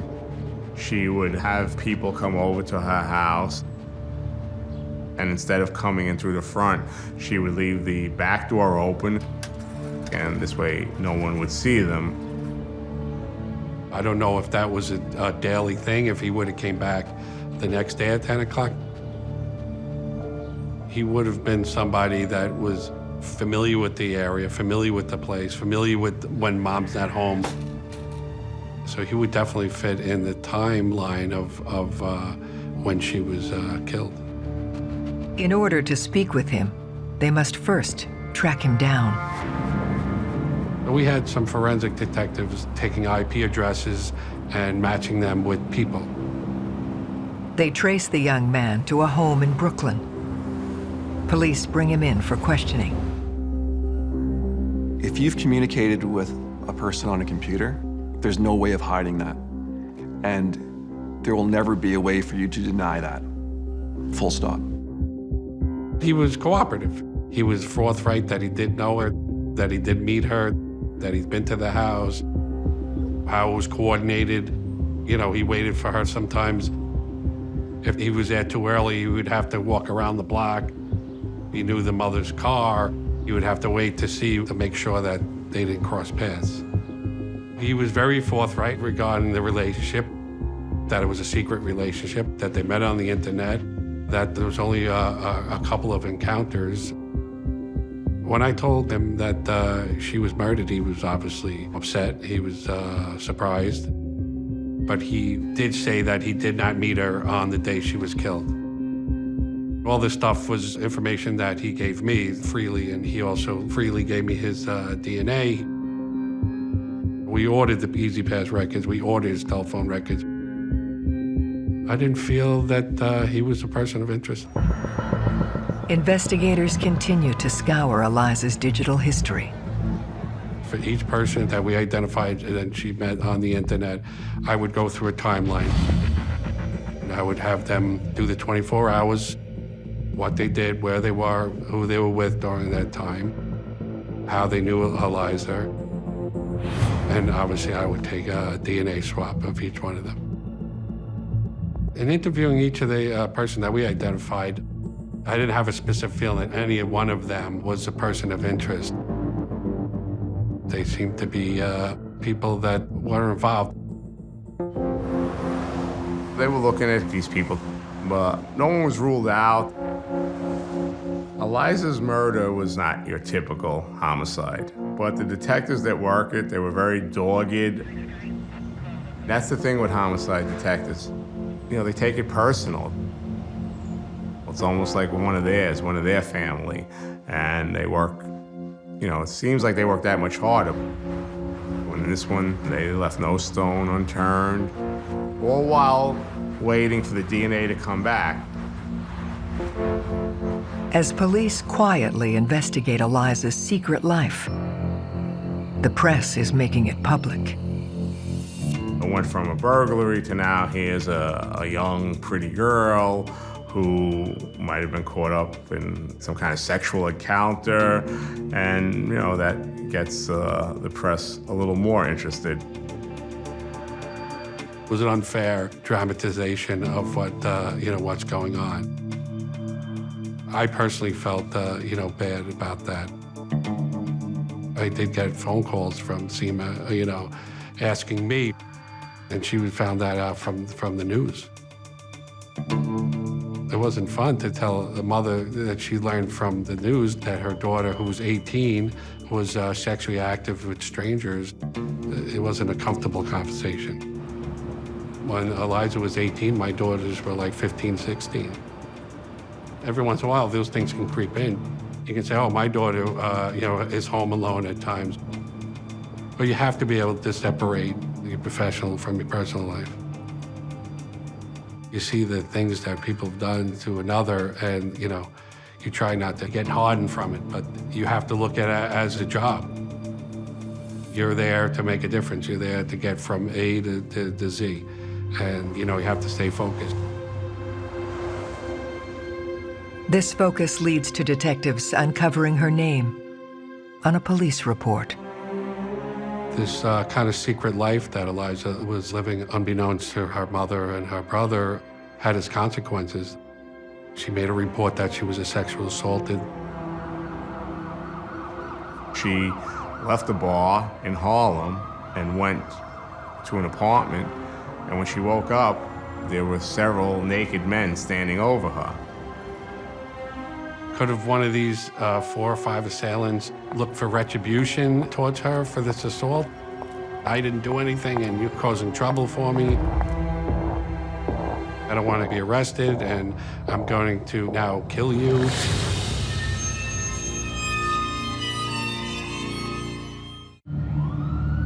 A report claiming Eliza was sexually assaulted by multiple men gives Detective Kenny a new line of inquiry. I think this kind of alternate lifestyle that she was at a young age of 18 had its consequences. And this was obviously something of interest for us as to what might have caused her demise. But tracking them down will be an uphill battle. Police investigated it, but they were not able to arrest anyone. It wasn't like all of a sudden, this is it. Oh, we found out that she made a complaint that she was raped, and these are the people. There were so many different layers, so many aspects. But you always have to follow wherever investigation goes. You're not going to discount anything. Obviously, then I had to follow through with that and find out who she met and how she had contact with these people. You as a police officer have to be aware of that at the time, that if there are other suspects, you must investigate them. It's part of your job. You can't be totally tunnel visioned on the one person and only that person. If these branches take you away, you have to investigate it. As detectives search for the identities of the men who assaulted Eliza, the DNA results come back and open up an entirely new direction. The first phone call I get from the medical examiner's office is that the DNA results ruled out any of the males that she met on the internet, the landscapers. It ruled out the boyfriend, the ex-boyfriend. To my surprise, the DNA that is found on the towel was that of a relative, of a male. The only male relative they had was the half-brother, Raviv Gabe. To me, it wasn't like, oh, we got the person. It was that, could have been the blood was left because he had a bloody nose the day before and they just didn't clean the towel.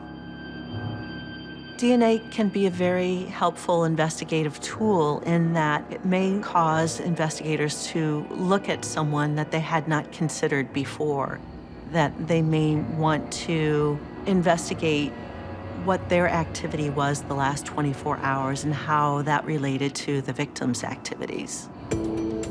Detectives work to understand how Raviv fits into the timeline of the homicide. When I originally spoke to him and asked him where he was, what he was doing that day, he said he was out in Long Island making a delivery. We just started to break down where he said he was at what particular time. So we ordered his Easy Pass records. Once we get the records, we'd be able to get a photograph. As you go through the toll, it takes a picture. They're what they call robbery cameras. So anybody that comes onto the island, we can basically have a picture of who was in that car. He had a very unique delivery truck. We had photos of him coming over the Verrazano in around 1 o'clock. Now, Raviv is a person of interest. Why would he say he was somewhere else at the window where she was apparently killed? This gives them enough for a warrant to examine Raviv's cell phone records. I carry my cell phone everywhere I go. If you go to my cell phone provider, you will find that the cell phone towers were going off in the area I'm telling you I was in. Depending on what you've got turned on your phone, you can be placed down within 2 or 3 yards of where you actually were at any given time. And unless it's a great coincidence that I just happened to be within 10 square yards of where the murder took place, and I had a motive and opportunity to do it, my cell phone is going to clear me. When we got his cell site information puts him in Staten Island in and around 1 p.m. We knew exactly where Raviv was at any given time. 1:30, we have him in the area of the house. And then like right on the corner around 2:10, so why would he lie? Raviv's timeline gives him means and opportunity. Next comes the search for motive. About a year or so before the murder, Raviv got married. And as a wedding gift, the family gave Raviv the business, delivering the cookies to the grocery stores. The problem with it was that whether it was Raviv not knowing how to run it, being a young kid, just married, but the business wasn't doing well. We found out that he was trying to keep his wife in the lifestyle that she was accustomed to. Our parents had a very nice house. They had more money than Raviv and his family, and that was a lot of pressure on him. I've experienced several cases in my time where the suspect is a family member. This often happens when there's inheritance involved. So money is a great motivator. Money makes people kill too. But Raviv's money trouble doesn't explain why Eliza would be targeted. But Raviv did stay close with his sister. He still kept an eye on her, asked her what she was doing. There was nothing that there was hostility or she owed him money or they grew up together hating each other. But you want to kind of let the facts take you to whatever place it takes you. With Raviv looking guilty, detectives need to compare his DNA specifically to what was found at the scene. The DNA that is found on the towel was that of a Raviv's. And the skin under her nails was in fact also Raviv's. There's nothing more solid than when somebody was assaulted and there's dead skin under somebody's nails. Why would a brother want to kill a sister for no reason? It doesn't make any sense.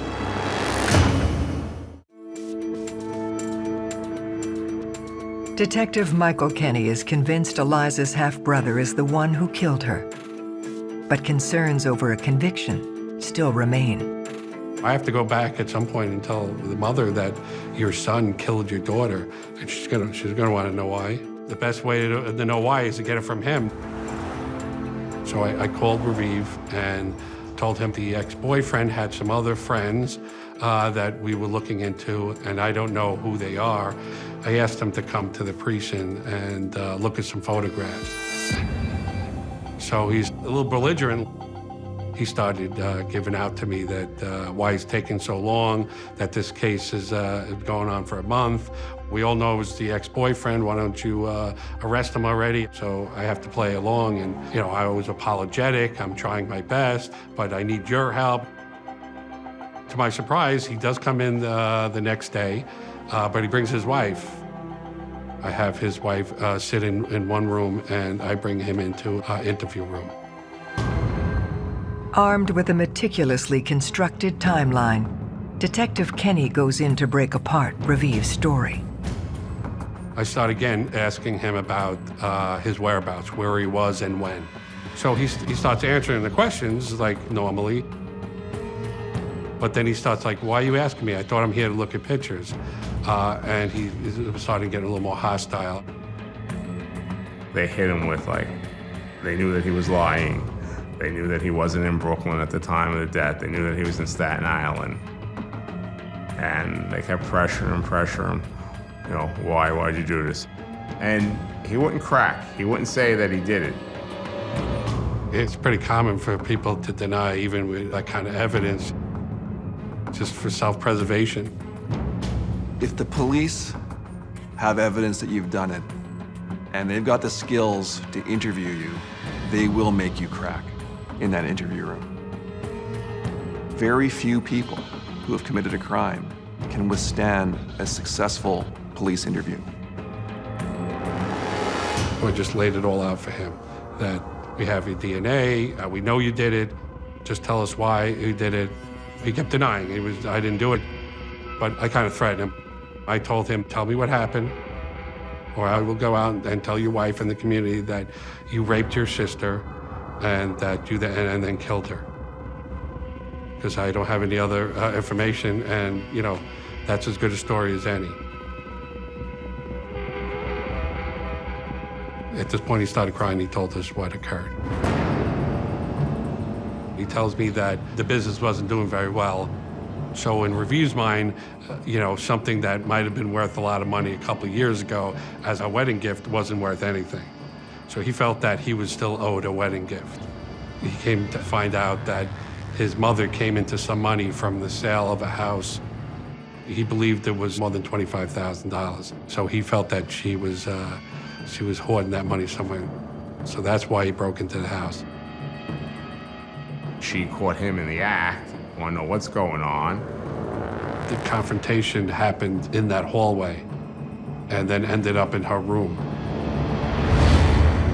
The timeline explains moment by moment the tragic events of Eliza's final day and how Review's lust for money led him to kill. Mom leaves the house regularly around 10 a.m. every day, leaving Eliza home alone. Eliza calls her boss and lets her know that she's not going to be at work on time, that she's going to come in later. Raviv made some deliveries in Brooklyn, and then he altered his route and headed to Staten Island. He went over the Verrazano Bridge, went to the apartment that he went to many times before, entered through the back door, which he knew was open at times. He already had gone through the downstairs, and he was in the mother's bedroom looking for the money. Eliza's just coming out of the shower with a towel on her, and he's going through drawers. She could have grabbed the phone, I'm calling Mom or I'm calling the police, which would have escalated his anger. She put up a valiant fight. It was all skin under her fingernails, like she fought for her life. And then he took a pillow, put it over her face, took a mattress and covered her body and left.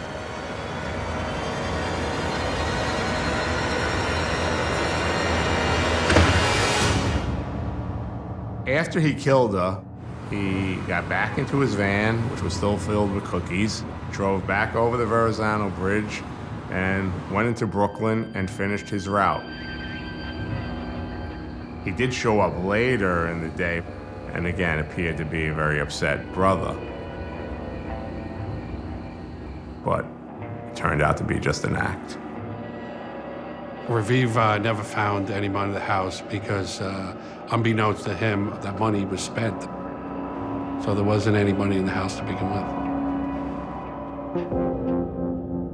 I never felt Raviv had any remorse. Sometimes you feel like somebody is telling you what happened as I've been holding this in for so long. It just comes out in kind of a release of guilt and stuff, but I never felt that Raviv had an ounce of guilt. If you define a sociopath as just some lacking regret, I think you'd probably say he's a sociopath. Police charge Raviv Gabay with the murder of his sister. I have to tell a mother that we solved your daughter's murder, but it was your son who did it. So, it was difficult for me to do that. And, when I went to the house and I told her, she was hysterical. She spoke about her daughter and how beautiful she was and all the things that she had going for her in the future that was ahead of her. And how the son that she brought into this family ultimately killed her. On May 2nd, 2006, Raviv pleads guilty to a reduced charge of first-degree manslaughter. He is sentenced to 18 years in prison. 1 year for every year that Eliza was alive. So he had to do the same amount of time in prison. Seema then just started yelling uncontrollably in both English and Hebrew at her son, asking why. How could he do such a thing? How could he commit such a crime? Here was a young, vibrant girl who had her whole life ahead of her.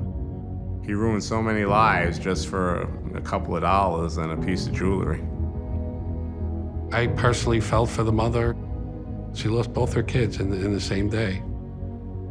It just wasn't a happy ending. It goes counter to the whole notion of family. It's a complete destruction of that trust that you have in one another.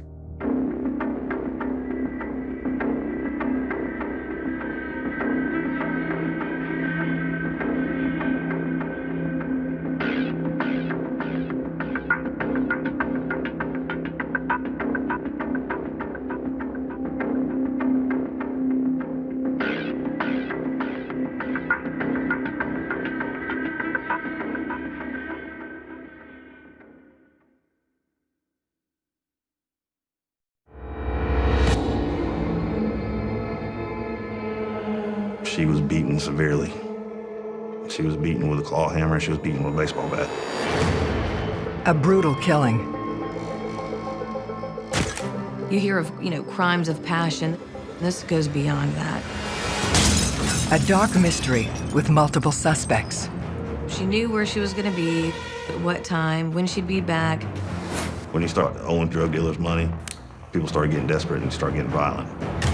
Somewhere in that weird web, we got a murderer. And now we just got to figure out who. The truth will be revealed. Somehow or another, somebody's got to answer for this. Every day in North America, dozens of people are murdered. The key to solving the toughest of these homicides lies in the final 24 hours of the victim's life. To crack the case, detectives must reconstruct that critical timeline. The minutes and hours containing evidence that can help unlock the mystery and catch the killer.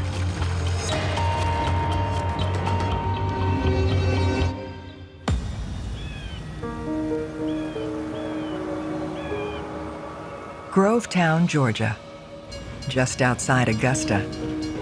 It's known as a safe place to raise a family. Grovetown is starting to grow a little bit, kind of as Augusta's bedroom community. It's kind of a nice little pocket. Your average, middle class working families. Everyone seems to know everyone. Everyone's friendly. You wouldn't really lock your doors. But that sense of security can be dangerously misleading. Emergency 911. Yes, I'm over here at Cold Springs. The back door's broke in, and I had come over here to do some work, and I called the owner. I hollered at the door, and I did no response. All right, I'll get them on over there.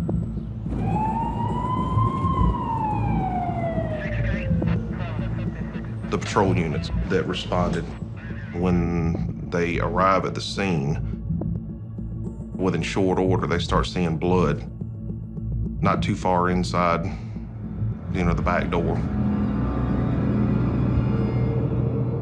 My supervisor told me we had an assault and they needed me at the scene right away. The victim is identified as 41-year-old Kay Parsons.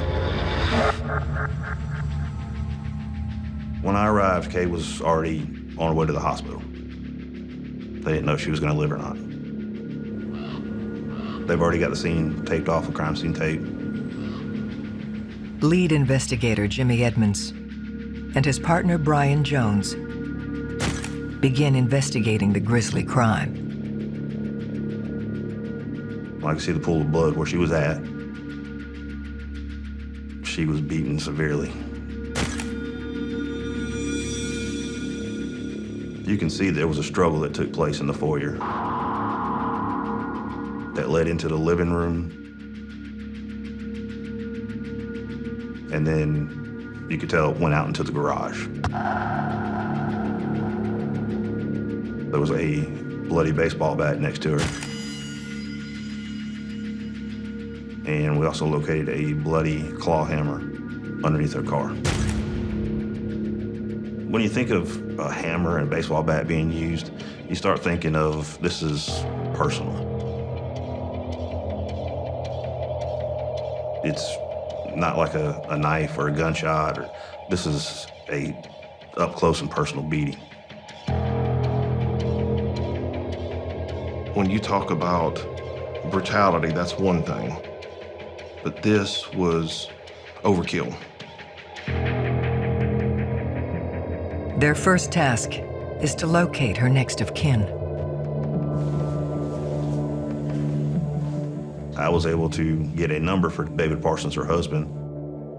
I made contact with him. He was in Los Angeles, California on business. Obviously, he was very concerned about his wife. I had to explain it to him on the phone, which is very tough. He immediately got on an airplane and flew home. You could tell he was distraught. He told the doctor to take her off life support.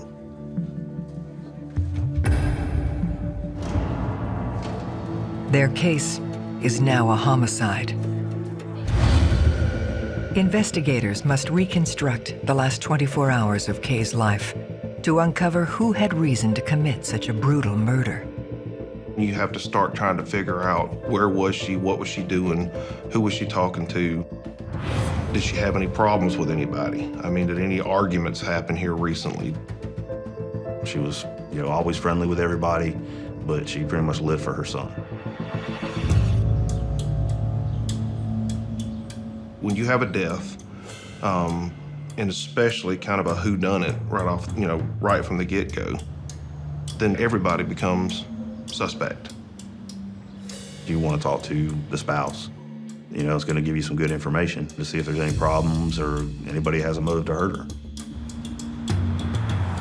Time's ticking, so, I've got to ask them some hard questions and find out about, their family life, are they having problems? With the type of personal crime that this was, it could have easily been something that could have been family related. David says he last spoke to Kay at 6:45 p.m., the night before she was attacked, and had been unable to reach his wife by phone all morning. He gave me no indication of any marital problems. He said, they were in love, they were high school sweethearts. Everything is just peach pie, just wonderful. He'd been in California for a couple of days, so I knew it wasn't him that committed the crime. I asked him if Kay had any problems with anybody, if anybody he could think of that would possibly do this, and he said absolutely not. You still have to figure out, what the motivation is for Kay to be dead. With so many unanswered questions, their hope rests in Kay's timeline. You can't look at a body and go, okay, yeah, that 3:05 p.m. is when that, it doesn't work that way. Basically, the frame of reference comes down to who's the last person that talked to him. Kay Parsons was very predictable. She would get the kids off to school, then come back. She had her daily routine. We learned Kay left and took her son to school. On the way to school, they stopped and got some fast food for breakfast. She then took him to the school, dropped him off. We were able to verify that through the principal and teachers that were outside. We found the fast food bag and the coffee cup on the floor. We could go back to that place to see, to get a timeline of where she was at. They learned that Kay purchased the food items at 6:55 a.m. This establishes a 2-hour window until she is discovered. When you're working backwards from the death, okay, who found them? A lot of people assumed that it was the contractor who was at the house that may have done this. What was he doing there? He just happened to stumble upon it. Was that just a happenstance come by that day? Did he have a schedule to come by?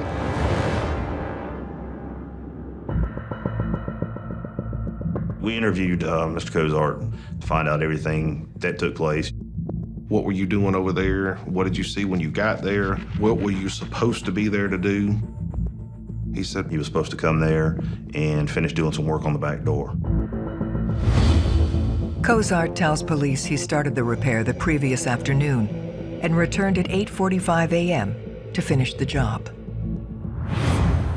When he arrived, he knocked on the door, didn't get an answer. He called several times, didn't get an answer.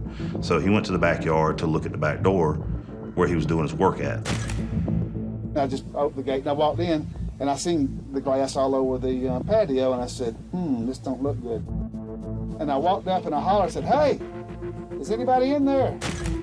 He got no response. That's when he dialed 911. I said, something bad's happened over here. He also claims before arriving at Kay's house, he was on another job site. So did he have enough time to do all that stuff and then stage it and then go and change and make sure all this stuff was right and then come back, oh, I happened to find this. Investigators looked to confirm his whereabouts earlier that morning. Mr. Cozart was very forthcoming, answered all our questions. He would, gave no indication he was trying to hide anything. We were able to clear him. He was just there to do his job, and he happened to find this awful crime that had been committed. But he does provide detectives with an important lead. He said that when he came back around front and was calling 911. Then I seen that boy sitting, the next door neighbor sitting down on a rock across the street. And that made me kind of suspicious right there. Just sitting there. This person asked Mr. Cozart, he said, tell them my house has been broken into as well, which was the house right next door. I found it very interesting. So, of course, wanted to find out where he'd been and why he was there, or why he was across the street. The young man is identified as Kay's neighbor, 22-year-old Michael Bowers, whose claim appears to be true. So now that we've got that second house that's been broke into and signs of a burglary and blood on the back door jamb. And that blood ended up being Kay's blood. So as an investigator, you got to sit back and think, well, if you are a criminal, a burglar, if you just break into somebody's house and beat this woman eventually to death, are you gonna leave and go break into the house next door and hang around to get caught? That doesn't make any sense. I had my suspicions about Michael and why he was there.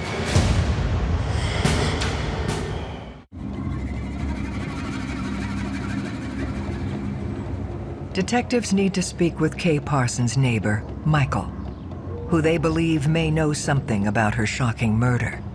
You got Michael sitting out there that all of a sudden is just there, kind of out of the blue, with this going on. As police question Michael, his mother, Becky Sears, and her younger son, Christopher, turn up.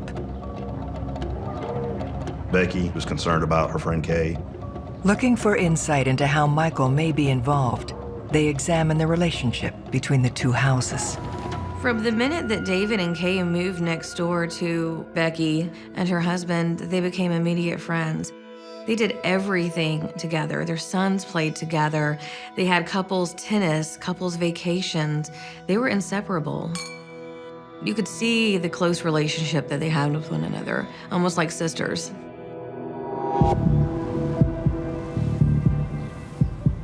Becky tells police about the last time she saw Kay. Becky and Kay, being friends like they were, they knew each other's routines like clockwork. Becky, she said she left that morning to take her kids to school. She told us that she saw Kay backing out of her driveway. She said she drove to the daycare, dropped her youngest child off, and then drove to the school and dropped her other children off, and then left from there and went to work. Becky says she returned home as soon as she got the call from her son, Michael. Michael was there at the time that the contractor found all of this, so he happened to be out front. Now we've got that time frame to work with. Detectives need to uncover what Michael was up to. As an investigator, I don't believe in coincidences. Certainly in homicide investigations, there's no such thing as coincidence. There's a reason why things happen. We took him back to our office and conducted an interview with him to find out, what his story was. Michael had a troubled past. He'd been arrested a few times. He told us that he left the house that morning to go do a painting job with somebody. Come to find out there was no painting job he was going to do. He was lying about the whole thing. If you lie about your whereabouts, they're going to check that. If you lie about your timeline, they're going to check that. If you lie about who you were with, they're going to verify that. They're going to check everything. Caught in his lie, Michael offers up a new story. He said he walked over to a friend's house and pretty much hung out there for a while until his mother left, and then he walked back home. Obviously, he didn't want to get in trouble with his mother because he told her he was going to do a painting job. He called his mother at work and told her that their house had been broken into, but didn't call 911. Detectives look to place him inside Kay's house that morning.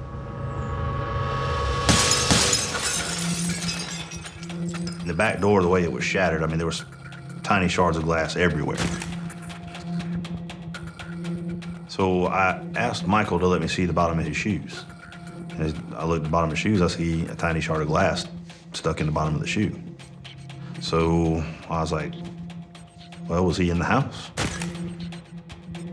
We sent the glass off to the crime lab, and it came back that it was glass from the case back door. His explanation was that once the handyman told him that the house had been broken into, he walked around back and looked inside. And he said that's how he got the glass in his shoe.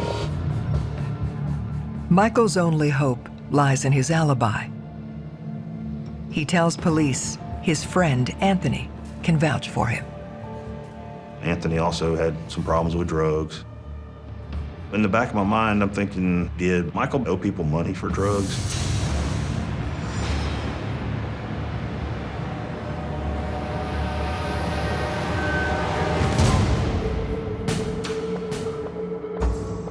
You start getting in that drug world and you start owing people money, they start doing things to your house, to your family. People start getting desperate and start getting violent. Police bring Anthony in for questioning. He said that he'd come over in the morning. Told him I had an appointment at 9 o'clock. I guess that's why he decided to come by so damn early. But that's pretty damn early, dude.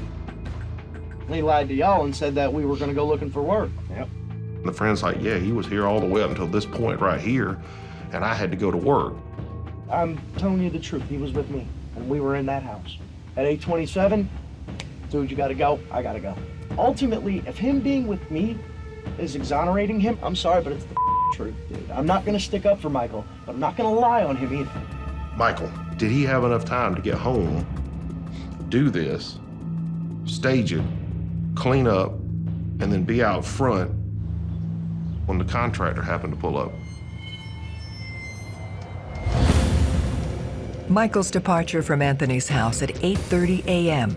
leaves a 15-minute window to walk the mile home and attack Kay before the contractor arrives at 8:45 a.m. There's just not enough time for him to do all that stuff. As a result, investigators return their focus to the crime scene. We've got a house that's been broke into and signs of a burglary. The master bedroom was ransacked. The only thing that we could determine that was taken was some jewelry. There was a lot of things that Normally we would be taking in a burglary that were still there. This indicates that Kay potentially caught the intruder in the act. At that point, you have the home invasion that turned deadly. Her best friend's house next door robbed, and nobody seems to know what is going on. Everyone just wanted to know who could have done this. Police utilize a neighborhood canvass, hoping for a break. We shut down the whole neighborhood. There was one way in and one way out, and we had patrol cars and deputies there stopping every car that came in and came out. The longer you wait, then, memories go bad. It becomes incumbent upon us as investigators to go out there and knock on doors and ask, hey, when you were out there in the neighborhood the other day, did you see anything around this house, or did you see anything entering or leaving the neighborhood? What do we know about the people in the area around there that could have had contact with Kay? We check our computers and everything to see, is there anybody around this area that is known for these types of crimes? Burglaries, break-ins, things of that nature. One name stands out, Aaron Fisher. We were able to determine that there was a person that lived in that neighborhood that I like to call him a frequent flyer, because we deal with them a lot. He had a troubled past. He had a history of thefts and break-ins. Most burglars, they break into a residence, they steal whatever they can as quickly as possible, and then they get the hell out again. But if you're breaking into a house and the homeowner walks into the kitchen, you've got a split-second decision on your hands. Am I going to do a 10-year stint if this person calls 911, or am I going to kill her?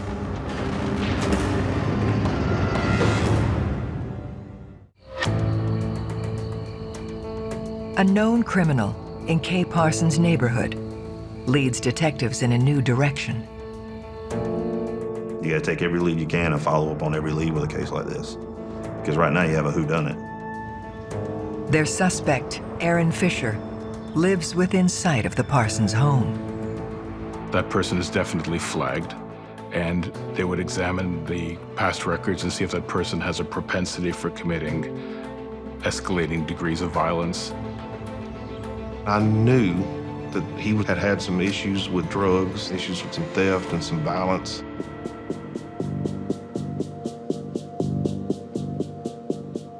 You start by trying to nail down their time frames, nail down their alibis.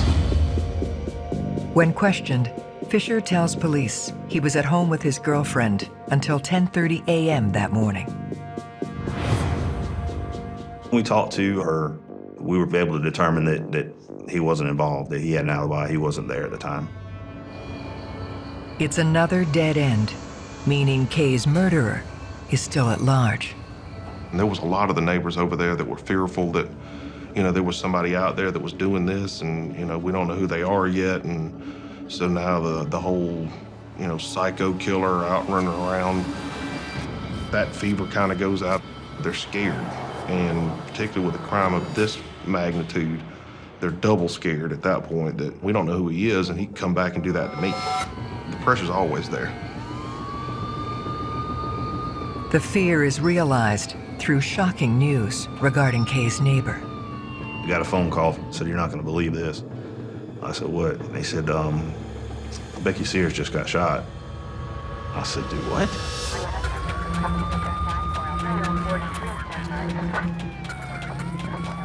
There were so many twists and turns.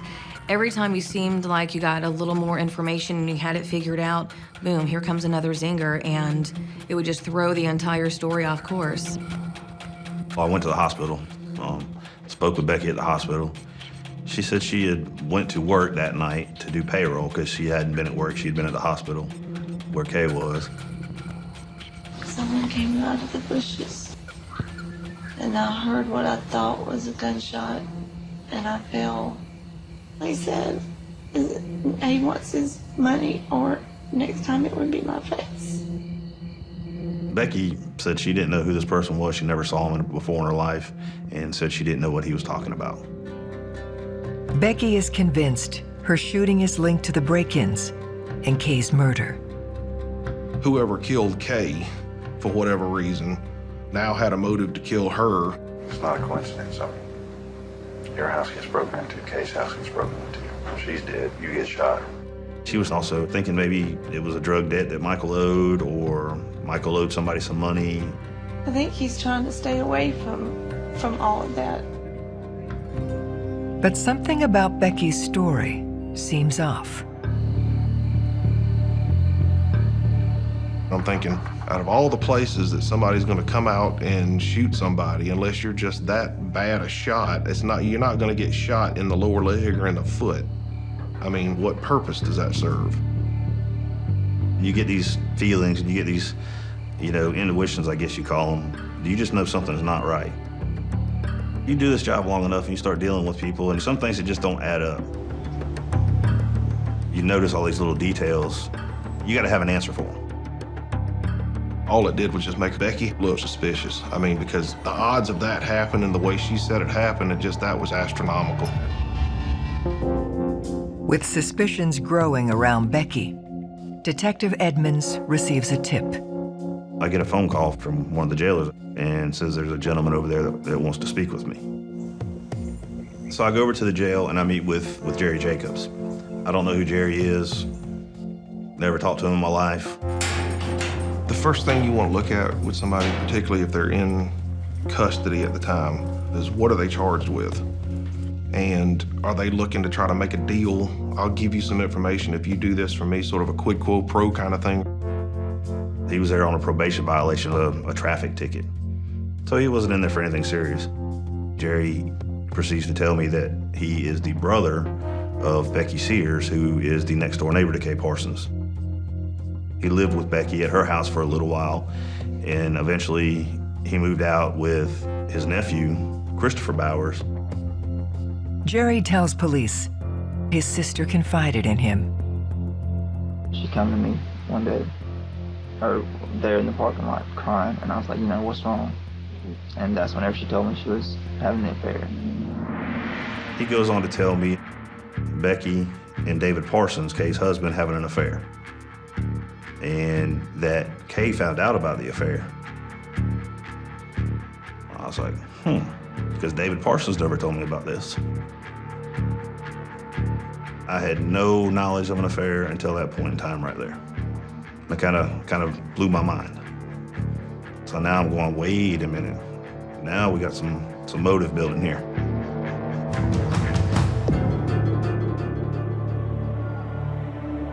And you're putting these pieces of the puzzle together, and it's kind of starting to make sense now that, okay, this probably was a murder based on this love triangle. But was it Kay's husband that did it? Did Becky have something to do with it? Somewhere in that weird web, we got a murderer. And now we just got to figure out who, and we got to figure out how it happened.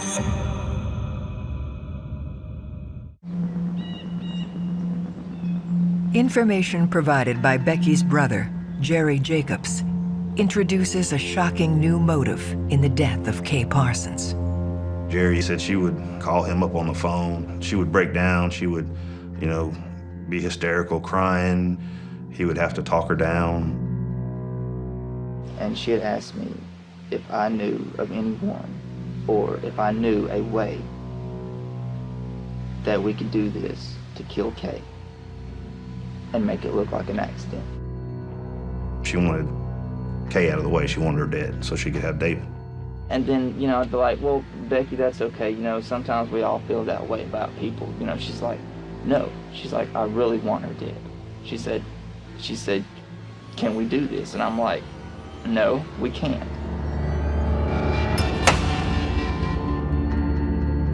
And I wanted to know why Jerry was coming forward. Why was he telling us about his sister? Jerry told me he was watching the news and he saw about what happened at Kay's house. He said, I couldn't live with myself. If I knew this and I knew they did it, he said, I couldn't live with myself. I don't know if it was David, if he had something to do with it. He knows some specifics about it or whatever. He's telling us stuff that, at this point, we didn't know. Detectives show Jerry photographs from the scene. in the hope he can provide further insight. It was like, all right, look, the hammer that was used, he had seen the hammer at Becky's house. He recognized the hammer as being one that Becky had. It shows that it was definitely premeditated. You can grab a baseball bat, you can grab any sort of other implement to kill somebody, but when you bring a hammer with you as well, it shows that there was a certain degree of planning involved in the murder. Police believe that if Becky is involved, she must have had help. He told me, he said, I know who did it. I said, oh, please tell. Because you're real easy to think it could be Michael, the wayward son. But he told me, he said, I believe it's going to be Christopher and Becky.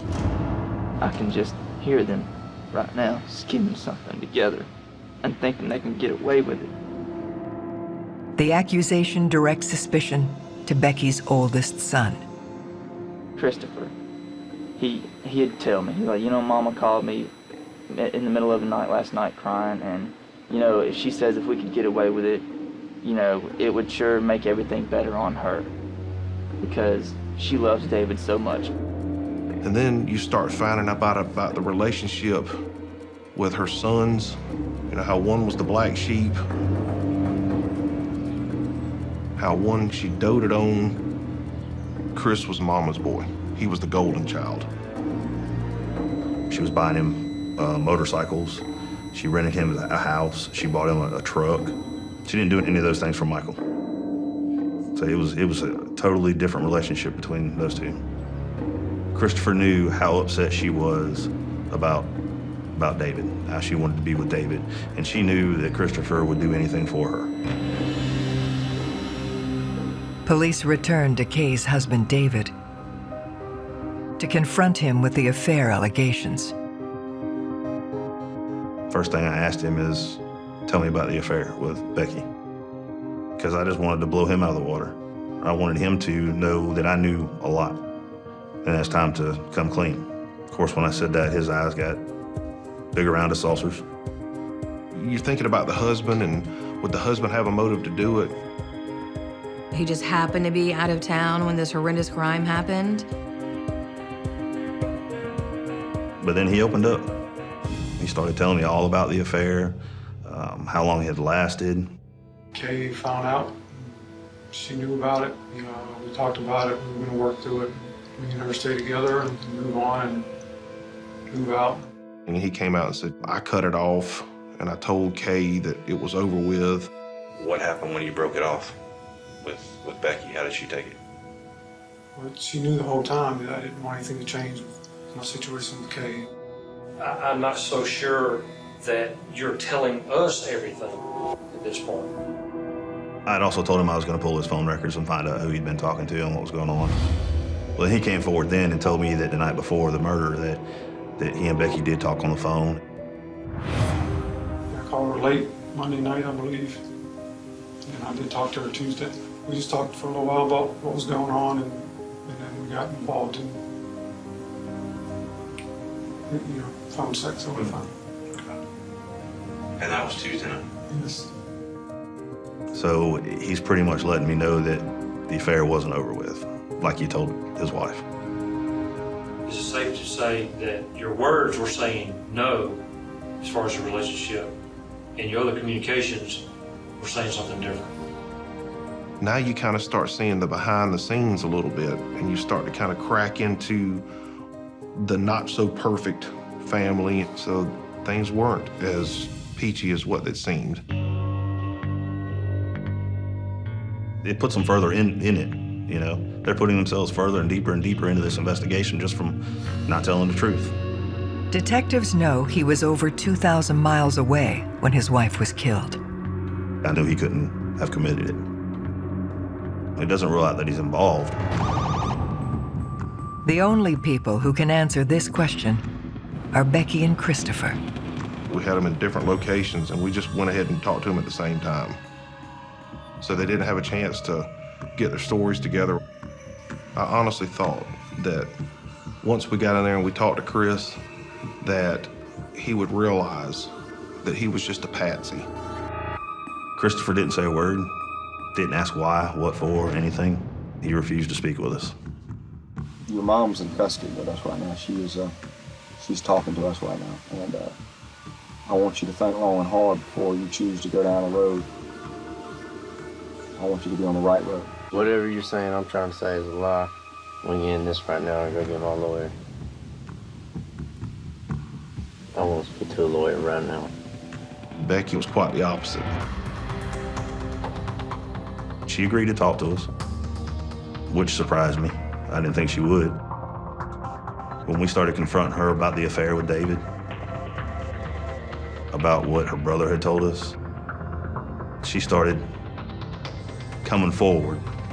This is the opportunity for you to be honest and truthful and to tell me what's going on in your own words. I cared about him very, very much. And there was a time to where, yes, I thought that we would have been able to have a great relationship.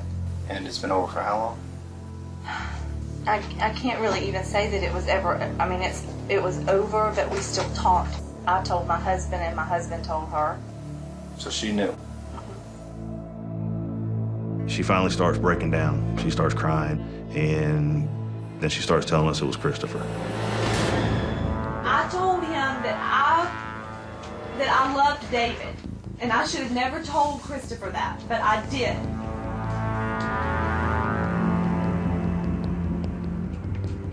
He knew I was unhappy, but I didn't tell him to kill anybody. I didn't ask him to kill anybody. Convinced Christopher Bowers killed Kay Parsons, detectives continue to pressure his mother, Becky, on what she knows of the murder. Her story was that Christopher knew how upset she was about David, how she wanted to be with David. But she kept saying that she didn't know he was going to do it. I kept telling Christopher that I wanted to be with David, and I put this thought in his mind to do something. Becky played the consummate victim the whole way. She then makes a strange admission. On the morning of the murder, she says she picked Christopher up at 4 a.m. She couldn't answer me why did you go pick him up at 4 o'clock in the morning and bring him over there? You knew what he was going to do. And she said, well, but I didn't think he would do it.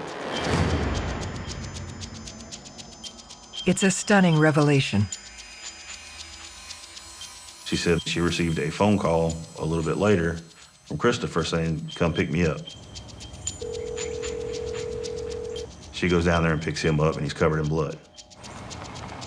She says she asked Christopher, what'd you do? He said, I took care of everything. I took care of it. She said, what did you do?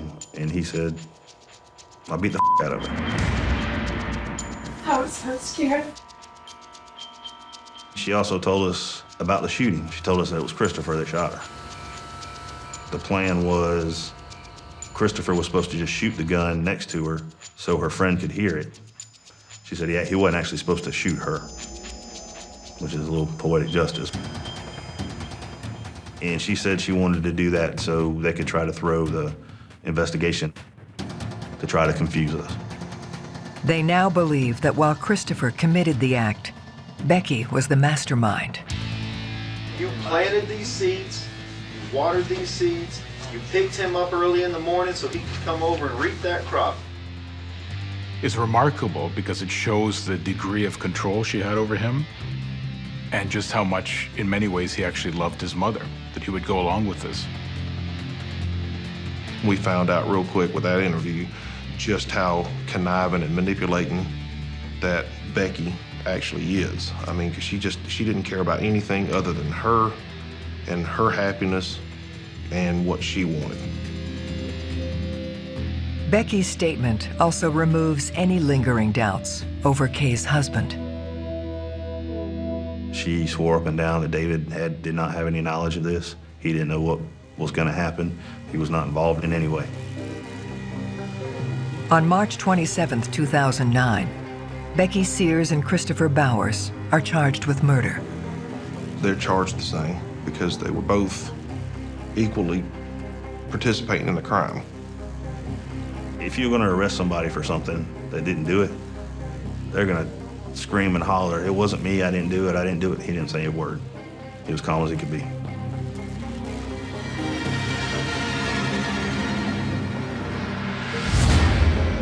The painstaking analysis of the timeline reveals exactly what happened in the last hours of Kay's life.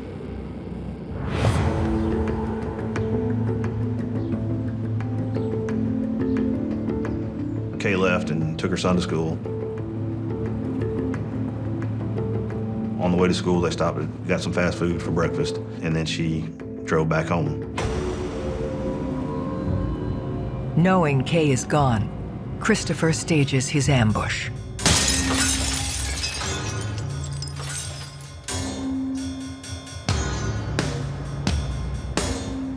When she drove back home, she opened the garage. And then as she entered through the garage door into the foyer of the house, Christopher was lying in wait and immediately began to attack her with a hammer.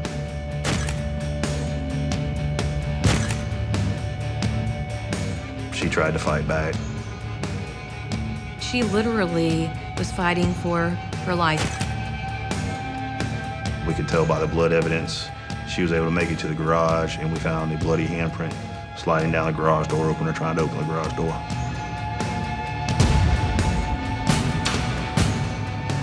At some point, he switches weapons.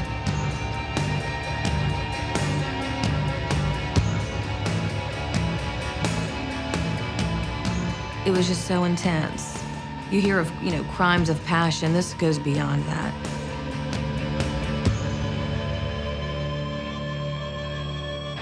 Christopher then leaves Kay near death and begins to cover his tracks. Chris then stages that burglary and then stages the one at Becky's house to make it kind of a cover. It was like a burglary gone bad. Maybe they won't suspect me. And then Becky received a phone call a little bit later from Christopher saying, "Come pick me up."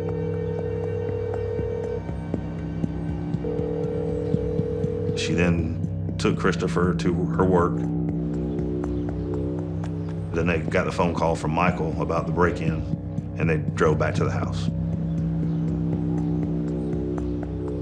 Michael coming home, I think, was just a coincidence. Ultimately, we determined he was not involved. Christopher is the one that actually killed Kay. There's no doubt in my mind he did. And there's no doubt in my mind he did it because Becky asked him to. She's the one that manipulated her son into being a monster.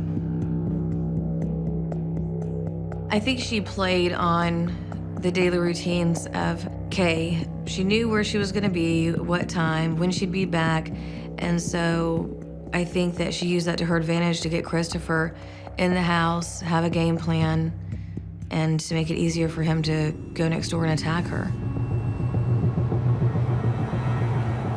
The district attorney decided to go after the death penalty for the charges.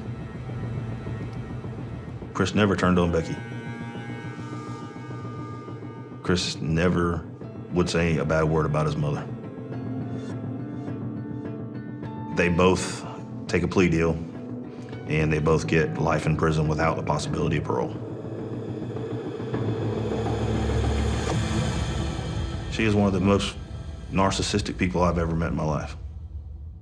She thought she could get away with it.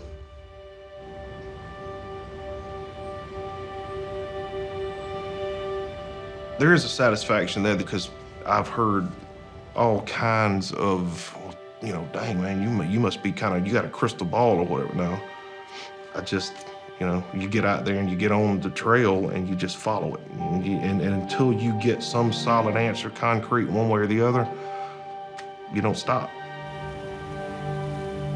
What length would you go to be with a person that you love? It's just a sad situation for both families. You have these children who are going to be growing up without mothers.